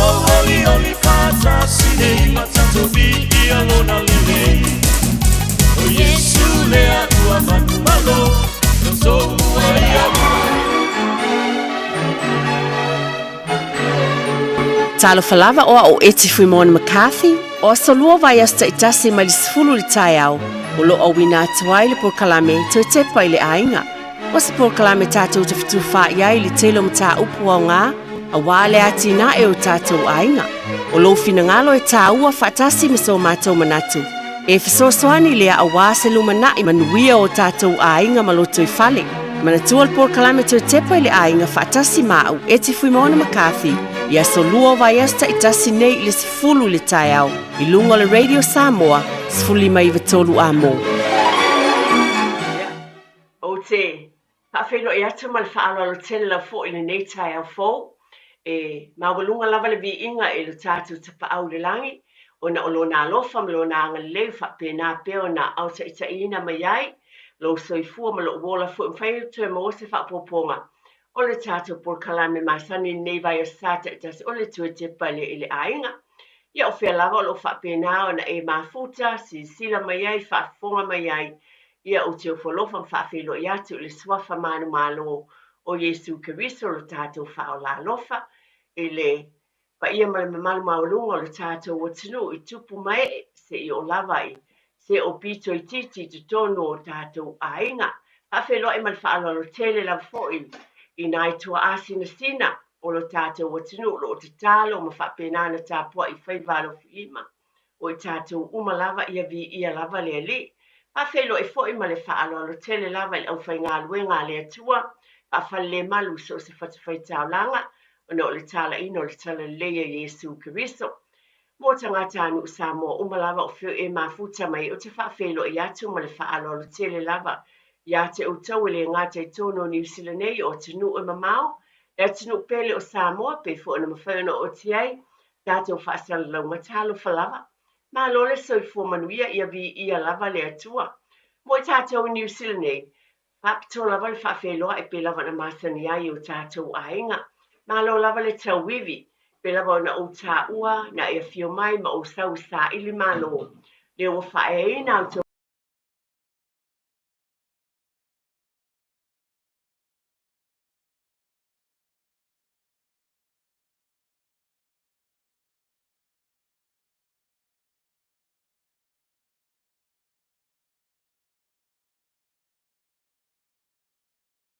Ta avale. O tau umalawa i tau business o whale ainga. O whale o lo whapena o na whaamautua ti eita i a tangata inisi o taimi mana o miai le fsoswani. Whaftai tele lava wa iai o tau maota malawa whapena o na nunofo inisi o tangata rentai. 5 is a number you can count on. That's 10 shoulders to... Ona o ngā luenga le lei uma ma whaamanuanga le atu i o tau ainga. A malo lava, fe lava e mafuta mai le nei tau. Pa whelo i atu, ma le fia tele lava i le suafa manu malo. O Yesu Keriso lo tātou whao la lofa. Nei tau wha whelo i fui ma le whalo alo. I lo sunga tia, whaftai tele lava mo le tautuaina o lo tātou o tinu. Pe lava o tūlanga masani i le nei por kalame. Tamo whai fui e vata se upo le atua. E whai tauina mo oe maa. A wala tātou sabalinga fo i nei vai sa. O lea o te tali tonu ma o iloa. Te leo teimi o lo whangai nai le whana o lea tua i whala e au. Launga ina o le upu o lea tua i tonu le nei ala leo ma le te leo teimi. Whapena fo i la langona le nei por kalame. Tau fo ina iesi na sao titi lava. O le nei fo i por kalame tu tepa le ainga.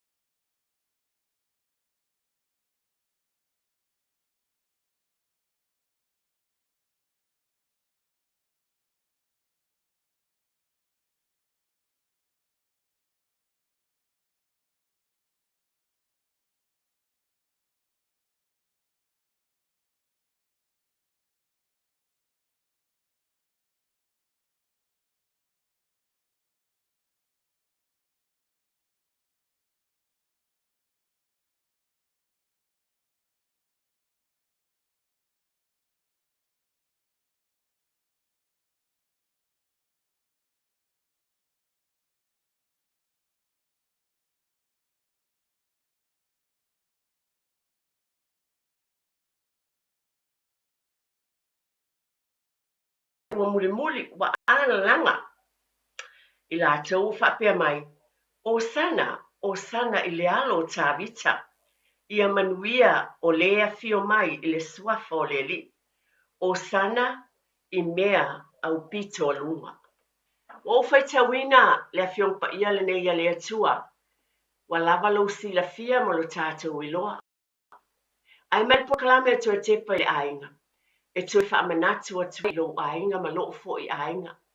Tātou tuli matai ia sa o mua.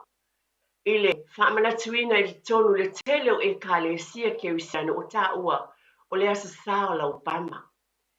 Ai o lo whapena na tūsia le fiongpa ia le atua. E mea moni na tupu i tasanga i tele o mawai.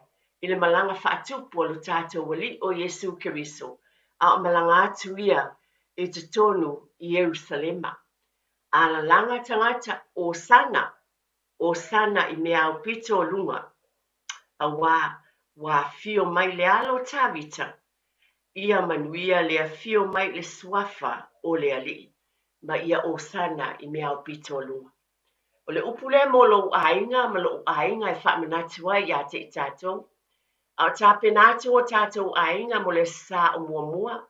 Ma le nawa ia sa tāua i lo tau soifua ma lo uola. Whaakewisiano i tono o tātou ainga. Whamanatu mai ia te oe mao. Le tāua o le alofa o le atua. Mo i tātou umalava.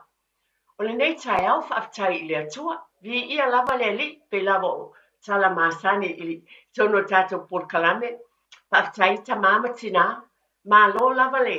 Ngā lulue foi i tiute ma whaiva i tono ainga o le tausia o le ainga. Ha ma lo foi nisi na whainga luenga le pō na pō. Nā u foi mai ia moe tina ma le whaalualo. Wa sa whainga luenga le tama ia wa ai. Wa file mu tamai tia ma lo tama ia pe whapena foi. Po tina foi sa whainga luenga. Ia alo whapena tama. Ona o le porkalame lawa i tono New Zealand nei. O tai tono e o ngā foi monisi o tunuu. E mamao e foi ni tūlanga whapea. Tuli loa pea le nei tai au. Le tāua o tātou ainga. Whaatai tele tamamitina. Ma mātua pe lawa na o tāua. E le ngata le titalo anai tua asina a o loto iai. O lo lango sua. Whapena o nisi o lo fisosoani tele. Tono o tātou ainga moli te le atu whaatai. Whaatai ia te utou, tātou uma, ele vai asa o tona ia te tono New Zealand nei. Peo na utou sila fia a tono a vatu inisi o vaenga porkalame ne ia la leo o te le loa. A tono po o mai, o na vatu se whaatai o na o tāpenanga mea uman whaatino. Ai mai fo ele nei porkalame a tō te pai le ainga. A wai tā ua tele, i lo uloto ma le nei porkalame, tūlanga uma le ola awa o ina ma le soifua o ina le whanau. Whaatai sa tu o te tālu sanga mōlia ina ia manuia le polyfest. Ia malo whaafitai. Ai ese mea o te fia whaamanatu ne tai au le vaenga lava le tātou ainga. Nāna o whaamanatu te lava tamam tina wai tā ua tele. A whaile nāna tau wā e o fo i whanau se o whanau. Paini tau wā tātou whanau o whanau. Ai li whaatūlanga ina. Se o wale whaia ni upu fo i poni tala pe whaulaula ina i tamaiti ai. Ia nisi foi taimi. Pe moni a foi le tala pe ia wa mai mau le taimi na alua i le telo taimi o aonga. Mai mau lea ma lea a. Mana tua foi pe o la mate porklame tue te pa le ainga. O tau sanoanga ma u foi upu. E whaatawa ina i loto tamaiti. A whaina le na whaatulanga ina vi ia le li. Whawhetai le whanau. A whai foi ele i maua se tūlanga i te tono le aonga. I le ese a whaina. Malo si pia ma whawhetai e malo lava le tau mawhai si o atali. Po si o granddaughter po lea, pina po o grandson, tono tātou ai. Whaalo te tele iai. O wale le lo se tūlanga, ian whaalo mai leo nai tamaiti. Pe o tātou whaiati ai, oi o mai maule taimina e alua e nei, po o niani upu pina pe o na o watu. Malo o whaalo lo tele la. Ai a whai o le le mea o ma ia vi ia le li. Ai whawhetai tele atu ia te utou. Whaafitai le mātāla, whaafitai loto taimi, whaafitai loto lango, tō tele na uto wafio atu na owalu atu. Tātou fia whaatasi ona o lo tele au ngā mataua. Paulava le mea, O le ale tūlanga no ia le tau mo whainga le whanau tātou whaafitai. Ma ia whaapena pe o na avatu. E le o upu fo i le e whaaita ma whaavaiwai ai. Ai tātou avatu upu e whaalualu e pere fia a. Wa e tui osa fo i le la. Tau sanga fofo e tui ieni whaamanuanga a le atua. Por kalame nā tō te pale ai. Nga pela vai tau ma whai i tū umalanga. O mea o lo te tupu i te tono o New Zealand nei. A wale manuia o tātou a inga le vā o mātua ma whānau. Ia, manatua fo i le nei lava taimi e vatu ai lava le whaafitai. Ia te utou uma lava e tele taimi na whaaluina. Ai o le nā o lo manuia lava mea uma le alofo le atua. E pe lava le whaafitai atu i tai au, ma lo lava. I lava le tala maasani a nei por kalame. Pa mole mole a fa wale mawhaina whaise lotu. Oso le ta vale, usua le pese, vai le talo le li, pe nan whapea le foi. Vi ia o Yesu, pa whetai lo walofa, amene. Walava lea, ale nao te tō le fatu, i loto, ma mawhau whau tamaiti ele mawhai o na ngalo ia te i lātou. Io ina mātutua, na manatua lau tō lotu nan whai le ta vale. Pa pe nā o na manatua le whanau taimi uma, na e whaafitai ai. O te whamanatu pēr, ele atu una, lau whaamanatu, pe fiu lau whaafonga, whaamali atu. O no le aunga le nāma le whaamoemoenga le por kalame, ia te tō pēr le fatu. O mea le lei i leo lango le whanau ai meise le nei taimi. E o fwoi la le vaenga la iti leo o le aunga amata. Ma loa lava wā. O leo te loa. To tele fwoi te tonu a o ngā amata. O loo whaavaina lava fwoi le finangalo le atua. Loo whaapena na whaavaina e tai fwoi le talo le li. O tala i le tuspa ia. Tūlanga umalawa lo tai nai le ngata. E le finangalo le atua. Ai o tūlanga umalawa i le tū manga nuu le tātou watunu. O loo iei pēr lava o loo whaia i te tonu a o ngā amata. O lele nei taimi o te whaamanatu pēr ma le whaaloro tele lava. Ina i mwhai pēr o na mawhau pēr ma manatua pēr i o tau finangalo ma le whaaloro tele lava. Ni whaatonuina e le nei polo kalame lo tau pa ia ma le mamalu. Ai nā ane whaamanatu atu ma le whaaloro tele lava. O le tasi vaenga tau te fia tala noa iai sa ma fau lava iai foi. I nei foi vai as. Wa e whaafonga tele le tele o taimi. I le si o le pensini o tūlanga umala whaapena. Ua whaapena o na tele le swinga foi. O te langona foi e a whaina ai o tātou ainga. E a whaina ai nisi o ainga. E mese lava foi. I le molino nai whanau le haonga. O le whioa i avatu tamaiti ma toi a mai. E iei fo ila awala fo te langona lavau. E whai ai o tātou a inga. A tau no nisi nā lusa o ale ta avale i tai. I le mera i le kolisi e ave le whanau. Ia e ma whai fo ili nei taimi. Ia pe iei se pasi la talatane i le mea o loo. A luai tamaiti i wha maasani fo ili nei vai taimi. E te fisosoani i ai. E ave tamaiti a whai e whaisina mamau i oso le taavale, pe awhale a wala tu i al mena i el pas. I o nā aluai lea, a mata fo ni fesu ia inga. E pe ila o la wha matalanga o tau mwhai mal wha alo alo. O awala ona o lea o tātou a inga, to tepa i le a inga. O a fo ni awala mwha ina feso swani e tua i lo a inga. Ia na le wha manatu. Ai a o lava lau wha asoa le lei. Ai mo i tātou le nei i le lava le tupe le nei tai mo le pensin. Iei nai swinga, whamatala i tamaiti.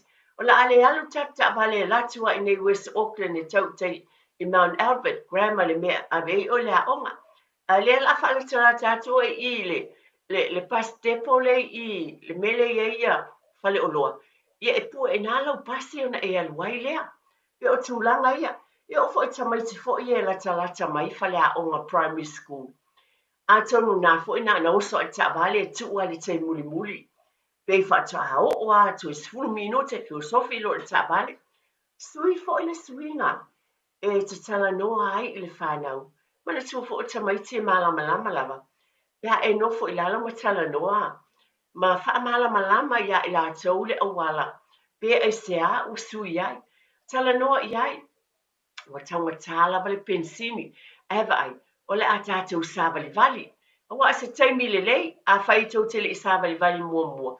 ia ua mana ia foʻi le tau lenei taimi e ui lava o le ua amata sui le tau ai leʻi malulu tele ai lelei o se taimi taua quality time foʻi pe lava na avatu nei polokalame o le taimi o se mea tāua tele mo le vā o matua ma whanau. Mai se le vaenga laiti ia tau sa valivali ai i le faleaʻoga ma momoli atu iai e fesoasoani ai mo i latou. Tu atu lausuga tiatia mo tatou faasalauga faapisinisi ia toe foʻi mai foʻi toe faauauina. That's thousands of memories made for life. Join a team you can count on.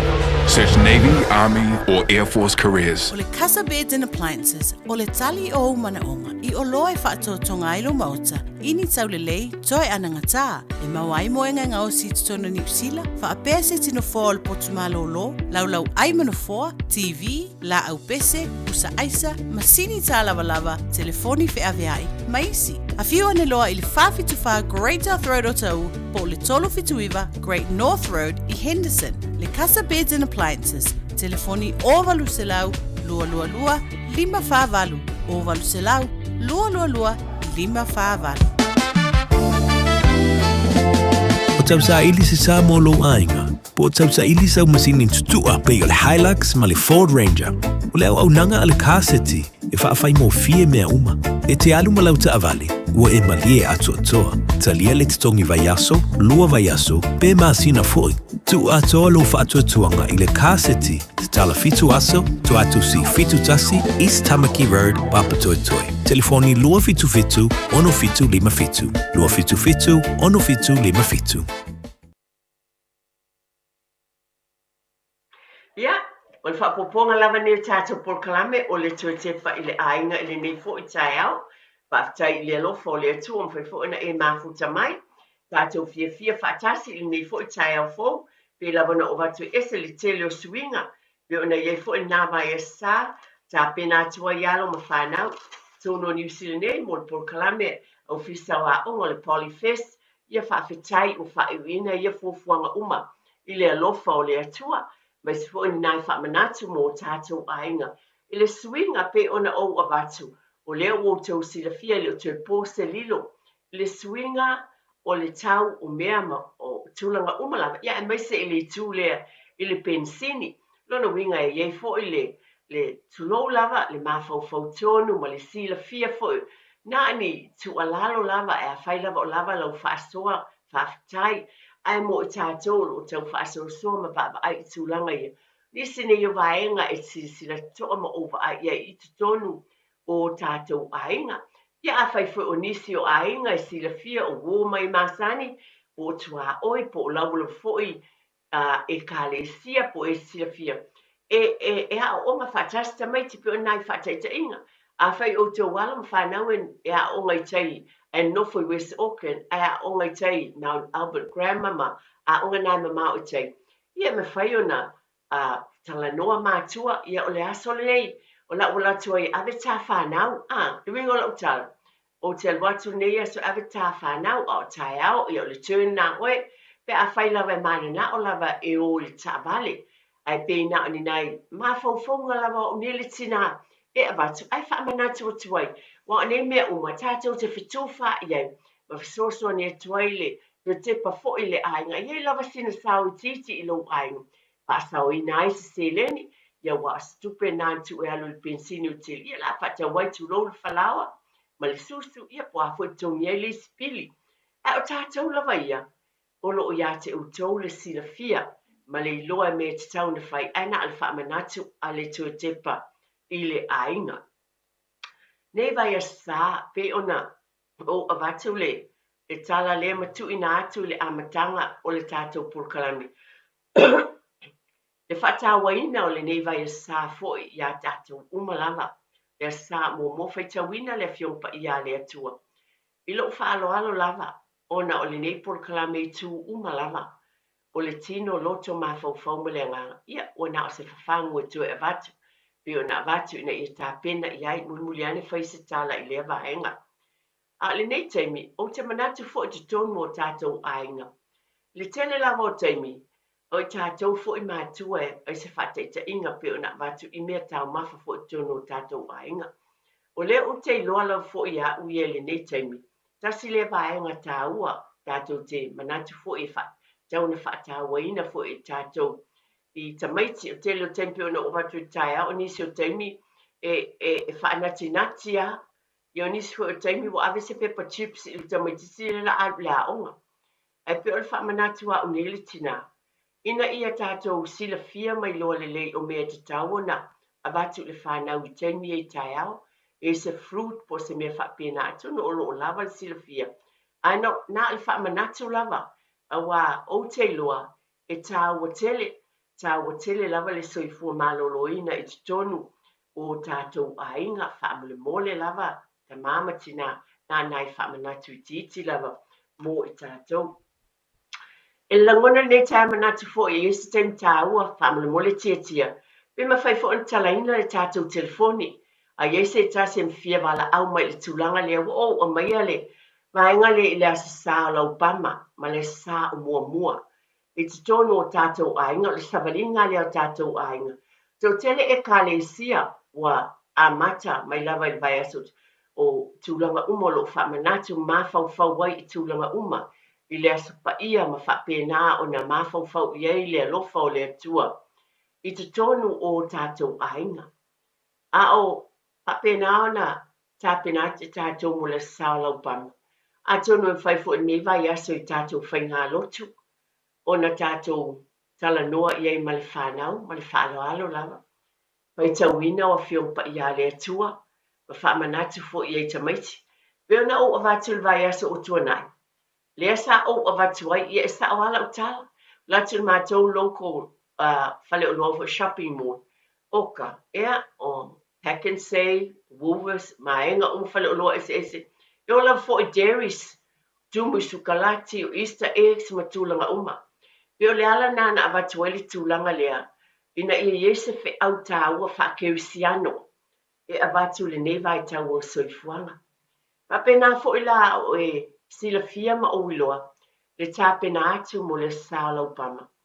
O se vaenga tāua, ia I tātou, tono o tātou ainga, o teimi o tātou whainga lotu, o teimi fo I tala noa whasama noa ai. Ai whai tau ai le whiompa ia le atua lea, ma whaamanatua I tamaiti. Le tele o mea tāua I te tauana, tala noa ai le whanau, turo lava ma lo whaaloalo wala au mai. Pe a yeso fina ngalo I le vaenga lea. La se tāua e te tala noa ai I nei sa malanga whaatupu a Yesu I Yerusalema. E whapena ona ea o oinai lau whanau mai tātou uma foi. Mai se I tamaiti I le whaataua ina o neias le na an tātou tau o le sao lau pama. A la se tāua o I tua atu o le na. Ma le whaalo tele rawa o tono o tātou e kālesia. Le tono o ina ai le tala o le upumoni. Ai, I le porkalame to e te pai le ainga. Ma le lota maulalo na ana o tu e tuutalinga. O te tono lava fo I o tātou fale. O te fia e whai le upu le e whapea. O le whai a onga mua, ma le whale a onga mua le whanau o te tono o tātou ainga. Ea o ai le tama ma le teine I mata u le atua o le amatanga le o le poto. E whaau au mai fo I la, I vaenga ia. E mawhai lava e oe wa mai le atua le sila fia ma le iloa. I lo tali tonunga whaakeusiano. E te tala no ai lava oe I siau whanau po whanau a whanau. A o alo atu I tātou le asālau pama. E to tele o e kale sia keusiano e se le tāua ma le mātanga o fia o le alofa o le li. E mawhai fo I te tonu lava I o tātou ainga. Pai tau uma iai le tala, ese le mānei o le tala. Pai mai na whai atu Yesu I o na so e o lo o iai, whaasino iai, o lo o iai le asini. E o e whai e o mana o iai le ali, whamatala iai. Le tau o le tele nei asu. E loa le whanau ma lo whaaloalo pina asa whata I ta inga la. Vai a te oe mai tātou, tonu lava le sila fia. Tūlanga umai le tū whale, ai pe o le wingo sa whamatala. E oe lava ia mau, o tātou o whaia o ngā mōmō, whamatala I tamaiti. Iesu o le atua sisili ese le loto maulalo na tele I filifilia tulou lava fai ai solo fanua te tele wa te jono me fai le li vaenga eti ai na I filifili fai atu mai le asini e te whamatala I le oe lava le loto maulalo lo tato wali I malona finangalo a fio mai ai pele ngata e te mwhaiena e te whatepa fo I lau lava tala ta ilo ia e whaina pe mana tua fo ina soi fo mai Yesu le fale o manu I le awala maulalo e mwhai ona e whape fo le vai fili fo Yesu le asini ele I whai atu Yesu o ia mai lava le tulou lava le solo whanua pito I te le mamalosi le ana whaonga le ti ai le fita le alu le taua le ai mai Yesu mai le asini pe o winga I o tala le taimi le nei o tāpena I tātou le taimi le nei mo le sala upam ma le malanga whaatupu o le tātou o li ia tātou tau mawhai fo I te tono o tātou lava ainga ma lo loto maulalo ma le wha maulalo iau lava upu ma lo fina ngalo e avatuai I lau whanau o lo tau mawhai lava I le whanau la iti o le tulua ina tia tātspor kalame o whanau malo la iti Io e o ngā fo I moe mātua atonu e fo teenagers atonu e le I loa e nisi o tamaiti o lau ngā tupulang ai wha amatala I ai wha aftai a whai o le whai ngā lotu ma tonu e kālesia o te tau o nei loa tau nei loa le nei tala e wha ilunga ina ma wha pena le wha manatuina le aso sao lau pama e tā pena I ai le tele o e kālesia wha manatuina o lea I le nei taimi o tono o tātou ainga, whai tau le fionga pa ia le atua, ma wha manatu I ai le tāua le malanga wha atupu o Yesu. Pio na whai tauina le fionga pa ia le atua, pa pēnā fwoi whai, a matala I ai, whai wā tangata whafola o lātou ofu, tā mai lau pama o lau la au, o whafola ai fio tuai, ala langa, o sana. E te whamatala I au lava upu, e sila fia, Pelawa ona o whai atu ma le whaaloalo. Ese uma tausanga I te tonu o ainga. Ese fo ilale awala. E abatu e le atua ia te oe te tala no ai I lau whanau. Po whanau. Ina ia whaatawa ina I o lato loto le tu whaaleanganga. Le aso sao lau pama ma le lato sawalinga. Mala au mai, pa mole lawa e tāua la pēna o avatu. E iei so finangalo, ia te oe lava ia, tā pena mo le sala upama. Le tū whaaleanganga o le ase o ngā mo oe. A le a fo se awale me whai ona e tū whātuai I lau whanau. E tā ua tele o tō finangalo ma lo whaaloalo, mo oe fo I ma e tātou uma, a o tā pena ai I le nei e sa o lo mua. O le ale finangalo o le atua mo I tātou, a wa o le sabalinga le a I tātou le whanau o le atua. O lo o tātou iai tausanga uma. Pa manatu mai iai ia te oe maala au mai whaalia sau finangalo, ina I mwhaifo e tufa mai, ina I mwhaifo o na whaafonga, mai ma o whaalongo te fo ia te oe, lea fo I sau finangalo. Palawa I tele, o lea sālau pama, lea sau finangalo iai I le tāua, o nea sā mo lo tātou soifua ma leola, tonu o tātou ainga. O ane o onga tāua mai fo I lo soifuanga e talavou. A o e o lane I Samoa. O lo whapena ana e tau ave ina pea. Wo o mai le nei taimi o lo soifuanga. Mo I tātou fo lea se tāua mo lea o ina o le whanau. Lea se whatu e mawhai ona e tuto I loto o lau whanau.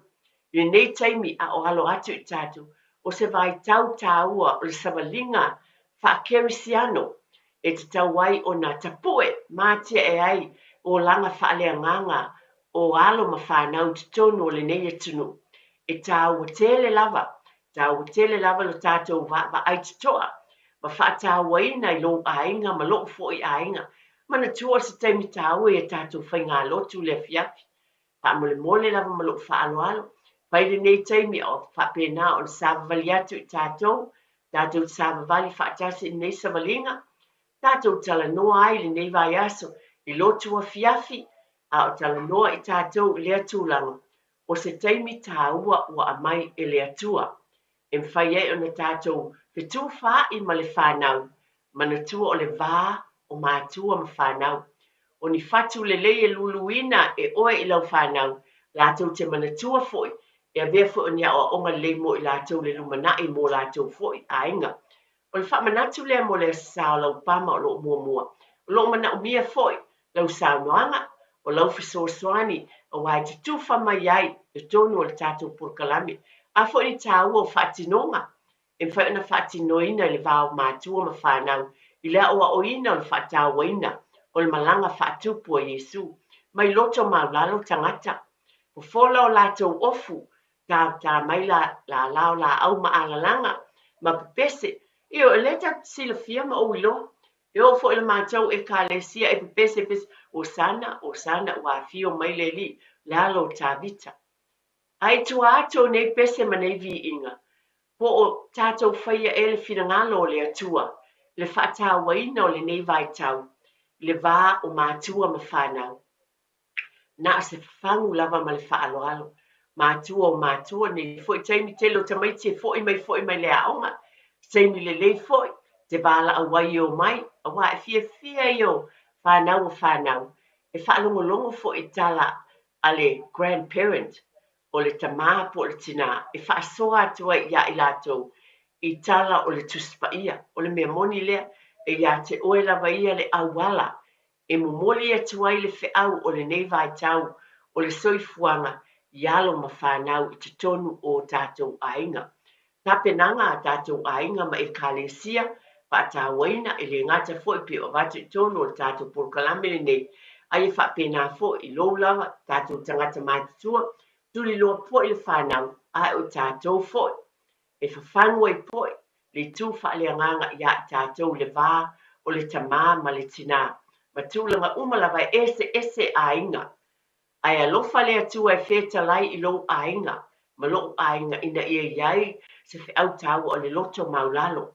Loto maulalo o le li whaatinoina, no na vala a wina e whaataitai ma ia te I tātou, tonu o se whiau taua fo I lea, mō tātou ainga, ile nei fo I vai sā, au tā pena ti ai. O le talaina pere tā telefoni, whaina e vala o mai ai, pa alia sau finangalo, la le tāua nei fo I vai sā tā pena ati mo le a sao lau pama, a lea fo I se whiau tāua, mo le vā o mātua ma whanau, e tātou te whetū wha iai, wha alia sau finangalo, mo I tātou I le nei tai au.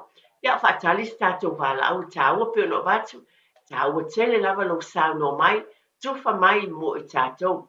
Nei tai au, wa o langona fo I le tāua, pe ona o avatu le tūlanga lea I le whaaftaitele le polyfest a. Ai ese le tāua le nei vaenga tāua, pa whangwa I pe I tū manga nuu o le tātou, tūlanga lea o ina o le whanau, e ese le manaia, pa whetai fo I tūlanga umalava wa e tausanga I tele, wa o tele o tausanga, wa mawai pe ona whaatuina mai, a lo whangwa I pea, a muia fo I tātou, o leo o tātou tono nei atunu, a lo whaatawaina, tū manga nuu ma tūlanga, e tātou lava, tūlanga I tono tātou o tumotu o le Pasifika pe ona tātou mafutai, ia I le ngatai I lea taimi, a ia whaanua lupea lava, I tala noanga I tono o tātou ainga, ta noanga le vāo mātua mwhanau, e le nao, siva mwhawhiawhianga, ai whaatawaina pea pe lava o na avatu, e vā whealoaloa, taimi tāua e whamanatu ai pea I le whanau, tūlanga o nisi o tamaiti, o le tele o taimi, e tau lava o tātou whamanatu, e upu e tala noa mai ai le whaaloalo, ia tālofa lava, Whakalofa kulau, tonga le whalkua. Aftai tele lava mo le vala au mai o le suafa. O le au. Le au whaftai sa noa ia. O lau whawhisi ia ki o le whalkua langa o le whakua kongu mai. O le ale au kukongo o le polkalame au ala kuela ka whisiti. Ia whaftai tama, ona o le sa o le umumu o le sa o lau pama. Ia o lo whatawaina foi a wale a o ina o le whanau le upu o le atua. Wa foi nia o onga e mai le nei tala le tuspaia. E mwhau tātou tu whatuai le whanau. Ai mo oe foi. Mai tātou malava. ona o le sa lau pama o lo mua le malanga whaatupu o le tātou wali. La sau fina ngalo, la fo se tāua ia te oe, a la fo se awala te tu whātua i lo ainga, malau whanau, mana tua tu kalama i bao mātua whanau. Ia whakakere a whakakore whakakore mara malama ho. A wala koe fo se mangaku ringi ko inga. Ia o ka kongo ringi la vaso o ka ua le whanga furu. Ka ko ke whaasaungi a koe wa o le mea o umanga mariu ma koe ku keriso. Ka ko ke whaamanga pēra ka imi o ngā pūpua ngā ma o ngā whikam whain kāsa ngā ia sa waria mai se i kau mariu ma reo ki maka ngā i runga o le sa kauro. Ia o i o ke kongo e leisi kanga kerisiango e le whakaua e anga ia ringa iasa. Ka ko ke whaapoko pokoi o ka ko a inga. Ka ko whai kaulanga whaakasi, wai le mako e ka re sia ia, o le vaso fau e ama ka koe le so ruru, se kaua le saar koe ku. Ia, o le kere fui o a inga kere nga poko whaakasi e le vai kaimi o le seka le aso le koe ku. Ia, ka ko ke whaamalo si aua le whaangau. Inga ia ka ko wa e mongi a raipe pese wheme o le koe ku, malea. Ia e le iroa po le winga. Au ka kou makua, ka kou ke whaapulapula mo whaamangingo, whaakaua ia i la kou, la uku kongu, o aso o le pōpua ngā oro ka kou rifa ora. Wa ngā esi le fia le rangi a koa, wa masoe le ri, ia ka kou ngasara wa ringi ngasara ngisi wa ngasara oe ma. Ia ka kou whaololo ma au, ia kawhalongo whingangaro. Ka ko mga umpinha pera nga suswangi au ka ko e ringina rangi whikam whainka. I o le so sangia kure i lau polkalame ia ke o le wharkua. Pa teitele lava tama, pa teitele lava mole whinangalo funga ina fwoi. Ia, mana tua, man whaalo tele lava o ne lava taimio. No tātou wa ai i lea sā lau pama pe o le upu na whaitawina o lea sā le malanga whaatupu o lo tātou li whaola.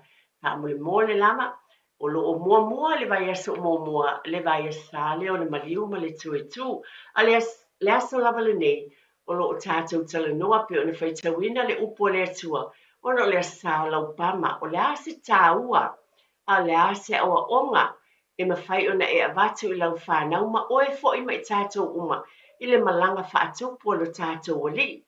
Papule mole lama, ala umai tufa mai so fina ngalo i le vaenga lea, o le asa o lau pama, ma le malanga whaatupu o lo tātou wali. Ia mani awa onga tāua peo na o tau mawhai ma lo whaalo ala tele lau, atu tau mahapatei tele lau tamā, i lau sao noanga, i tūlanga peo na e whongaina, i le maliu ma le tuetu, manu malo ma le alofa o lo tātou wali. Haftai o le lava tala tātou telefoni, mana ia mai sau finangalo, mana tua le sa nei tātou tāpena ma le fia sa lau pama o lo ainga. Ai o nisi foi, o telo, o nisi foi tangata. E le lotu le tele o sa tau sang, le me moni lea. E lava tangata e whatawaina sa whapitoa. Le sala lau pama pe whatawaina e nisi. E o ai i le whainga lotu. E tāua sa umalava e whaftai, pe lava na avatu ia te oe. Le lotu fua te ifo le lei ma le saolo tonga i lau filifilinga. Ai ona o le porkalame a le tuatepa i le ainga. Lo vava ai nei fo i vai sa ma le fuafuanga ma mea o tutupu ai o le ala lea. Wa avatu ai se langona i le sa o lau pama. Ona o le vai aso le nei ma le tāpena atu e i o tātou. La se tāua le vā o mātua ma whanau e tala noai. Pai ona e vala au mai. La se awa onga tāua. E vatu le whanau ma oe fo i mai tātou uma. E tāpena pena i pia i tātou ma le fia ma le whawhtai. Mana tua e, vi ia le atua, i le nganga e tātou te. E tali tonu whawhtai i le li, amu ia i tātou. Le alawa tūlanga o lo ia i le lalorangi nei vai tau. E mai e le atua lo na file mu i lo ainga ma lo ainga. E mawhai e ona tātou no nofo i lalo. Ia fiafi ma o mai ma tātou tāpua e whatasi. O lu i tau ma whaafi tāuli e tātou teo mai ia fiafi whainga lotu. Le ala lea masane o na uwhai atu. O se taimi tāua o a ngā luenga, o a whita na whianga iei le aso, o a lu I tau, o a tūlanga nei ai, ai a tātou o mai, whai taulanga whaatasi whai le lotu, ma le whanau, a le ma whai fui whai ngā lotu, o te talo lava le proklama te whai le ainga.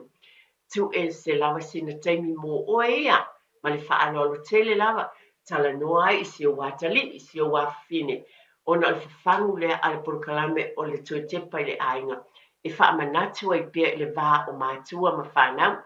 Tā pena ma fia tātou e kālesia nei vai sā. Whaatawa ina lava, mō tātou ainga foi. E lena ale tau, tu lou lava ma lo whaaloalo. O le sā lau pama, o le sā le malanga whaatupu. Alo tātou wali o Yesu Kirisi. E se le tāua. E wha tātou tala noa le whanau whai mai o le tupu o tupu. A sauia tupu sā lesa, oka le teu wina. E toso e solfanua e fia. Ia, le kariota lela tuai sā lesa ma le tāwale. O tupu nā wha le lalulangi nei wa e sila fia ma tātou ilo. Le sā whaino o lalulangi leia. Ai te avatu ai le o onga. O le malanga whaatupu, o le tupu o tupu o Yesu lo wali I malo whaola. I au lava upu, e te langona le whanau. I o te manatua lava asa o te la ititia ui e whaato I ala manu. A launga lore to ina le whaiwhi au umalele. E whai loa le whaamatala ina e malele. E pe lava laua ta iai. I le mea lena tupu, e whaamatala ina le sunga le whaiwhi au lea. Le tala le malanga whaatupu a Yesu. O le teimi fo ilana. Fula I mola uniu. Matulanga fa pena fo ile le pe o so react le mele. Ia o sava vali. A wa fia lava mātou tamaiti.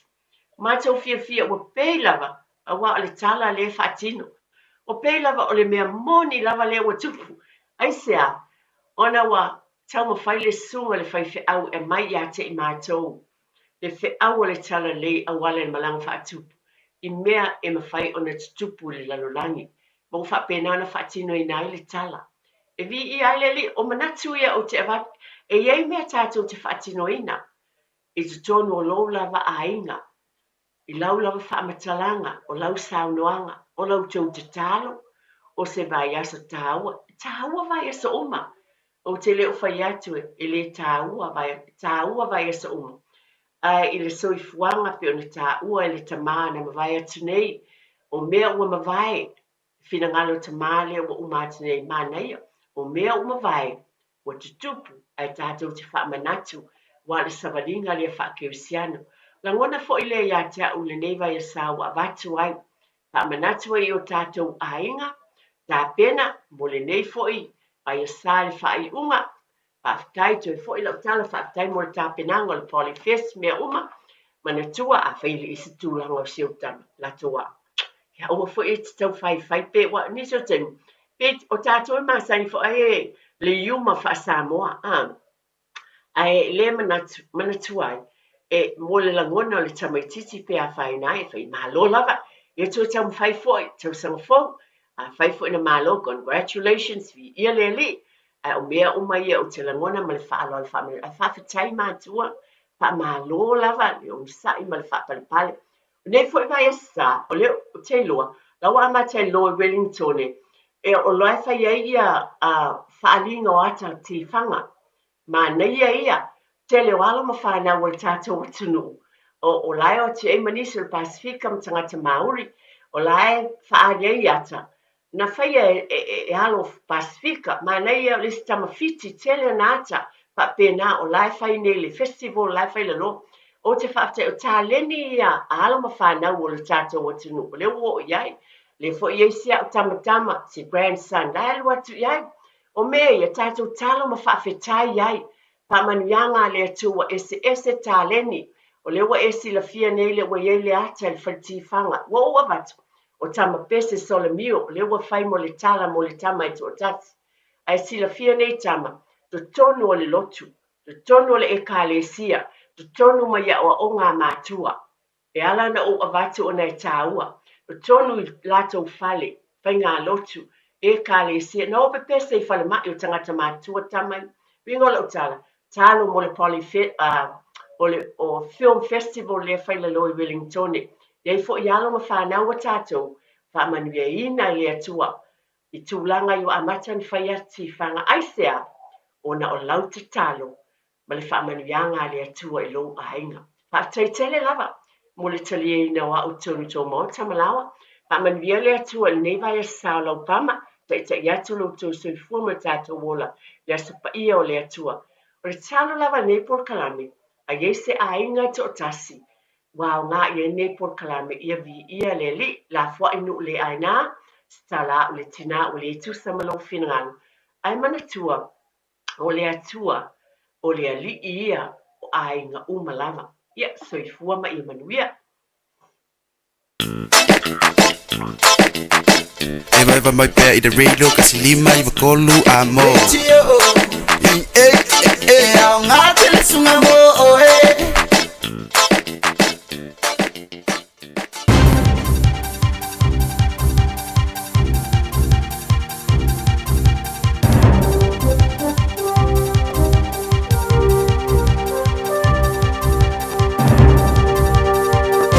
In this update, assertion work to shore up our fuel supply needs to continue even when the bombs stop falling. The government's changing fuel specifications so importers have the option to bring fuel refined to Australian standards. Associate Energy Minister Shane Jones is seeking support from Cabinet to make the change permanent. He says we need to rethink how fuel is dealt with for public trust, national security and economic resilience. The hostilities and the actual conflict will be over well before we ever find the time to put Humpty Dumpty back together again in a fuel supply site. Chris Hipkins says the government should be looking at encouraging people to work from home and make public transport cheaper. The Finance Minister is set to announce a support package for low to middle income households this afternoon. Nicola Willis says it will be funded from this year's budget operating allowance. The Labour leader says every time the fuel price increases, so does the government's GST take. They're literally raking in hundreds of millions of dollars extra because of the increase in fuel prices. I'm saying if you give some of that money back to people, that's going to be a good thing and it's going to help people through what is a really big shock. A man's died in Christchurch's red zone while appearing to attempt to steal copper from a power box overnight. Emergency services were called to a fire on Brooker Avenue around midnight, where the man was found critically injured. He later died at the scene. Jamie Cunningham has more. Metro Commander Superintendent Lane Todd says power had to be cut to the transformer in about 700 homes before first aid could be given. He says the incident is a stark reminder of the dangers of tampering with power infrastructure. The man's death has been referred to the coroner. A council report shows spending over the next financial year for the fatal Mount Maunganui landslide could reach over $8.5 million. Costs include site access, geotech data, welfare and public safety, and legal fees. And a woman's been sentenced for receiving stolen Highlanders rugby electronics worth about $40,000, including smart mouthguards. That's news. In sport, All Blacks coach Dave Rennie has confirmed his assistance. Just one of the previous regime remains. Rugby editor Elliot Smith reports. Jason Ryan has kept a job in the new setup, but will be joined by several new faces. As reported, Neil Barnes will oversee much of the forwards brief alongside Ryan, while All Blacks great and current Moana Pacific coach Tana Umanga joins the setup as predicted. There's no room for Scott Hansen. He's been replaced by Rennie's attack coach at Kobe, former Scotland halfback Mike Blair. Tamati Ellison also exits, but he'll be the new coach of the Māori All Blacks. Phil Healy replaces Nick Gill as the strength and conditioning coach. Double specialist Michael Venus will return from a 7-month injury absence at the Miami Tennis Open this afternoon. That's sport. I'm Malcolm Jordan. Te alofa Samoa o Mr. Cowboy Lenny. Whaafafonga ma mai mo mai pea I le Radio Samoa. Yeehaw!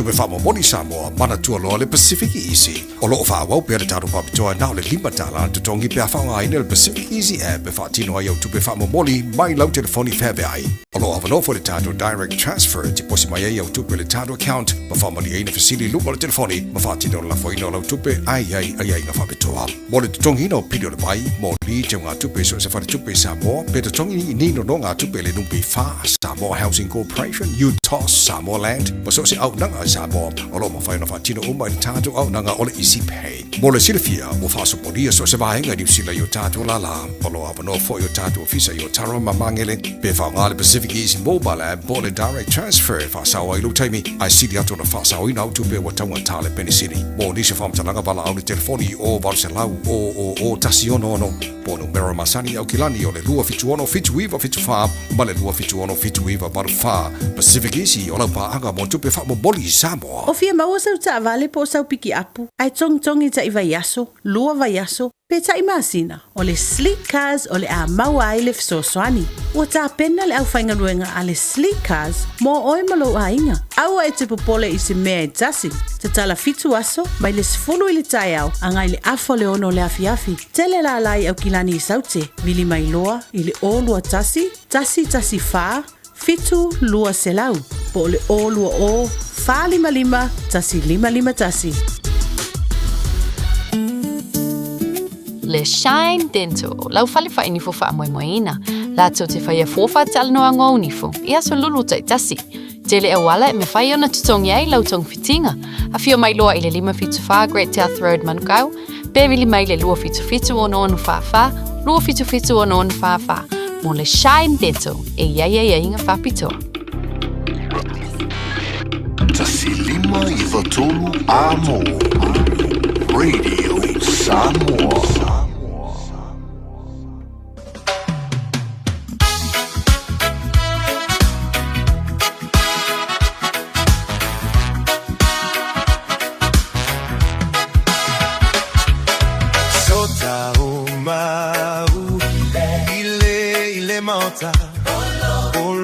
Olo utama, olo utama. Sota o mau, ile mauta. Oh yeah, le fia, fia.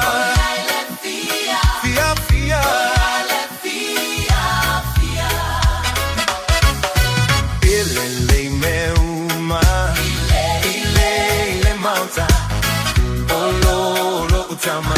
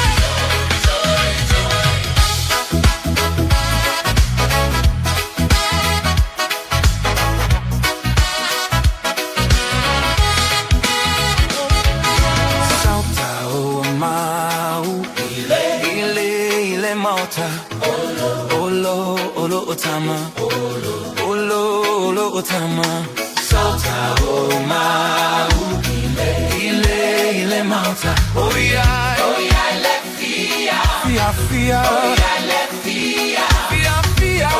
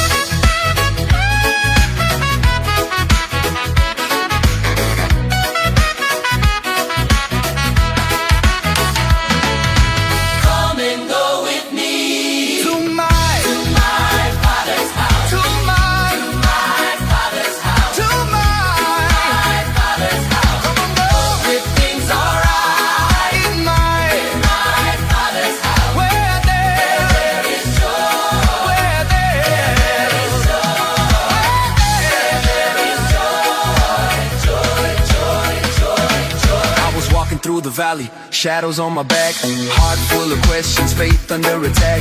Bills stack high, friends act strange, storms in my life feel the wind and the rain. But I heard a voice say, child, don't you worry, peace in the middle of the rush and the hurry. Door wide open, love never runs out. Step through the word, that's what faith's about. Prodigal child, but he welcomed me home. Put a ring on my hand, said you're never alone. Table set heavy with mercy and grace. Tears wiped clean when I look at his face. Everything is alright in my Father's house. No more fear, no doubt. We gon' sing it loud. Everything is alright in my Father's house. Praise poured out. Let me hear you shout. Everything's alright in my Father's house. In my Father's house. In my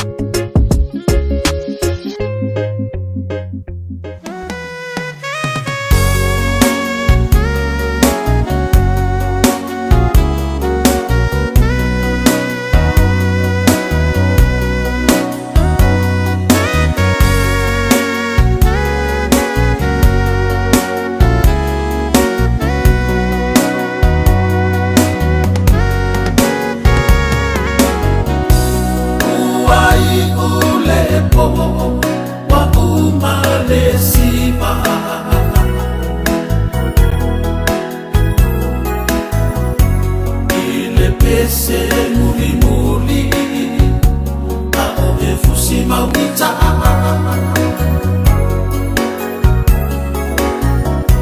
moso moso mai i lo utalina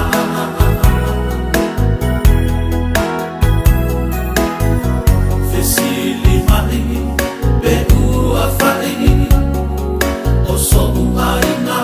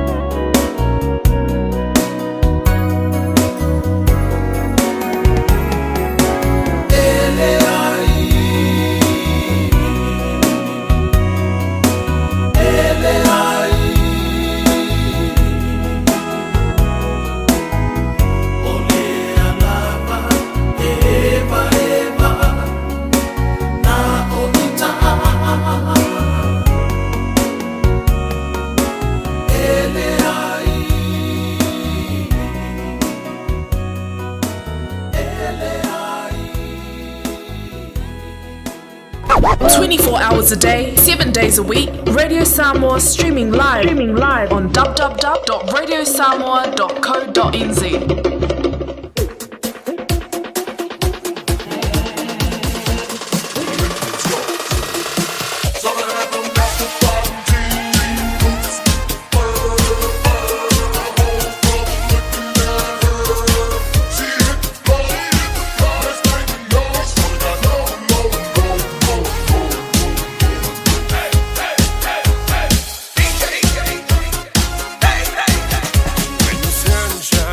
On the mountains and the night is on the run.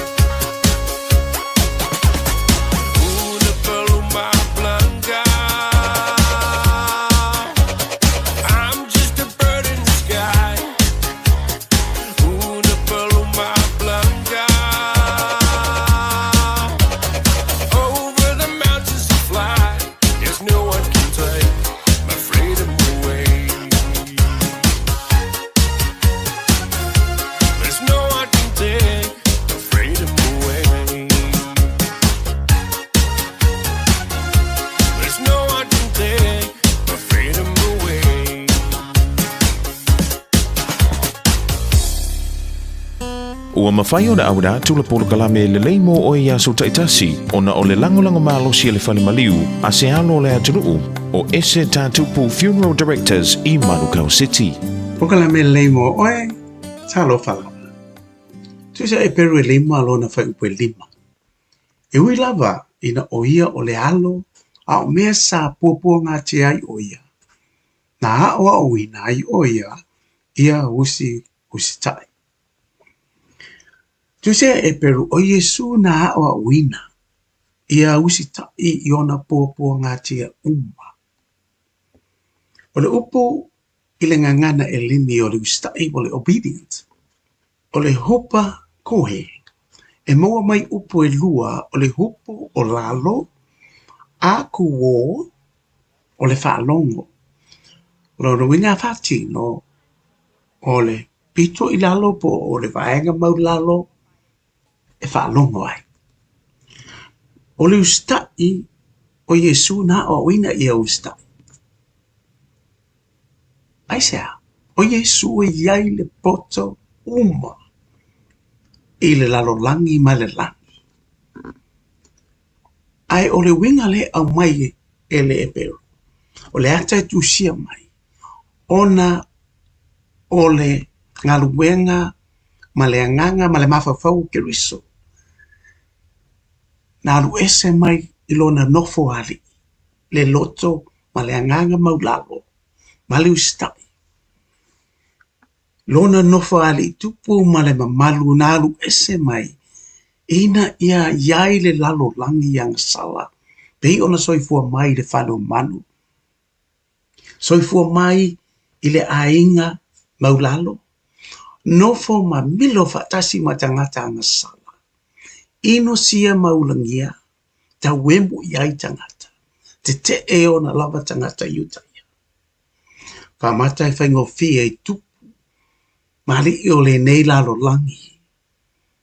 Ona latou ese mai o latou nofo ali.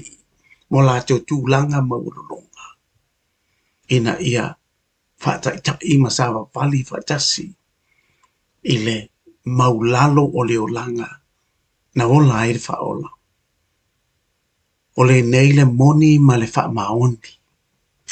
O le usta i o Yesu ke riso i ona pua ngātia uma. Pai alofa i ate oe. Ma ina ia wha a toa ina ai ma a be Yesu ma tupunga o le whaoltanga. O le ola e whaavau a mene Yesu. Ia usta i loa tātou. Usi tai a Yesu. O a manatua. Ele lei moe. O le ese tatupu Funeral Directors o se fale maliu Samoa o le tali foilea o taimi whaingata o na o le malanga al maliu ma le oti. E mawhaifoi o na lato awina atu ma awina mai tino maliu o e pele mai so o se atu nuo lalolangi. Wala auno le ese tatupu Funeral Directors i le lua no lua tolu fitu o. Lua no lua tolu fitu o. Pea fiu ane ele se fulu ma le balu Norman Spencer Drive in Manukau City.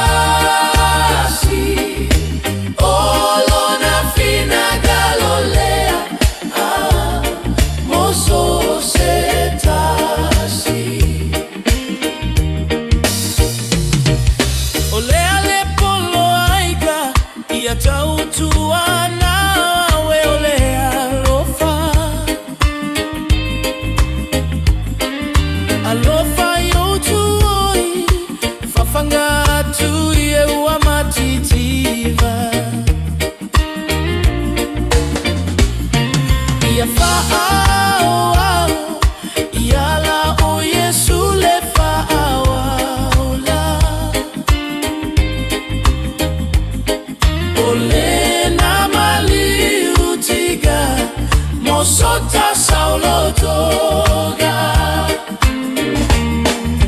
Fetala Yesu Iauto Tumau Ilefe Alofani Ina ia whaape Olo Tato Tama O ile lagi Ina ia fusia Tato ile loto tasi Olo na fina galolea Moso oseta O pole pese ta fia tu sia se pese wa ta walunga tu le tata pokalame na nei vai ngole ta yaol mafutuma le tata wa tunu pokalame le mo oe o se tata li tau whalanganga na le mafutuma le tata wa tunu ia of so sane fo le tata savalinga pe ona yele nei ta yao tai bele wati lo to e lua se fulma le lua minuta dalu li tu la suma lua o le o el swinga le tata pokalame le ta yao o la tata se ea tu Samoa ya le ho fata mai le fianga ngal mana tip au tanga vaia sui fo tata ready Samoa lo penal ngalu mai tono le tata wa tunu o lo olipatia mai nisi o vaenga pe o to mai nisi o tātou tala i me o le tupu i tono o tātou wā tunu. Le whatalo whatue ma le nganga whalolo ngal mana nei vanga o taiao, ma alo usu ma le whot ngā lue, ma alo ta wata i tute ma ngā lue. Se whomanu e lau whatalenga te tia, ma lo lava le whonga, ma lo le tautua, ma lo whot whala le mai e maku te au le pai o le aso lua. Ma lo se kua. Malo lo sai malo fo usu nei taiao, ia via le li o leua, tātou e mawule stafilo, inga mal tama ftanga nei tau sanga, ia e, whaftai ma fo ia le vi inga i le tuolo, mawalunga le anga le lei o le li lo sei fo tautua, ia e maise fo i tūlanga o lo iei la unanga i tino le tātou wa tanu. Whafonga le tātou wa tunu nei taiao, ia e le tūlanga pe ona iai, ia le tātou tātou whamasinonga fo i lea whaleari li tasi, ia utei loa. Le wa fon tat tali tatu wa tunu i le tulanga ia mai se le unga ola ia le tatu famsinonga le a o le wa u va ia tu o ma wa tu o le wa lau le unga famsinonga le so e ma fai ona sa no wa fianga le lo i e tau tala o to mai le tulanga anto wa ia le unga ni famsinonga ma nga falolo alo va te tia ia patalo fo tatu tunu fa fonga le pui vai ngole so lua i so se ta for kelo pe mai se tatu tunu o au mo fo ima a fioi New Zealand so se vai no te ro ia tu langa na le sole ta sfu ta le sala wina ile fa mo fo el fam sino mo palota il ta ukule mai le tu malo fa palota fa le ali tasi o le fa ingo le tu no ia fam sino ngo fa ma ni le mo ria na tasi o le tu ina tu le tu pe se la ulima sfu ta la ile fa mo fa to sinai de palota ia ma le la wa ia ile fa ingo fam sino nga ua whaalea o ngā ina le whiriwhiria fo i o le toki whaikule ia maua manoa le fo le tumalo lea o lo se e iei te minei ia le fionga le sui pāle mia i anto e lupe pou mune nuku o ne semo o lona winga la o lea fo ua tāpena le tumalo whalea rilitasi i lana whainga pālo tala i titi se aso lea whapena o na fonga ina mai e le official commission whainga pālota al tau no unga na whaamsinonga lua o vaenga le unga whaamsinonga lea ua whaeloa mai o le mata upu i le tu inanto se la wapeta la i fa mo moe e ave i tuale de i mata upu nei le sa te ena me fa msinonga o le wa ia i le finga lo fa msinonga tu inanto uma ia i lo longa mata upu na sa fa i fa msinonga palota i le ofisa o le lo sili e ta pena i mo dia ngai na lo le tu la fono soringa tu la fono mamafa ia por criminal procedure act e whai se i ni morianga fo i e sa fia nam ta upu. O le tūlanga la na o leo ta o mai le whaamisino ngā whalea li tasi te tia. Almar mana, i le mata upu le whalea li tasi. E ono toi mawhaina apiri le mata upu le perea? O ai ai ngol tūla fono o whaamisino ngā o tangi o le palota. E le mwhai ono toi whai star sanga i loilo ai po se apiri. Lona winga o le whaaiunga lewa mai o le whaaiunga lai man muta anga leo le mata upu. O le fitu tāua mo si le whiare tunu o le matau mua le nei tamitangi o le palota. Ua whaia i aise i roi longona o se tūlanga hoi nei ua i aise whanawelawe le tau mwhaile ave i tua. E teu te wai le matau. This is a precedent case. Mo le lumana e isi whai ngā palota manitangi e tūlei mai ai o le palota lumana. O le tūlanga foi pēna i eile pa ele whamsinonga lea i a whalera li tasi. Whawhiala le suile na whamsino whatasi ma le whionga i le minister. Ia, ele o whamaunia ia matauria fo i lena ele ini mo rianga a le tū lena whasanga i na suesue na whasanga i lena whauina tangi. Ono winga o lai mo maa e tūlanga fo i mo rianga sa au mai luma. Ia, e mwhaila na manoa le sui lena tangi. Ia, e halu le palo tala titi pe whapea tau filifidi e tau wā e le palo tala titi a whalea li tasi. O lolo winga la le whamanionga o le sanuanga o le mawhaila na to e tau wā le sui lena whamasino whatasi ma le whionga le minister, Wa fo ele ini morianga le tu te. Na sua ina wa i morianga na faula le tu te pita ia. Na si le fia tulanga na fatino e fam sinonga ni na fa umi ai lama. Ia na o le morianga la e tasi mai le tu tangi le na sua. Ha. Ia le lau mai fa mauni. Ia tulanga na wa le se morianga e fa mauni fa sanga ile na fa uluina le tangi tau palot. Malo fa tai. Lo winga la foringa maila le mta upule nei. Ua avanoa le nofoa o le minista o ngaluenga tera le malo.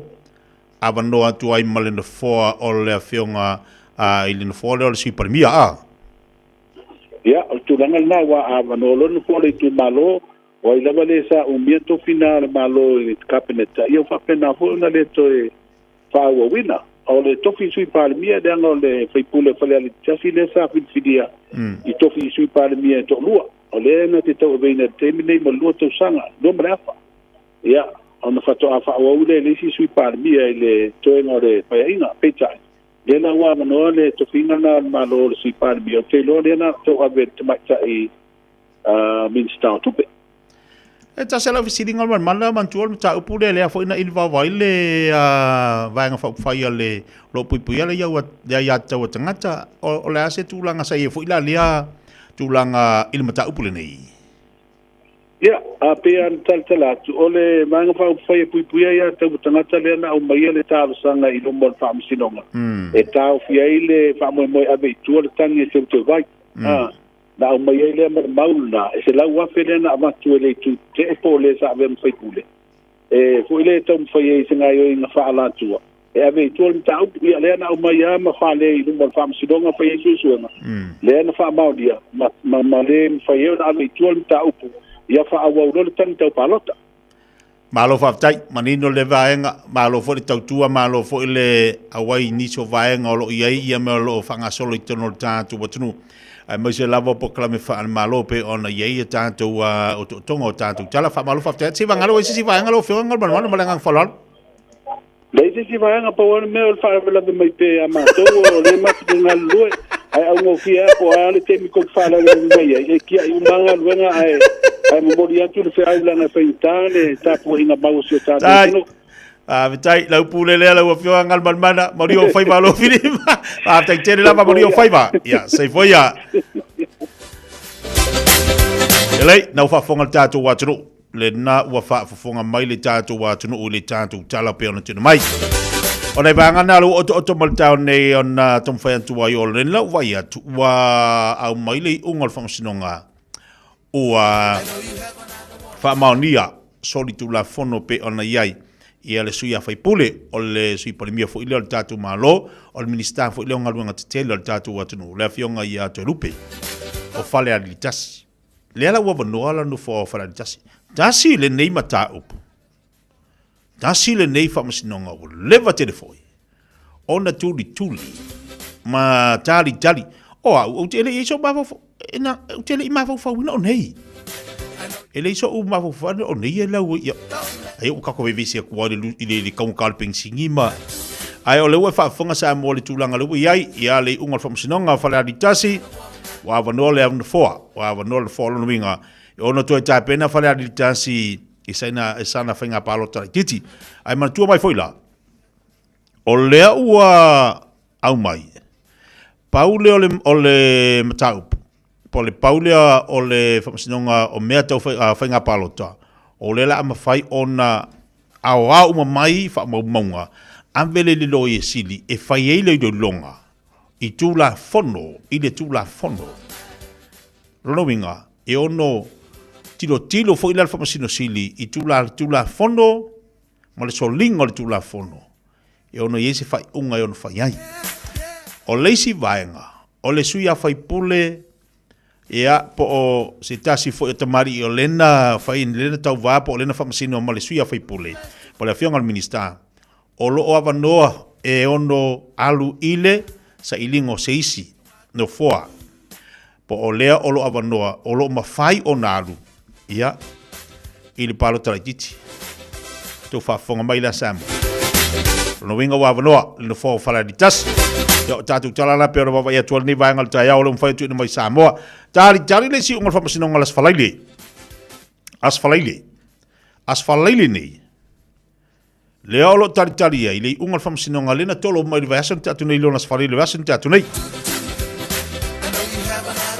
le olo fatari ai ia le tūlanga pe ona iai le ungal famasino asfalaile nei la a le tasi la le uli o lea o le la wina ai le ungal famasino le na tolo po ma lava yaso ia si tatu tari fo ile tūlanga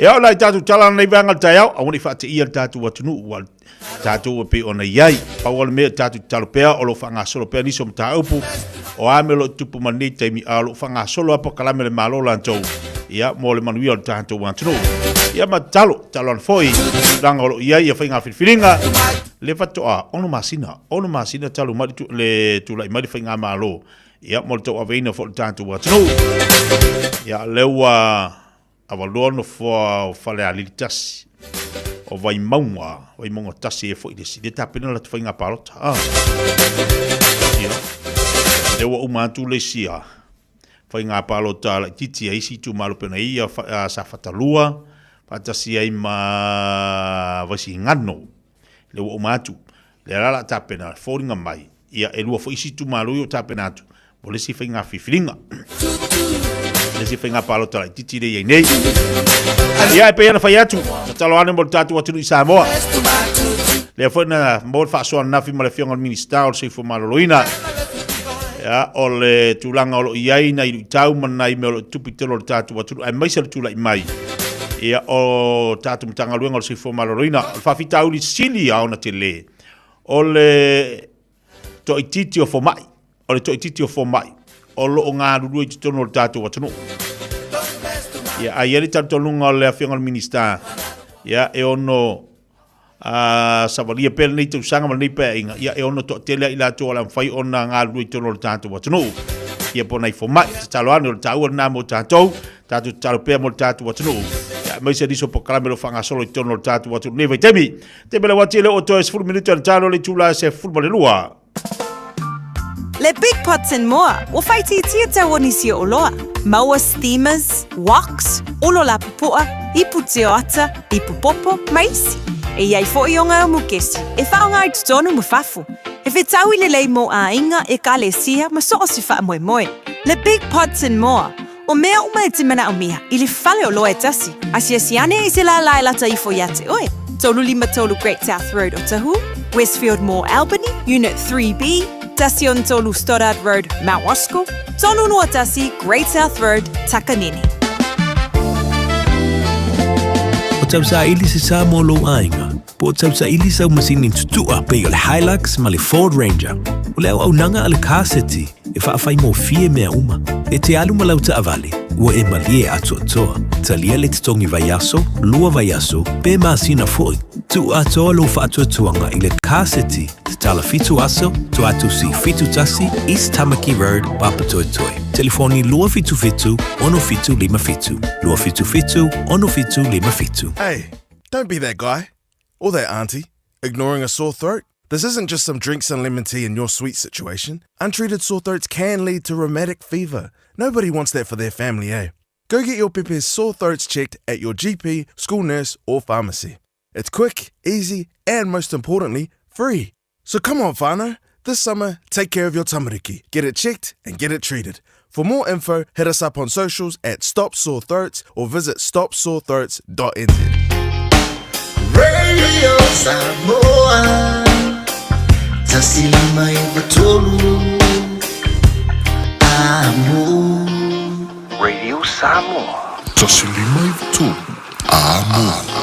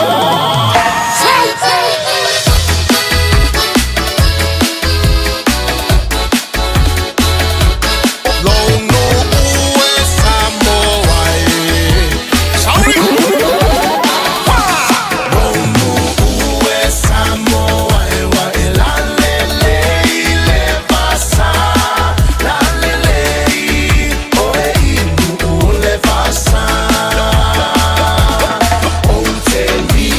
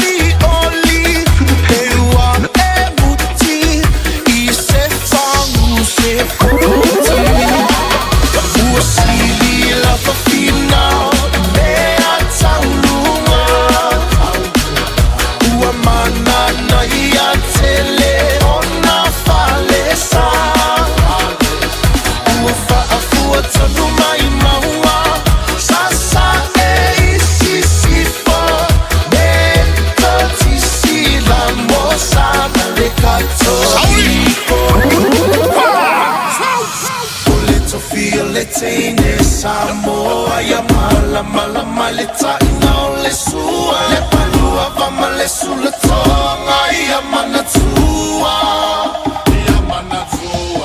o tupula ngatala vo ine aso semana o se mai ala whaafofonga o le whaapoponga fo ele nei o talafou mai Samoa awina sa mai mo oe e lau le tio whalongolongo le Radio Samoa tasilima iwa tolu amo O te whatalo fo i lo tātu mo tenu le nei aso fau tātu wheroa i ma mafuta o si mai alau whaafonga. O le sita i ai o le tau o sua au ua i nei matua i ai le tau o lo tutu whaatasi ai Israelu ma Amerika e whaastanga tau atu i le atunu o Iran e o ne ele le sua au. Mo whaelo ai e le company valero le e New Zealand le tau fio ni ana malanga se wha mai Samoa mo New Zealand i le masina fau a perila wha pere masina o me. O le mafuanga fo ile wo so mawu lungai le totongi o pasese le company valele. Ma fai ai ma lea fai unga. E pe ona fai do lau tele mai. O malanga o le sofitu se fuluiva ma le lua se fuluono a perila. Wa le fa taunu uina. Fa pere malanga o le sofao me. Ma o fai lo ai le company valele. O pasese umana tu sia suafa i fai ngā malanga mai e pia mo au kilani. Ia aso. O sa ili nei ni avano i malanga isi company valele e whaatino ai. O le Qantas mo le Fiji Airways, o nisi ia o company valele o lo malanga mai lo tātu o tino. O whaalia nisi o lipoti o le teimi nei, o whea ngai au nanga company valele le larolangi malu i tau, i le oso mau o lunga o le tau o le sua au, lea o lo utu ai valele. Ma o whai ai whetu na inga tāle whea ngai e tau wha whetau iai, le si tia o le tau o sua au, ona o le taua i sa sae tūtu tonu. Wa amata tuli le whaasalanga solo a toa i le whale pui pui, o le tau le o se misi ali i matafi tafi, ina ua wha mao ni elu na morianga o le whasi o te tangata wha moe moina, lea sa te te iai. O au kuso le te usaka e lua olu o tolu da tula i bai ei lea soli tula fono, na wha o ngā ai e le ua nofo sala se la au malosi le titi, o le itu aingo le luas furulima caliber pistol, na wha manua li ai le tūtau o ngā vale o le whatawhata o le ua maliu. Ma o ia lea o ata wa alua i loa i le isi o na suafa o loa Tom. O tola u launga leo leo i lumo al whaamsino ngā a o su eina mōri mau. O loo whaedo ai o le ua maliu sa ngā i le whale o se isi tau le lea i le whaamoe moe. E whaatau mai ei le whala au whaasaina o le aisa. E tau nu atu le ta vale le ua monia. O loo tutu i whafo le whale le ua maliu masatu la i mai ei loa. Se fe upua inga matau nu ua i le soli tu la fono. Na mōri ai e leo leo le li o se misi. O le lipoti le fōma i na whaia le tautonga wha apitoa. E sa idi ai le mafua anga o le maliu. Na wha mao ni ai le onga onga le manu o le ua whano le soifua. Ma o le puru whana na fiai. O se ututau mai le la au malosi sa umia e le ua no fsala. E lima isi morianga o se misi o wha maonia, e au fiai le umia o se a upenga tau la au malosi, e le whaatanga ina lo tātu o tanu umia o se a upenga matautia, wha pāo le la au malosi, ma le umia o se ututau, mai se la au malosi e soli tu la whano. O le tamaita i loia mai se ofisa loia tuto tasi, o ia leo fui o ane na fina wina morianga leo leo. Ai o le tamaita i loia ia unasa yuni sa polu, sa fina wina le te a le na moria. O le fionga le tamaita i whaamsino, le whaamsino ngā mawalunga, le fionga le utele mata tuatanga loa, sa se ei le su eina o morianga. O sa moa le isi atunu o le Pasifika sa a waile suyalo na malo, i le whaata singa tāua na whaia i lunga o se manua o le fitafita o le sami o le malo Australia, i le aitele o sini, le sami ai le wha i uina o se awa onga tu whaatasi, au au nanga wha leo leo ma fitafita o le sami o le Pasifika, ma sami ai fo i ma le atoanga, o le se lau 2.5 o tausanga o le fitafita o le sami, a lea malo tele o se paanga tōtino o Samoa. O le tamaita i minsta o tupe o se tasi o sui pālemia, le fionga muripola ana rosa ale mori o, sa whai masui o le malo Samoa i lea sauninga tāua, a le fitafita o le sami Australia.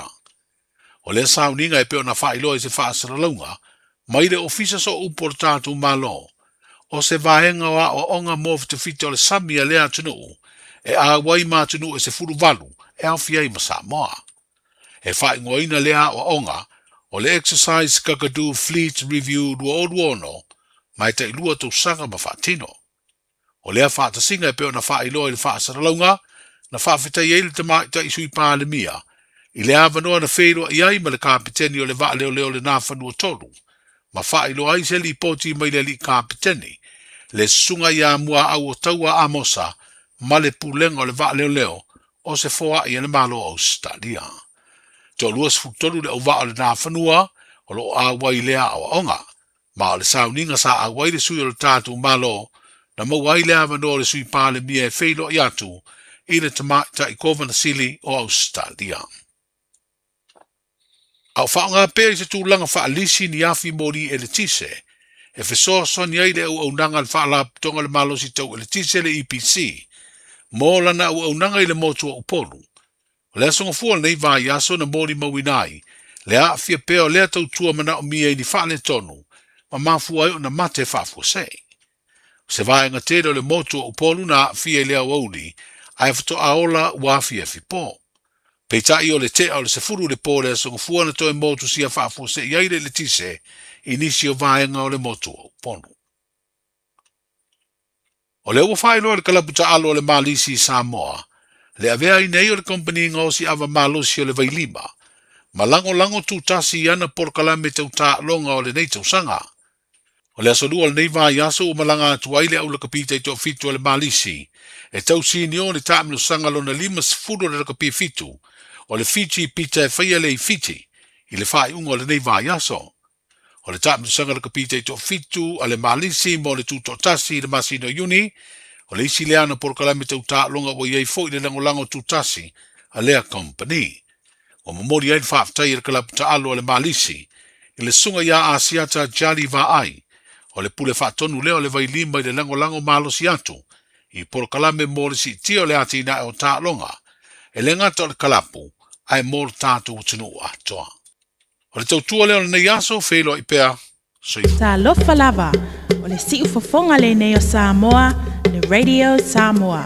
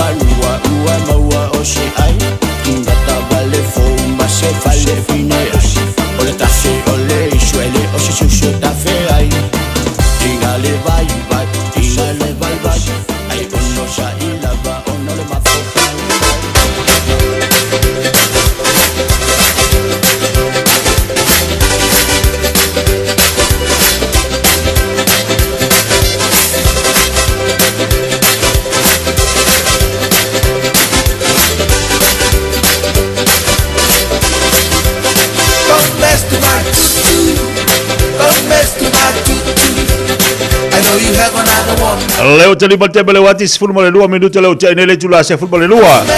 Nau fafonga tatu wa tunu. Nisi nao tatu tala mai sa mo pe nei le tu fa salawina. Tatu tala i le nei fo yaso. Ile tau tuba danga le fianga ngal mana tipi au tanga vaya. Tale tula fitu la fina nei le mfeto winati anto ilo wina mulmudia tu le so. Ya malo la ngal lu malo furtau wa tai malo fa malo losi. Wawa ya ti winga le tau le nei fo ia oli. Leo malosi le pupula mai o le la mo tantou to amali o sabili to telefoni la tunu na wanga ya tu mo tamo tanga vai enga malo longo le ya oli miso la to le modi malo longo ono le pisi fo o la tu tute ai la to na wanga ya ti mo to malawa tuli ya tu wai le malo longa ai la to lo malo lo tono la to farfinga luenga ai fo initial na fa savili la lo la au oi le manga ya fa kau ala ulanchi la o lava tupe ese ti atu lo dalo de la au te fa sa vidi ai mai no fu ai mai fa tali lo sua fa solo yo ma fa le oli te fa balote po klame nei tomam tina matu mo to malawa balo si fu boni malo fu lang mama ya to tomam tina matu ya lelo ma fu bai dunga tatu po klame ma lo si fu la le se atu fa talo fa ma lo fa ngaluanga le tua sunga fa fenganga mo to fa tua afia ngai patele te mo te sama lo la ngalu ngale i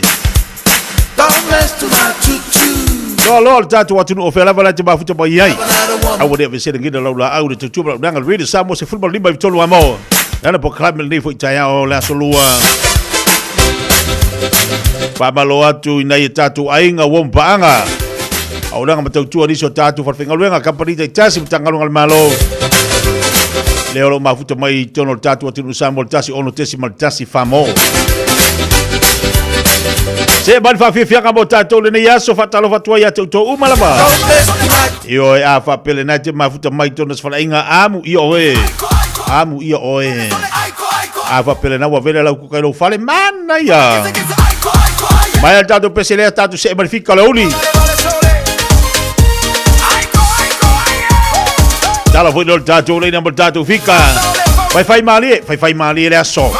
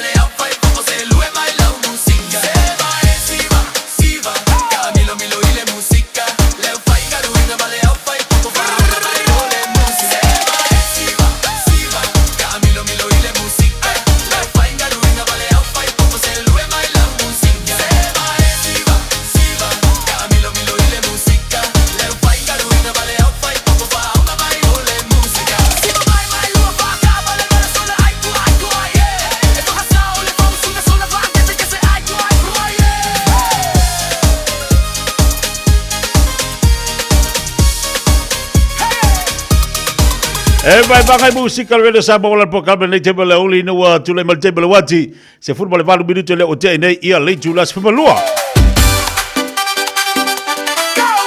Fica le uno la solua.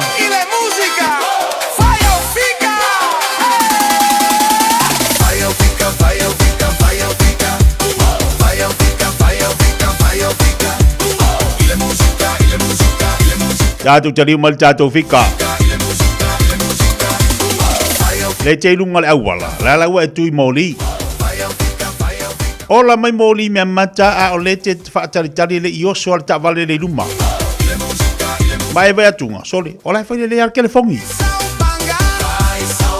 E a ele te me te alu lunga ta ele awala. Wasilo wale alu le wal tele. Ya mai va ku kai fu, sole. Ola fai le telefongi tangatana. Ua tele la me ua tele la faina.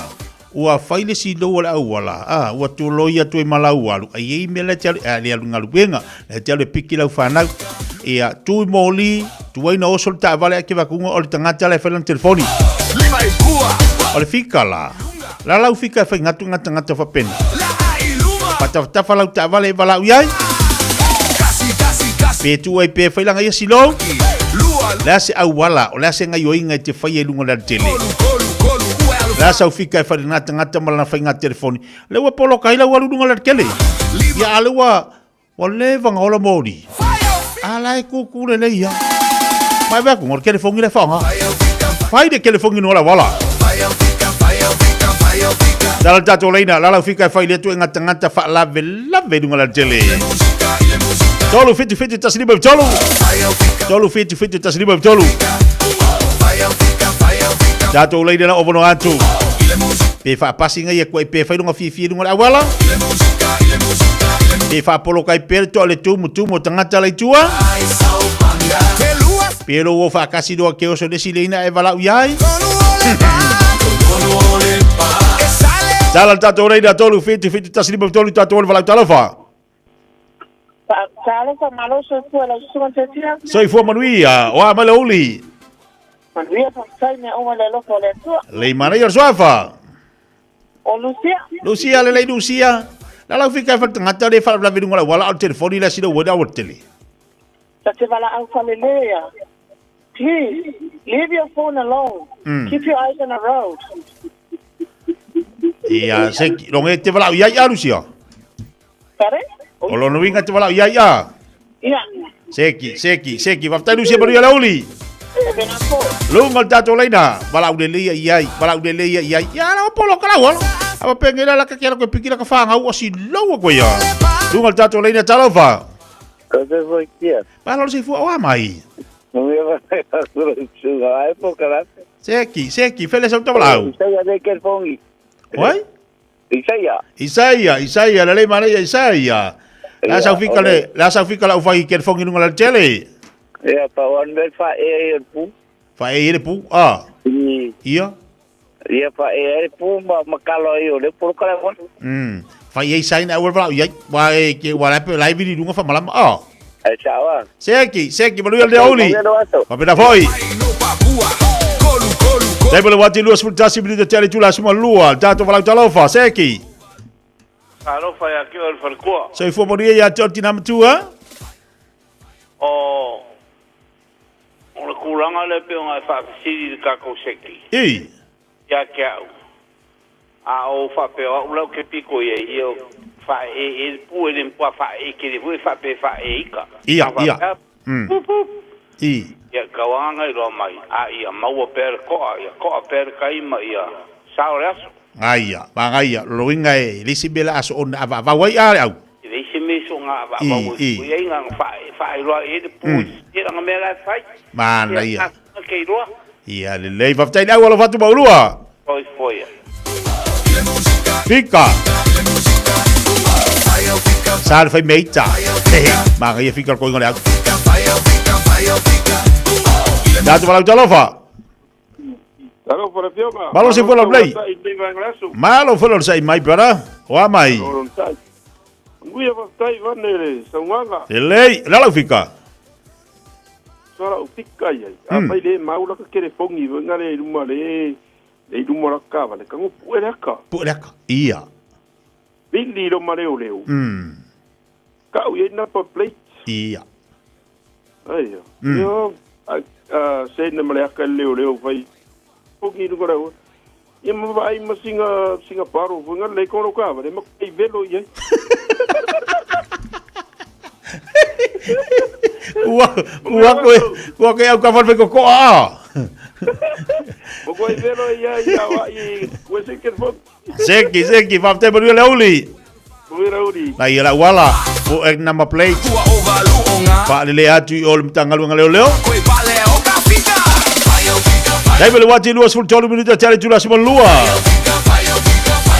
Pa balo ati liso tatu watinu. Lungo tatu evevanga, lungo tatu Facebook, lungo tatu YouTube.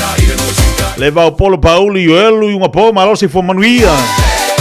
Patalo fatu fo le nei uli ya pesa. O kala con lango lomba futu boy nai Macedone.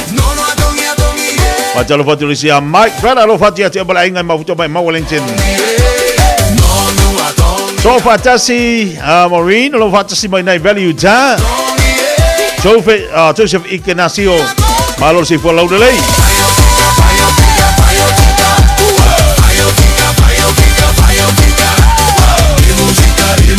Pika le oli. Yo wau te lori tele yo me e tupu fa pe du wala. Ai mai sal mengi ke fongi. Ka malo ke fongi. Ta male lenga ke fa vesi lu wala fa tu puita ya to e. Ala la fika fa yai. Dali bola batu sin tatu fa fianga mo sin tatu musika le ne fa yaso. Wala fa te bol telo la ngase se bola kuka. Malo la bol tawa tai balo fa malo losi. Lua se football family de Cherry Chula semua lua. Papalo tu official consul tatu malo. Piong ya fimato malato unanga malato ofisa. Ya fa balo foi left teringa tia malanga malato tu na I mangele. Piong foi pestava peso ngala di bola titiza. Piong la pepe. Betavale umala badungala Cherry fai le mo to sa. Ai sau ko maliko ya higa. Ulima Navaga upu fa folina Lela vaporo bailo aina Ala ile ba umo ile sami De umuguka ua faima umasami Kasile uye masae sae Yefesu yai malobu ofu vaele Oleo anelo mapua magawe sao makaua Sea kokingonga ile atua Uagalo la ukautua Le consiga safaira souma Lobu ano fasa fame melo Abakuleo la inga pepelo Sole sunga faima se alofa fa mole mole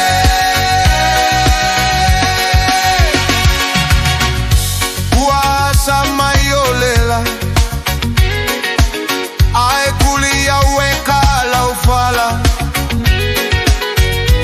Au kala mako esaka Faima le mole manava Sunga wao solo viva Faio loginga ola unkoe ainga La koe foi lome ilonga ainga Faio le bae ole maileila Se waka ofo sumelulu Awa mio vale kuluku Que alu ile aso apoa peyele aisa ukamaloa Kausa uyaoe mahu wala paumumu Au lengei wa ofo imale ilipu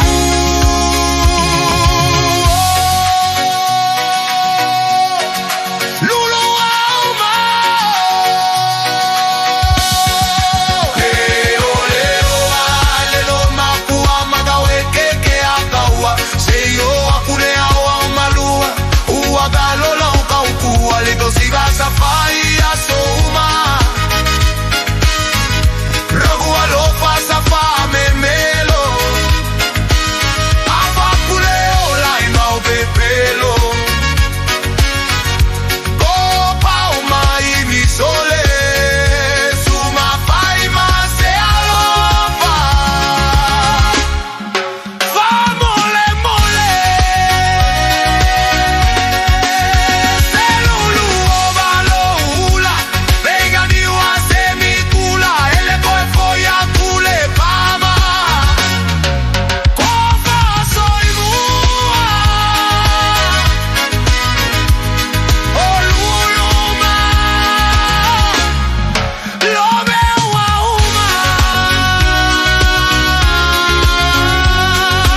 Alelei. Ke valome. Ke le fa la vela ai ngol kolua. Si dere go por palagi. Su ora fakasi. Le kamanga ringi maliu. Kau dei foi ponga. Nga ore ke funga la au le bea nga. Legi pusa apa mangi pusa pisu po fa ngai. Nga sika ke funga la au mori ai. E ai sa fo ya. Sel su ke deu su ngi vai kai. Como le pala ngi ngal ke funga la au. Ia masing fa mangi yang fo ile. Ka koula a pe a kala ku mereka ke funga la mai a so. Ngal pa wala le biang amai. Ngal ke funga la aua. Ele ojo. Usala ufa basingo malawa kau kala ku poleal wang si me ngavak. Anga se ya vaku la fa pe ngal ke funga la au. Ele manga esi lo kasaulo ngi ka fa ipalang. Ka fa ipalang. Oi. Ava pe o ele te falo longo mai le ia uli. Ai ka foi la filifilinga. Ia gawa idol me te tau le fai. Ava pe foi ngo fo ko kasi ala ngawe ko va ai. Palangi do. Palo de paranchi. Ai bo o nga ko filifilinga ka o de ai. Apa nge kasi kau sir kau ko ngalu maku. Sea coquingonga y le atua. Uagalo la ucautua le consiga el safai. Wow, koi ma fa fogo yo foi ga filfilinga. Fa kikia. Ka fa kikia mal fa ga ma fa fogo ga ele vai me o que vai ga ka quero fala vela ve a ko fa ka foi filfilinga. Apa ga kausire ka ko.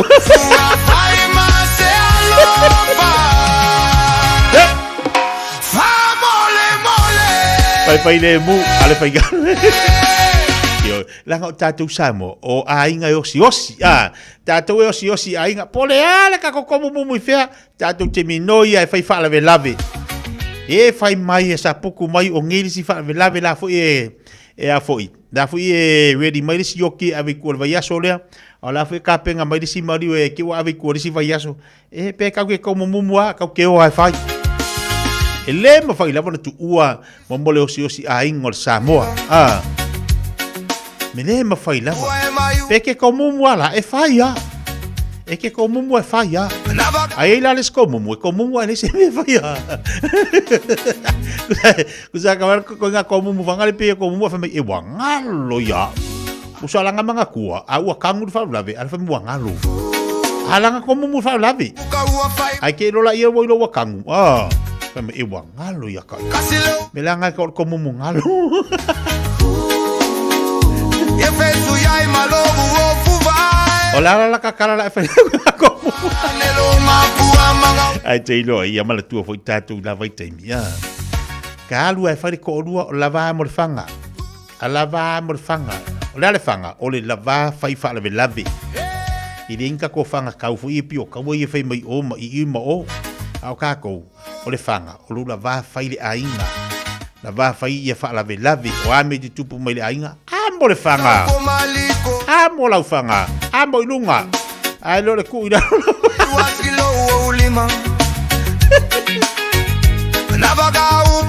no como muring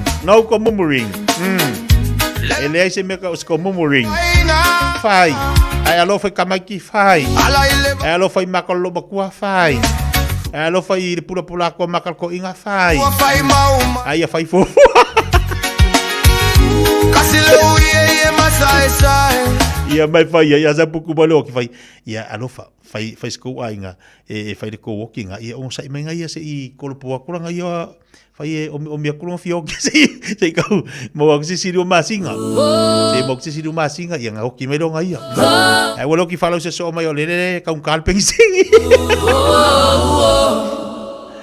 Lo jalo se football fit minute tala July Tasi.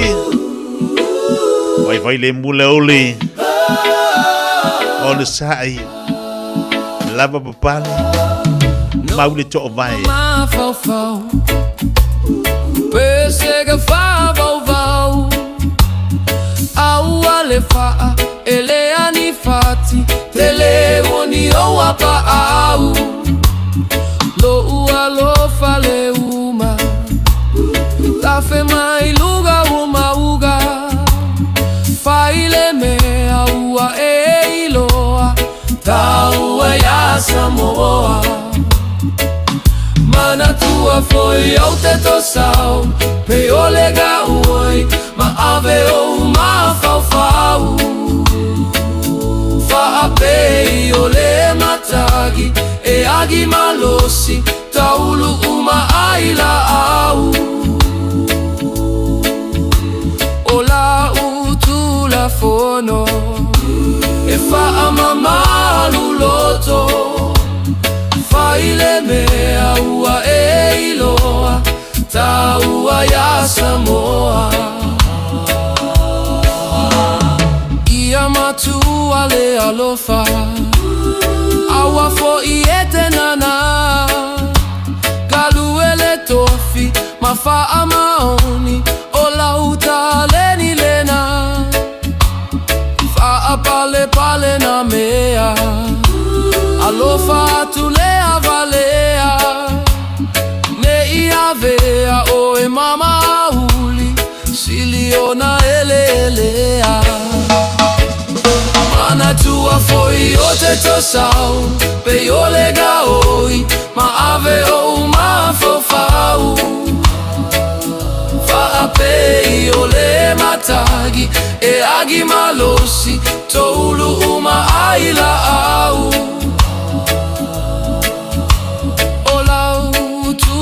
fono e fa mama loloto fa ile mea ua e iloa taua ya Samoa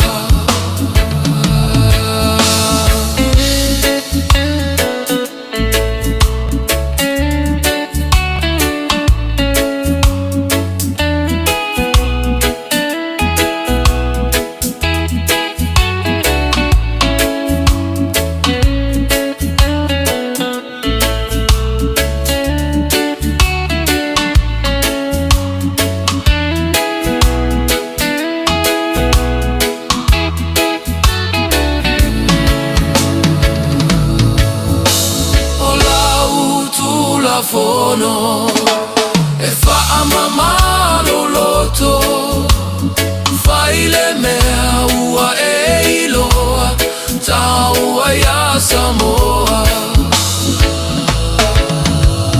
fa ile mea ua e iloa taua ya Samoa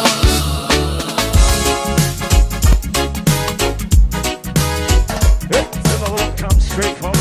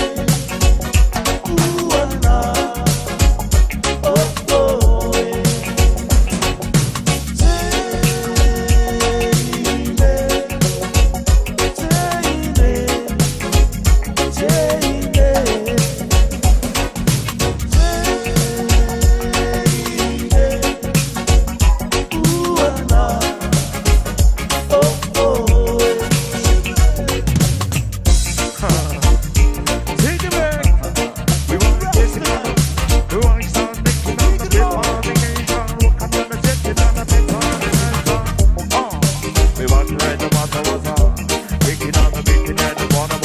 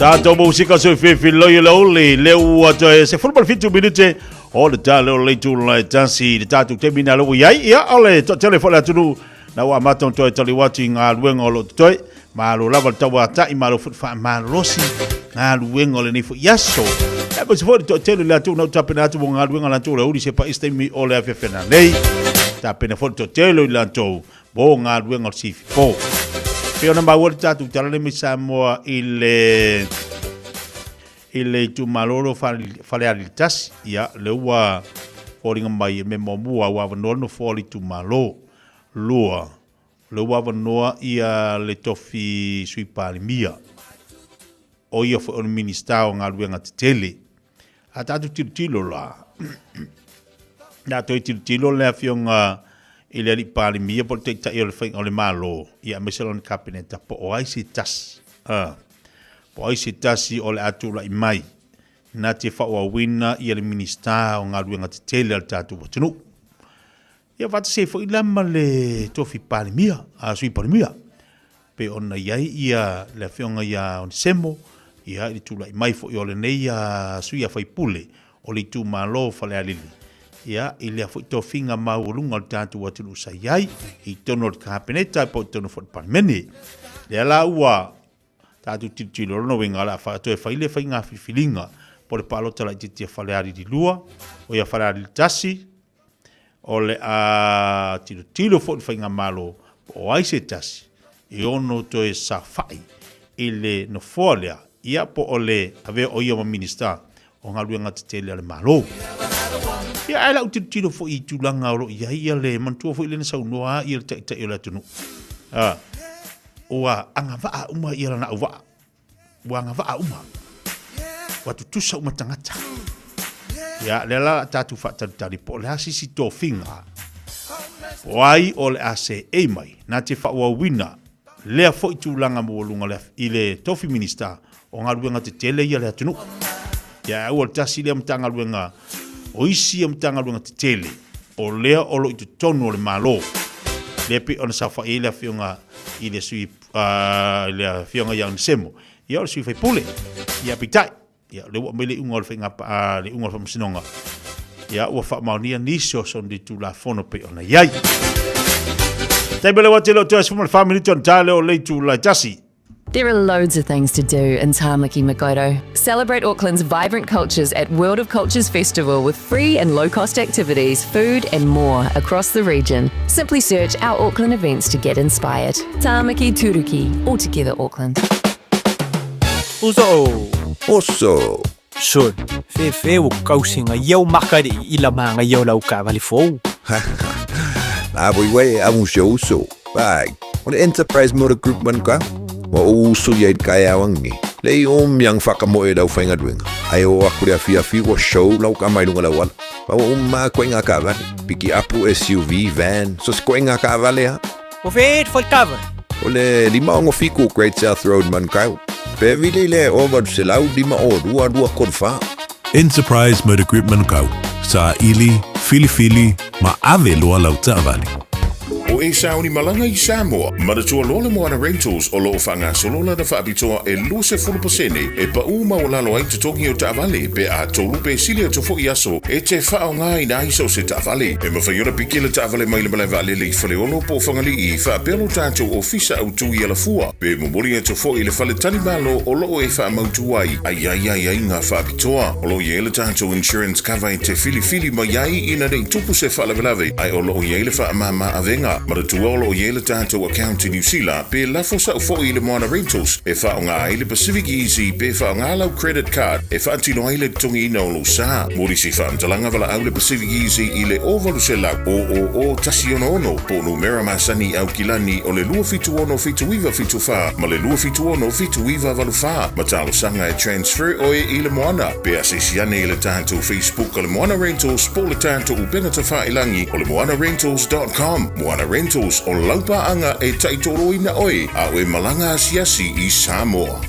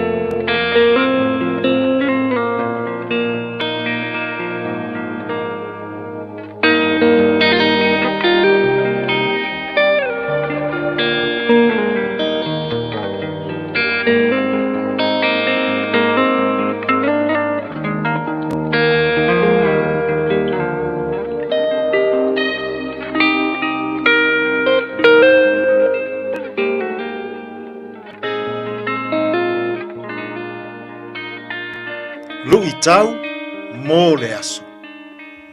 Whaamā ngalo e Yesu le whiawhine muri lua. Jesus forgives the woman caught in adultery. Ioane, lona mata upu e valu, o le foi upu e se fulu maletasi.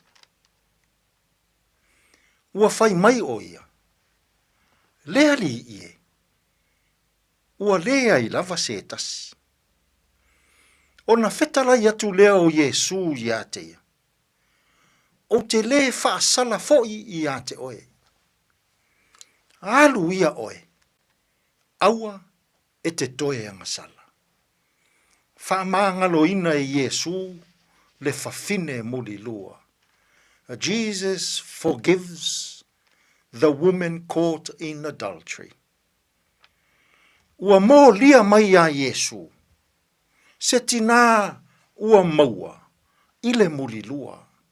E tā I tai o le lotu a iutaia. O Farisaio, o tusi upu, o satukaio, ma osi taulanga. Fai mai le tūla whono a mose. O le I tū a inga soli ngā tūla whono lea. O le sala e tau ai I maa ina ia umai le ola. O Yesu la vaia. Nā fio mai I le lalolangi. Mō le whaamanga loina o le tangata angasala. O lona winga, e tā ua tele ia Yesu, le tangata angasala, ina ia whaaolaina. O se tonga fiti leanga na whau e tā I tai o le lotu a iutaia. Ina ia whaia aini mō li anga se o Yesu. A whai mai Yesu e tau ai maa.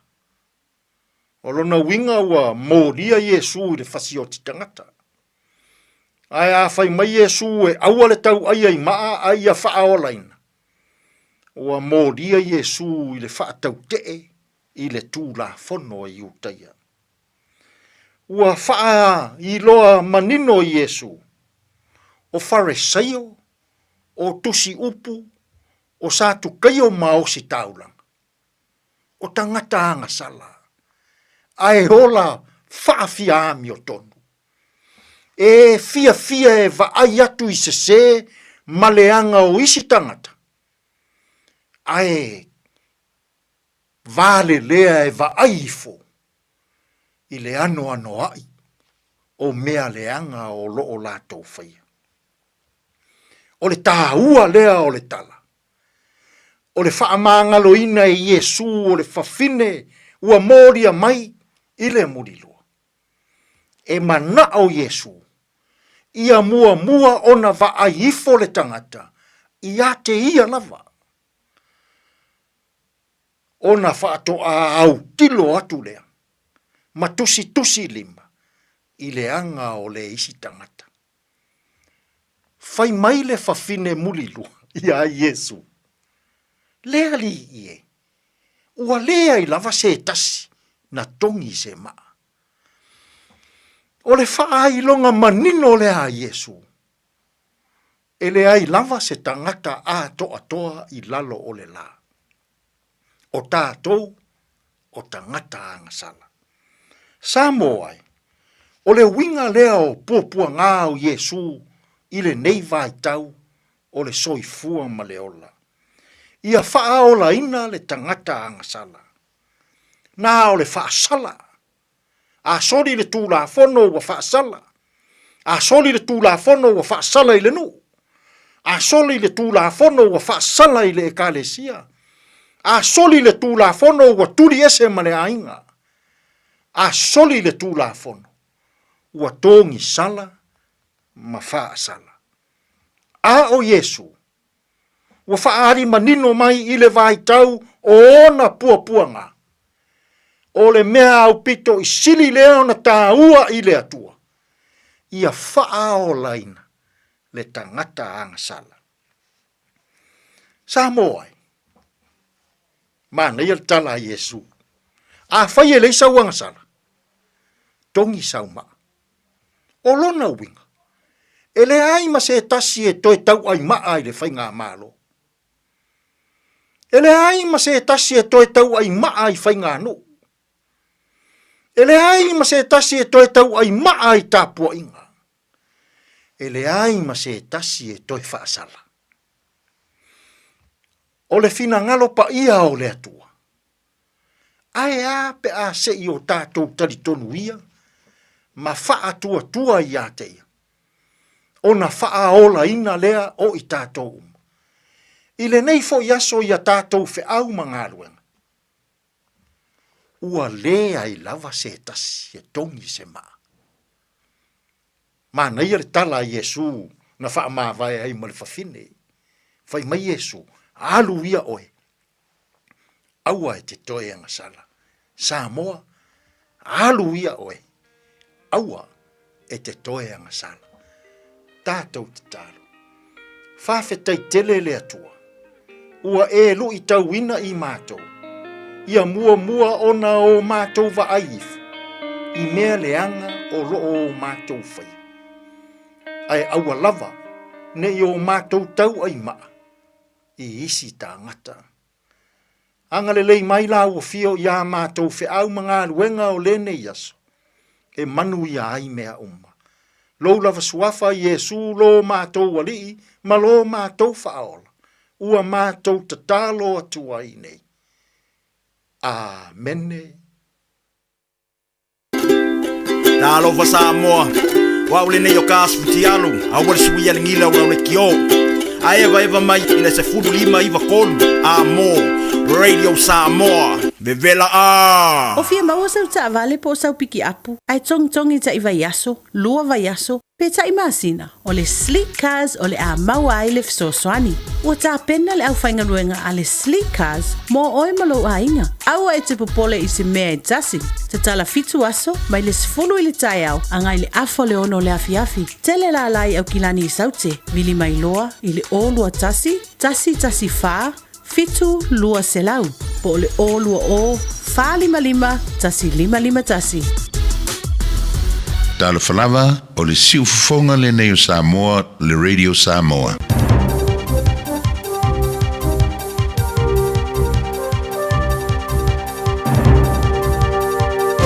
In this update, the government's announced a $50 a week in-work tax credit for people hardest hit by petrol price increases. From April 7, roughly 143,000 families with children will get the boost. This will last for a year or until the price of 91 drops below $3 a litre for 4 weeks in a row. The Finance Minister is slamming Labour's comments on GST on petrol.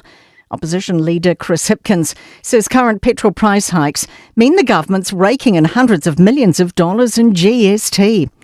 Nicola Willis says that doesn't make sense. In terms of GST, while theoretically that does proportionately rise, it is likely to be offset by reduced use of fuel, but also reduced spending elsewhere in the economy.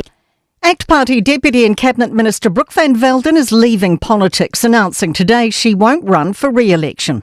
She flipped the Tāmaki seat to ACT last election and has been Minister for Internal Affairs, Workplace Relations and Safety. Leader David Seymour is applauding her work. I think she's had a political career as near to perfect as humanly possible. She's risen to the top at a very young age. She's won an electorate no one thought they could win. She's been involved in historic changes of law.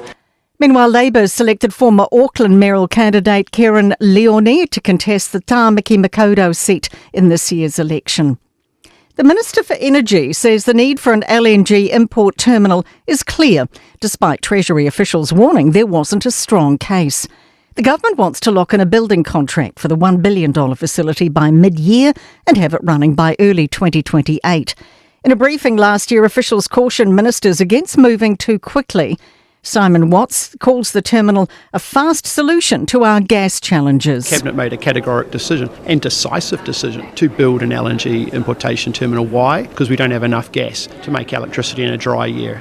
That's news. In sport, Dave Rennie has confirmed the staff for his All Blacks coaching tenure.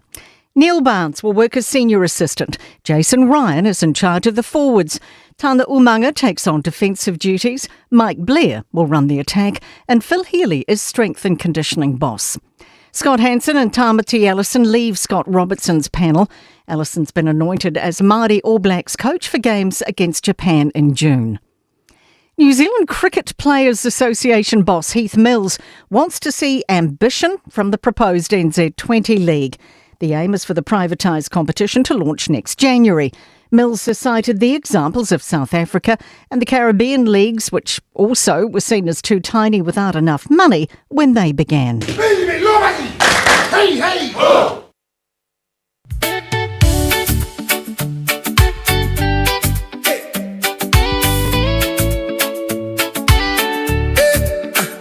Cast your burden unto Jesus. He cares for you. Cast your burden unto Jesus. He cares for you. Cast your burden unto Jesus. He cares for you. Cast your burden unto Jesus. He cares for you. Yeah. Higher, higher, higher, higher, higher, higher, higher. Lift Jesus higher, higher, higher, higher, higher, higher, higher, higher. Lift Jesus higher. Cast your burden unto Jesus. He cares for you. Cast your burden unto Jesus. He cares for you. Oh, cast your burden unto Jesus. He cares for you. Cast your burden unto Jesus.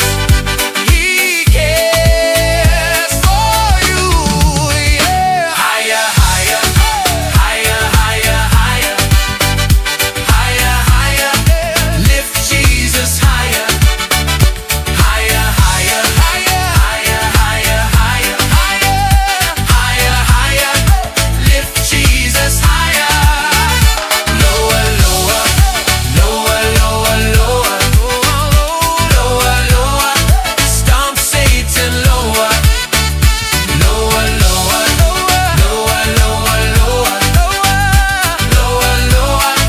Stomp Satan lower.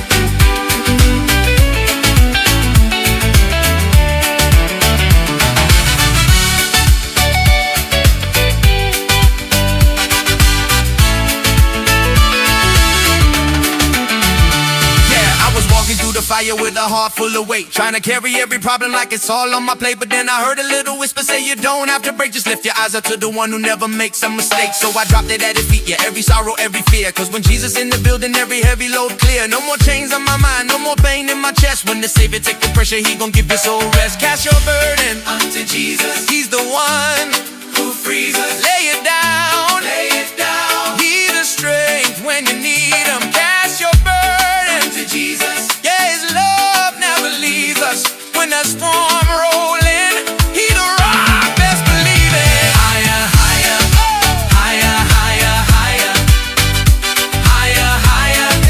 Lift Jesus higher, higher, higher, higher, higher, higher, higher, higher, higher. Lift Jesus higher.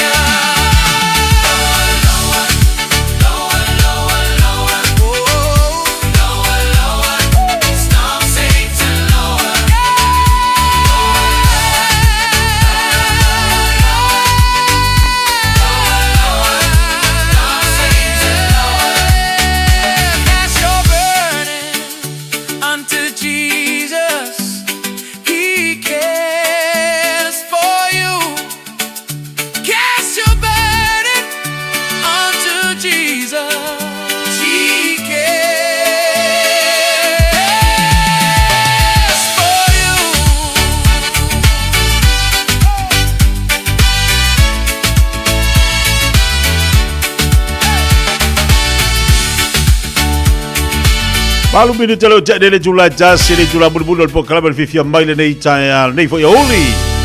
E abal tanto nunga lo manuia le mamalo tatu atu no itute ma fai valo filima pe ona fenga iai. Malo la fa malo lo si malo no sai. Lo te mal tatu fa tasia tu le urang matu al sunga le pule. O le meka casa le sunga tongsia. No wa wa atu ngo penga ta fa ilangi na sia le a fionga le palimia al tatu malo ia la onga St. Joseph. Ya fai fo ilona saunuanga malanda fa malsi au fa nau. E me mani ru fa ngolonga tu saunuanga le fionga le palimia. Fa malsi au ai tamitia onga. Ile melo to ai misa I le taulanga. Ya afu fo ila iai ia le taimi tu la mai tu la epa o io le tamamalisi. Le afu watu lai mai ia le fionga ia le sunga la audio le malia toa ia le malis fo ana ia le fa malis au ia le fionga le palmia I tamaiti a onga o le fa kolis ia o ni to ia afia ia fa lave mai ia met tup a ia tau ma fai e ele tal tonunga e ia fo si alo mata ma fanau ale a onga malis ale kolisio ngata Joseph e ono tula I mai ia I tofinga fo ile nei o tofi palimia le malu si taimi o momua o saunoanga la ma fala I au fa malis au le fionga le palimia na avelia onga o le mana ia e tu ala lo fo ile tamaiti ma ia fa o Sofia I mafo fo tamaiti e te tau la ona o pei o le palimia e te tau ona o fo le tulanga le pe a fa pea ai tau sisi tamaiti I le alu le onga fa maoni le onga ma ia taula I lona mafau ina ia tini lau na mai mitinga pola tau sini onga le to mafai tono la onga ia ma o atu to finga tele ia malo ma ia le asia singa foi le finga le panemia te te malo ile foi kolis po le foi ia onga ave na fa malsi au ia malana lu tau fa na wa onga mese malana fa tai filela mfa ia onga umalava o lo ngarue lo nga lu to kolisi ia matau au foi masana me alofa seleni evantu so son kolisi sangata Joseph mana ia ia ole au te baba ia to pe ia ole ua to lai mai ia le sunga fa longo tana manga o ia ole fa anga lango tatu o peleki le ua to lai mai ia sitasi fo tamari o tatu wa tno tana manga sunga fa longo tana manga leu avea o se fa lango tatu o blacks pe ona yai ia mantu fo yo le fa onga tatu wa mona leo lo ia terminate ia tatu wa ila le tulanga po le fo ia abano ma wolunga le wa ma le tamadi o tatu wa no ia le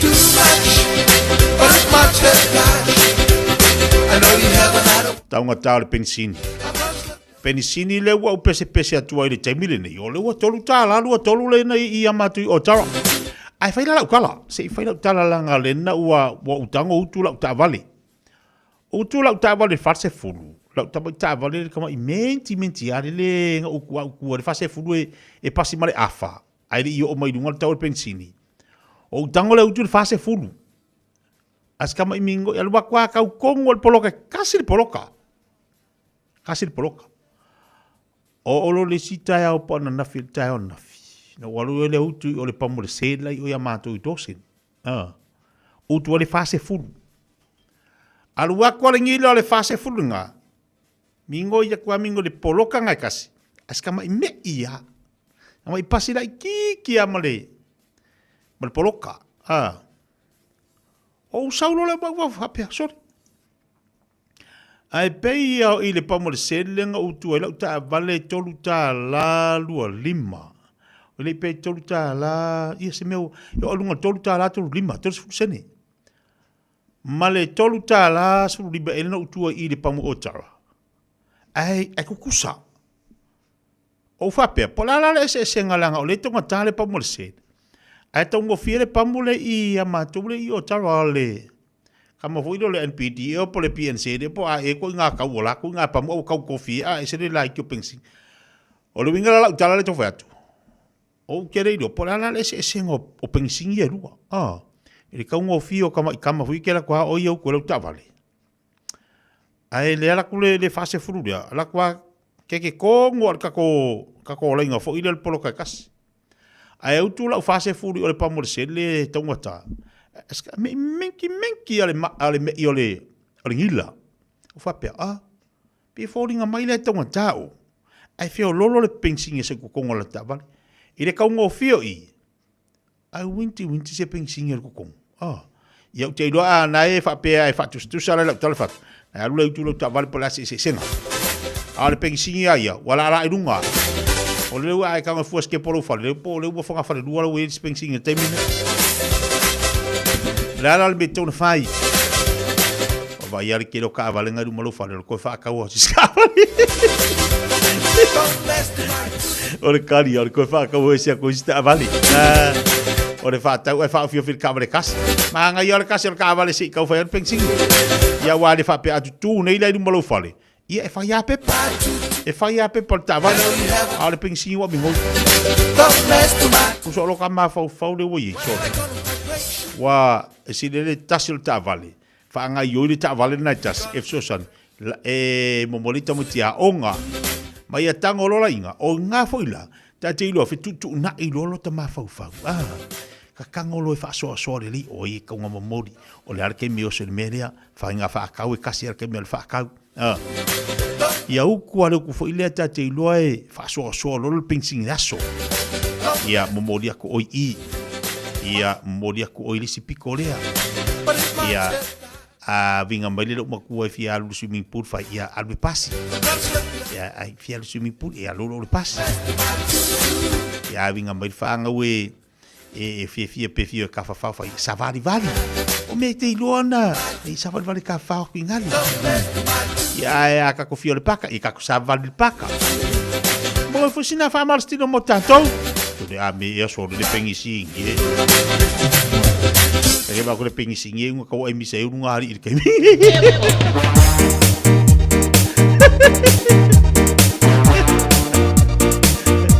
Wa pe voi kai anga ko pe kala foi sa mo e kau e misa ale fa kau e misa le pengisi ingi. Ia o sa man. E fa nga ka ko vai ka sa man i ol siop. Ia mo lua ke lua ulima bo le ma foi ke lua le ko ulima siop o ulima siop ma fa ka. Ai que querer fa kau ko fo uma kanga pepa e sa vale mal fale mo mai fale le ata le vatu se já pesa mina hai pesa amigo ya ngale ave do di fa mau ngi ka bi ke pesa amigo solo lo bi do chale tu la tasi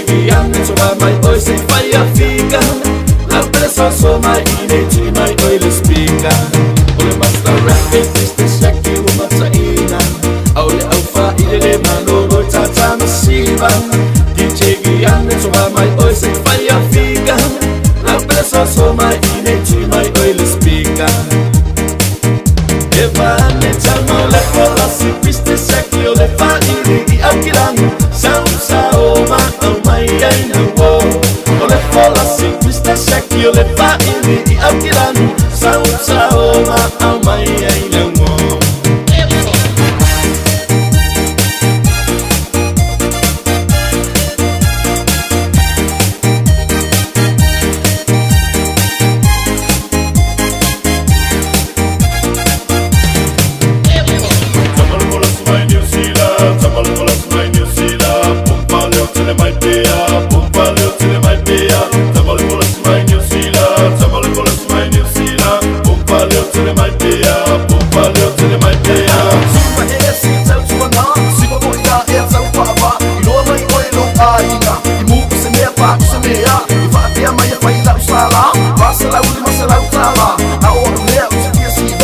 Sambo le boss mai New Zealand Eva ne tamo le fola si piste secchio le fagli di Alquilango Sausa o ma mai ai na wo le fola si piste secchio le fagli di Alquilango Sausa o ma mai ai na wo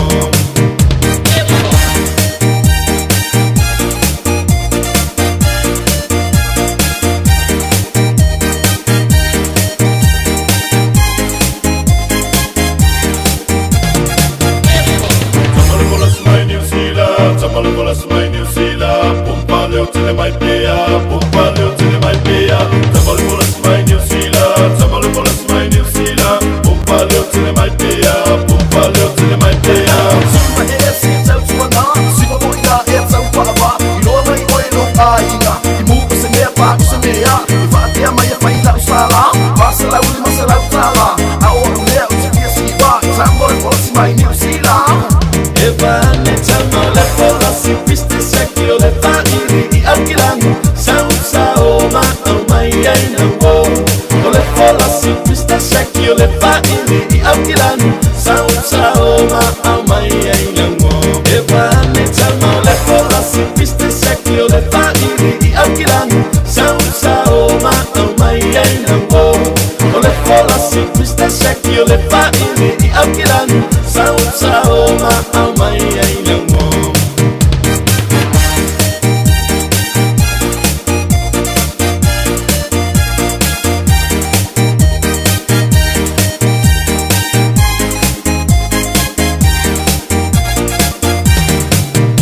Via ngale fa ina le folasi pele fa fonga mai ai le ua 10 minute ua te anele tula tasi o le mo tatu so ta inga male sunga tuksia fa ia sipisi o stongi le nei a solua ai fa mai stongi wala wani le olu tasi fa fi tono ni mafatasi olu tasi fa fi tono ni mafatasi pete suatu pe savaliatu pete tiatu ile lua se lau Kevin D. Stream na manukau yang dua tatanoa fa sinatu le telo ta vale le tono lo toa Sibe mana ia fola unang mal tutur sunga tungsia mafai ona sa ini me tungsia se ta vale ya te oite mana oi ai lo tono lo toa ale te lo piki apu mana na ia lai o kaunga ole manga i fuile le le lo ta tinga ina le ngaluenga yo ka finga luenga la ile ala kun kongira kaval le alu ngala ka kupi ka ko ta vale titi ai tina titi ele fanau ya la fu ye halu ta vale fo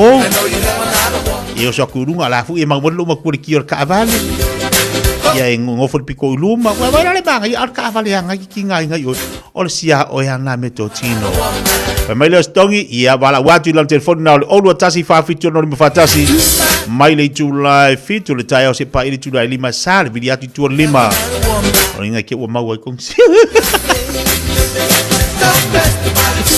da voi po polis tongi i mo ko manga ye nga kai mi ai mai tongi dia wala mai kau di lima patalo vati le ni sia malo se fo laude le patalo vati ai uto europea ma to baina ni uli America Samoa kasiano sana le fatalo vati po club le fo ya uli rina mai lo pa mo se ba lo fatel ba to mai Joseph Kenansi fatalo vati po pena fo ya le va polo Ba, vitai le vai mai runga tatu proclame.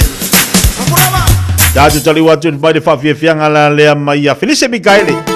Ma mai Felice Mikaele tu mai o tinga ia te. Ai tinga ina o ai ave ia o tinga.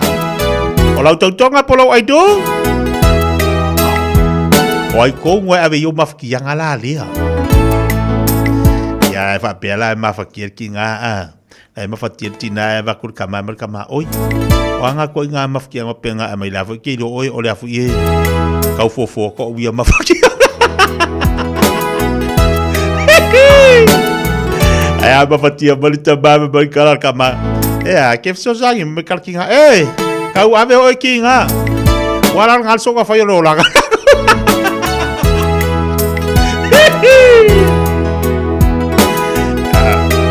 ela bai foi ke ole afu ke mafkia wi eu lolo e mafakia ya mafakia Felice Mikaele abi fakasi ori abi fakasi lu mafakia ngai mayonga ia mafakia aku fakasi mo mafakia ya ka ngofile ka mo fakasi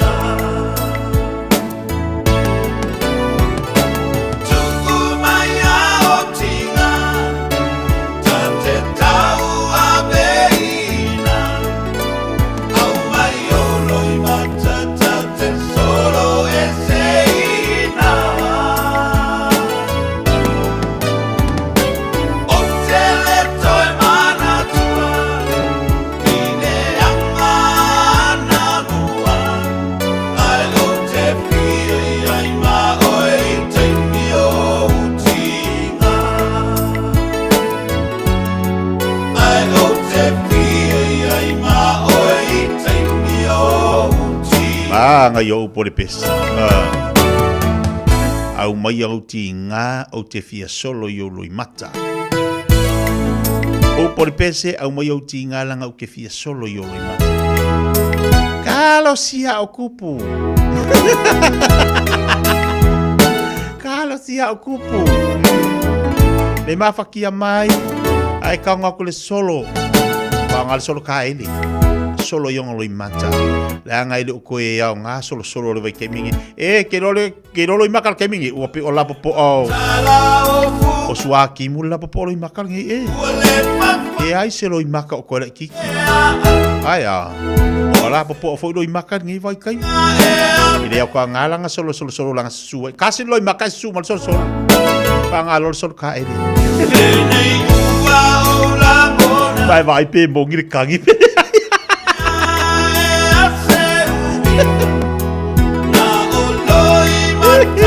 Ya mako foi a solo I maka fa solo ai zu. A wa ki ni ga kangi. Wa ki ni kangi na le wai mi boka kango ki do I maka. Wa ki ni kangi mo le fongi isi la le. Ya fa uma le. Uma ala wa ki ni kangi. Ola me fai. Ole solo, ia solo ama kwa I pie solo ai ru vanga. Pike kango solo vanga le pie ru vanga.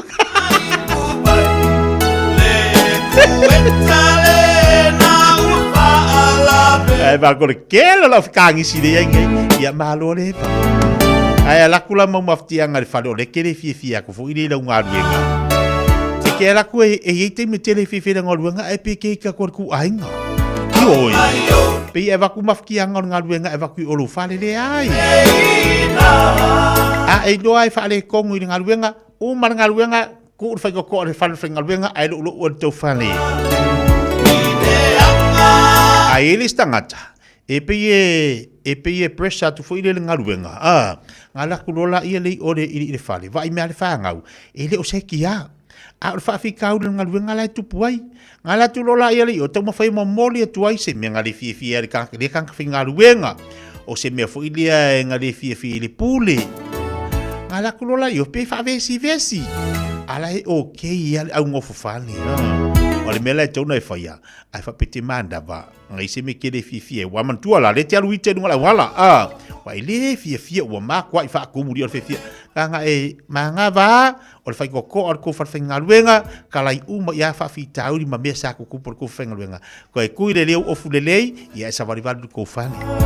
Ke la kulo wa vela male ku ka manga ia si o ko olua. Kuri o so me sau whangau whawhero ia ku oe. Ia e kango fusi aku i lanto. Fusi male tina ole a inga lai no for fali vai le manga. Ai langa ye iso tato. Nganga vivesi ia de whawhinga ruenga lua kui ka ia le kuri o so male whangau. Mai so soak. O so mai marki ngal fia fusi mai so soak mo oe. Ia. E baku whawhikau na ngaluenga le koe fusi e orki nga. Kafi ofi. Aga orki nga ma ia walele. Ola ebo kusia irka mafka nga fusi. Pai. O afa fitau nga luenga ku nga luenga. O afa fa fitau lo wainga tu lo wainga lo mai or nga luenga. Baba ye aka nga lunga piki sau fa nga. Watau na ti e o ma ai le ta mai ti watau na ti e la la ia ma fo ai o fa fi tau ma finga tau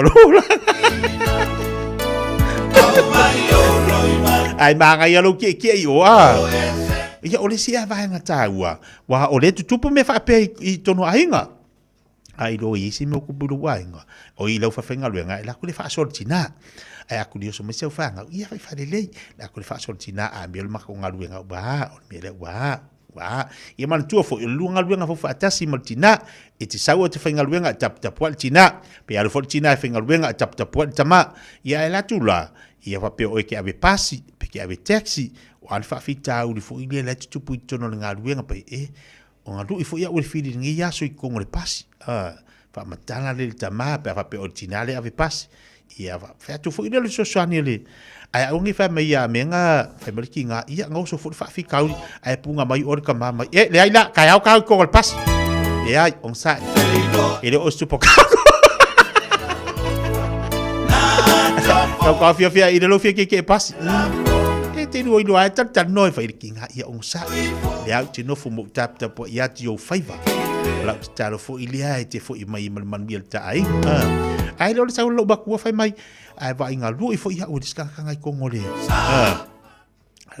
alo ko kul ka ka ro fisili e fa pei ia fa mai ia o pase se masangi ai piki fe e ku lo le pase o so mai ia ala wa e oso kulo ma o ila le ko inga ma ia ka hau le pas ai de masa nga ki pas o ga winga e se la me le ka fai a ka lama po ide ka fia ide lo fia supo kako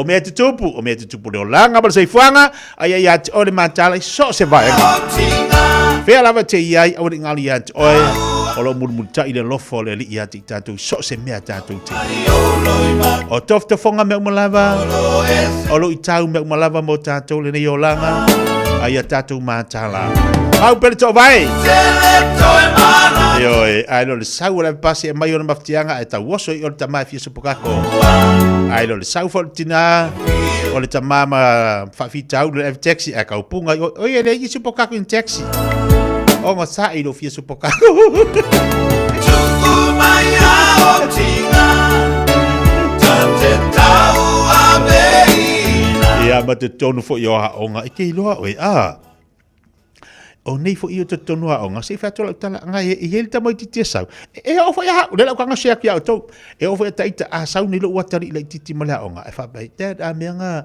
kangol ka makiki ku le ya a me kango i ka makiki e pe mo mo so lo kai ka fa ya onga po le me fo i le o le tango i va ai le tamai ti ya onga o fe a vai fa ya onga ngi ka makiki ko akeli ia pesa ka makiki ia fa pe mai mea o ka makiki ngofo a maku ilo maka pesa voka no solo le lunga le mai e hata itale matua le alofa la tatama ai tatele lo le mena tupu po le meni ta alonga e ofo ia ka ikale maku aso se matua e tupu ai a tatou matua tatau fo tatu tilo matatu vava ila po le meanga tupu oni ta alonga po ni mena tupu o le tono le fale ha onga ia wali fa pesa ka makiki fa makala mo kala sa yo la fu tomo fo tomo titi e pupurina ia le mafu anga le mena tupu lolo winga tatou matua on sai ai lo sau le matua sau le tomo titi ai o so lunga sau ka o le onga fa singa ka makiki da ai ka makiki fi ko sanga alwe si ira ka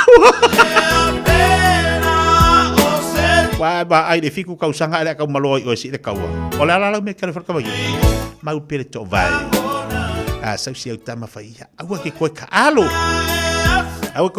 le onga ba ai di le o me umana tatu matu tilo ni vai tai yo langa ye ai si matu i tono si a onga uta vai foi o ngale ma kele marka mai kiki ia saudia ka mai kiki ka umailanga irong kinga le men ku oka bal masau o si ingol ka wala le fai o iran ele ai se fa tau sa ilo lo tol matua tu ala lo pokala le fifi mai tatu mo fifi ma ma lo tele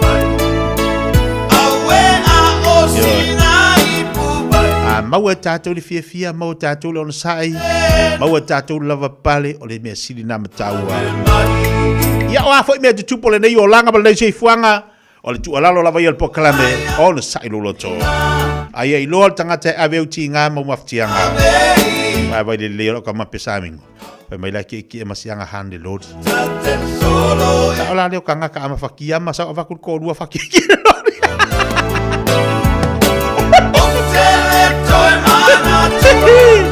a kau mau ar ko lua ia masa va fakia ki kasi ala se fakia ki ai ko ar ko fa ku fal Lei, se mai sina fa fifia ka mo to le yauli e ona tari mal pokala mela retu leola ani seto msino kisoa darling o fea e a oi sabia la wa fiona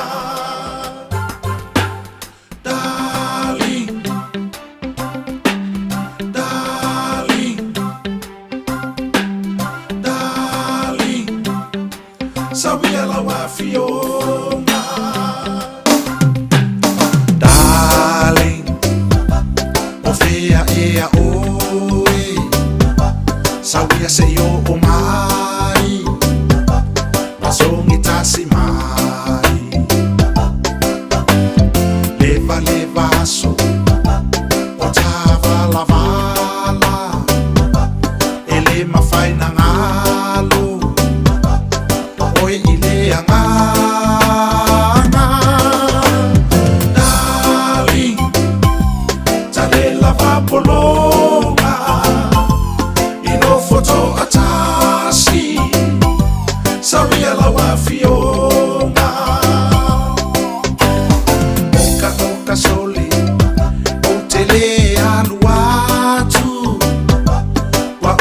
naso nasole wa fo I se manatu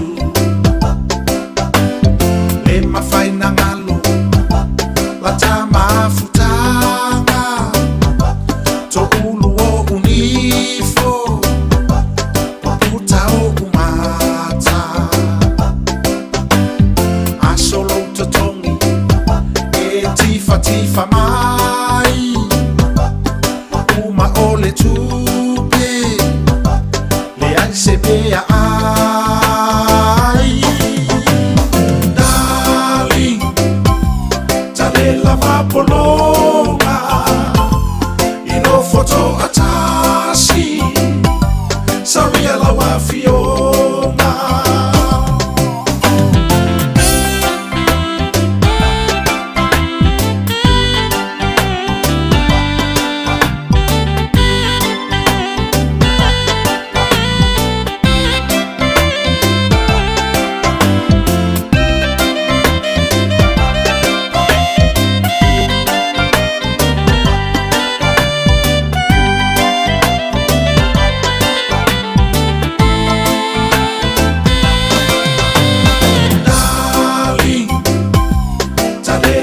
polonga ino foto atasi saria la wa fiona e ala na fasi oi olo le anga faia olo ona le anga paro fai tatala a fai fala vela ainga te fa a misa e ai se mea e faia darling tale lava polonga ino foto atasi saria la wa fiona sunga sauloa o salamo ele toyo olava lo olima yo mata ele oto e faya lo ai ava ole wa teule tupe faya se ta fale ava darling lava polonga ino foto atasi saria la wa fiona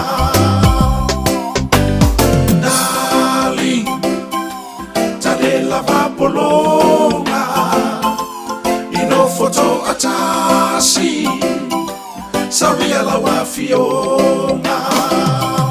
Leaving in sin. Where are we going again? The beach. Obviously. Which beach? One that's close and not full of poo. Ooh, I just found our matching hats. Nope. Okay, Safe Swim's got a green pin for Takapuna. Yup. Tide's good, lifeguards are on duty, and there's no wind. Let's go.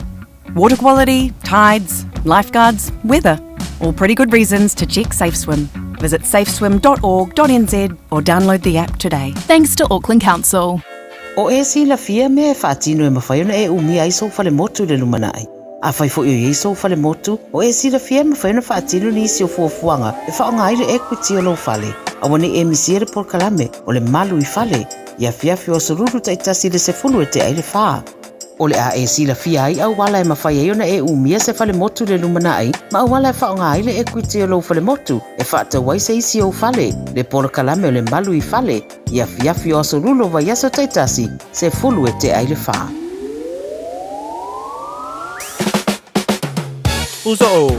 Oso. Son, fe o kausinga iau makari I la manga iau lau ka vali fou. Na boi amu show so. Bag. On Enterprise Motor Group man ka. Wa uso yaid kaya wangi. Le yang whakamoe dau whainga duenga. Ai o akure a fiafi wa show lau ka mai lunga lawala. Pa wa koinga ka vale. Piki apu SUV, van. So koinga ka vale ha. O fe faltava. O le lima ongo fiku Great South Road man kau. Pe vile le over se lau lima o dua kodfa. Enterprise Motor Group Manukau. sa ili, fili, ma ave loa lau taavali. Bread of life sent down from glory. Many things you were on earth, a holy king, a carpenter, but you are the living word. Say it now. Come on.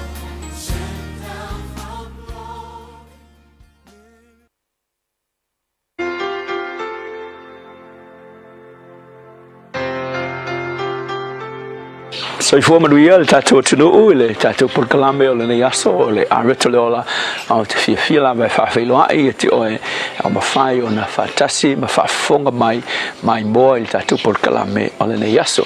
O le tusi lea ma reko e wha al whai upetols fulima au yeise wha upunga whapea o lea lava aso ua o i lea fiafi o na whetalai atu lea o ia te ilatou i nā tatou o watu ia i le tasi tu o le vai.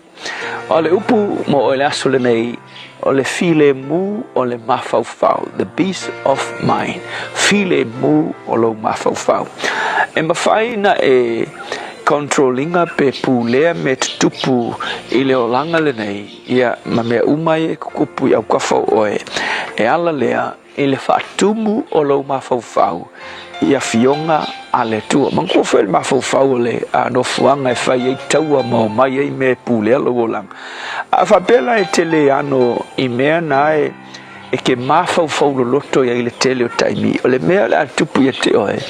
E iu inga pulea oe maulangona e mea ia e tupu ia ua tumu ai lo mawhauwhau. Ai mai se lawa i nei aso i le tele o mea o lo tupu i le nei vai tau i au kafa e le ngata nga e vai aku i tala i taua i atu nuu o le lalolangi e mai se o le nuu o le tua Israel Amerika ia e whapena fo i le kako fo i atu nuu e winga le ingi kaua ai o se taua makaukia o whaupunga matala ma mawhauwhaunga o tangata o lo o whē lava sa i solo i lunga o le Facebook e le ngata i lea o mea fo i tutupu i lau lava ainga o le tau o le soifuanga o le uti o le mea o le akupo le o mai le popole ma le atu vale pe a whai e ke le kepa kaulai i a fionga le atua ma le aise upo le atua e whaatumu i lau mawhauwhau ai ua whaatumu lau mawhauwhau i mea o lo tutupu i leo langa le nei whaateta inga la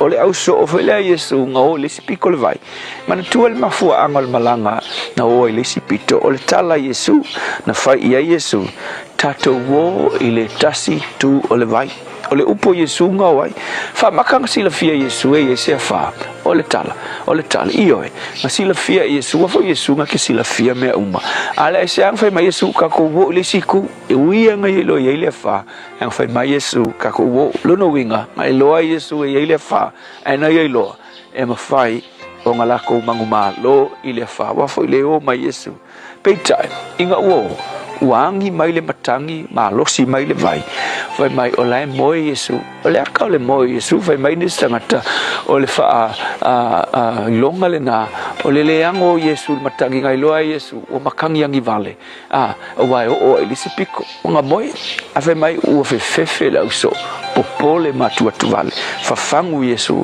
ia kuro ilunga Yesu o kengia ma vavao le matangi ia o le atala o le au so o popole ia ua ngalo ia te ilatou ia le upo Yesu mawhai ai inga uangi mai makangi ngalo o le kala Yesu tatou wo le kasiko e nei ma se nga mai tatou e tumu tatou la fionga le tua o mai whaafika uri ala ua seki kako mawhauwhau le upo le tua o le upo nga le tua e ke koa file mu ai ma e moe file mu pe o Yesu vai wela Yesu ngangi mai matangi ana e moe kua le va au le auso le aise moe le aise file mu aise popole vale atu vale le aise upu o fatumu ai o lako mawhauwhau so mo le upu mo o le aso le nei o le ale mea le na e fatumu ina ilo mawhauwhau o mea o tutupu le ngai kaimu whaafita uli lo wolanga whaafita uli lo ainga po le lua unga lii whaafita uli o lau whanau whaafika uli au kafo lo fale lo kua oi le al menga ke pa kaula ia he mai le upo le tua o le file mu le mafau ke maua ina ua fatumu lo mafau ia fionga ale tua fafitai o matu teletonu o alava met tupu a tumu i matou ia o fionga o ina e taula ia ilo matou fa moe fafitai ia o fionga amen.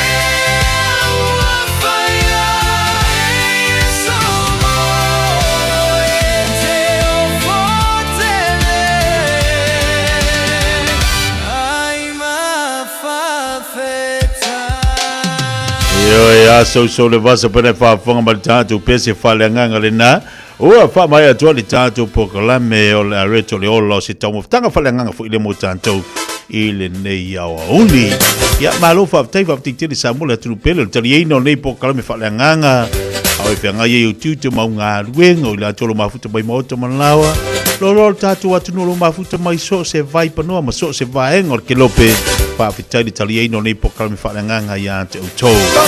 A ngā tēne le mo tātou. Ia mo le tātou sāwal walinga i le aso mo le aso ino. Sia malte mele wati lo toe ono minute talo li tū lai lua. Ona tōlunga toi le se tautu masaunanga te tia le nei fo ia so whaftikiri sa mo le atu nupele. Mo le tātou maftanga e maise le tātou e wavanga. Pakalmi whanga solo le fifia mai pe ona i le tautu le radio Samoa. I le so, mo i la tō umalawa mafuto mai fo i tono le tātou atu Samoa. I le tasi ono tesi mo le tasi wha mo. E mo le atu le ngā whaftikiri fo i. Ia te utou le tali eino nei pokalame. Ia pe ole mafuto mai i le tautu le radio Samoa. Moni o tumaftanga mele tō whaia whonga mua se manu Francis Johnny. Leo tāpena mai whaau tātou pakalami si paiste me lea fia whia nā nei. Tātou whina i laso a tai au. I le alofa ma le anga le leo le tātou tapa au si le langi manu. Ia lava singa o le whenga mele tātou watanu. Manu ia fo i le antou o lo whapenala mafuto mai mawata malawa nei ta mamtina mantua. Ia mala u tāpu tapo i le so. Manu ia le nei aso. Seifo mai manu ia.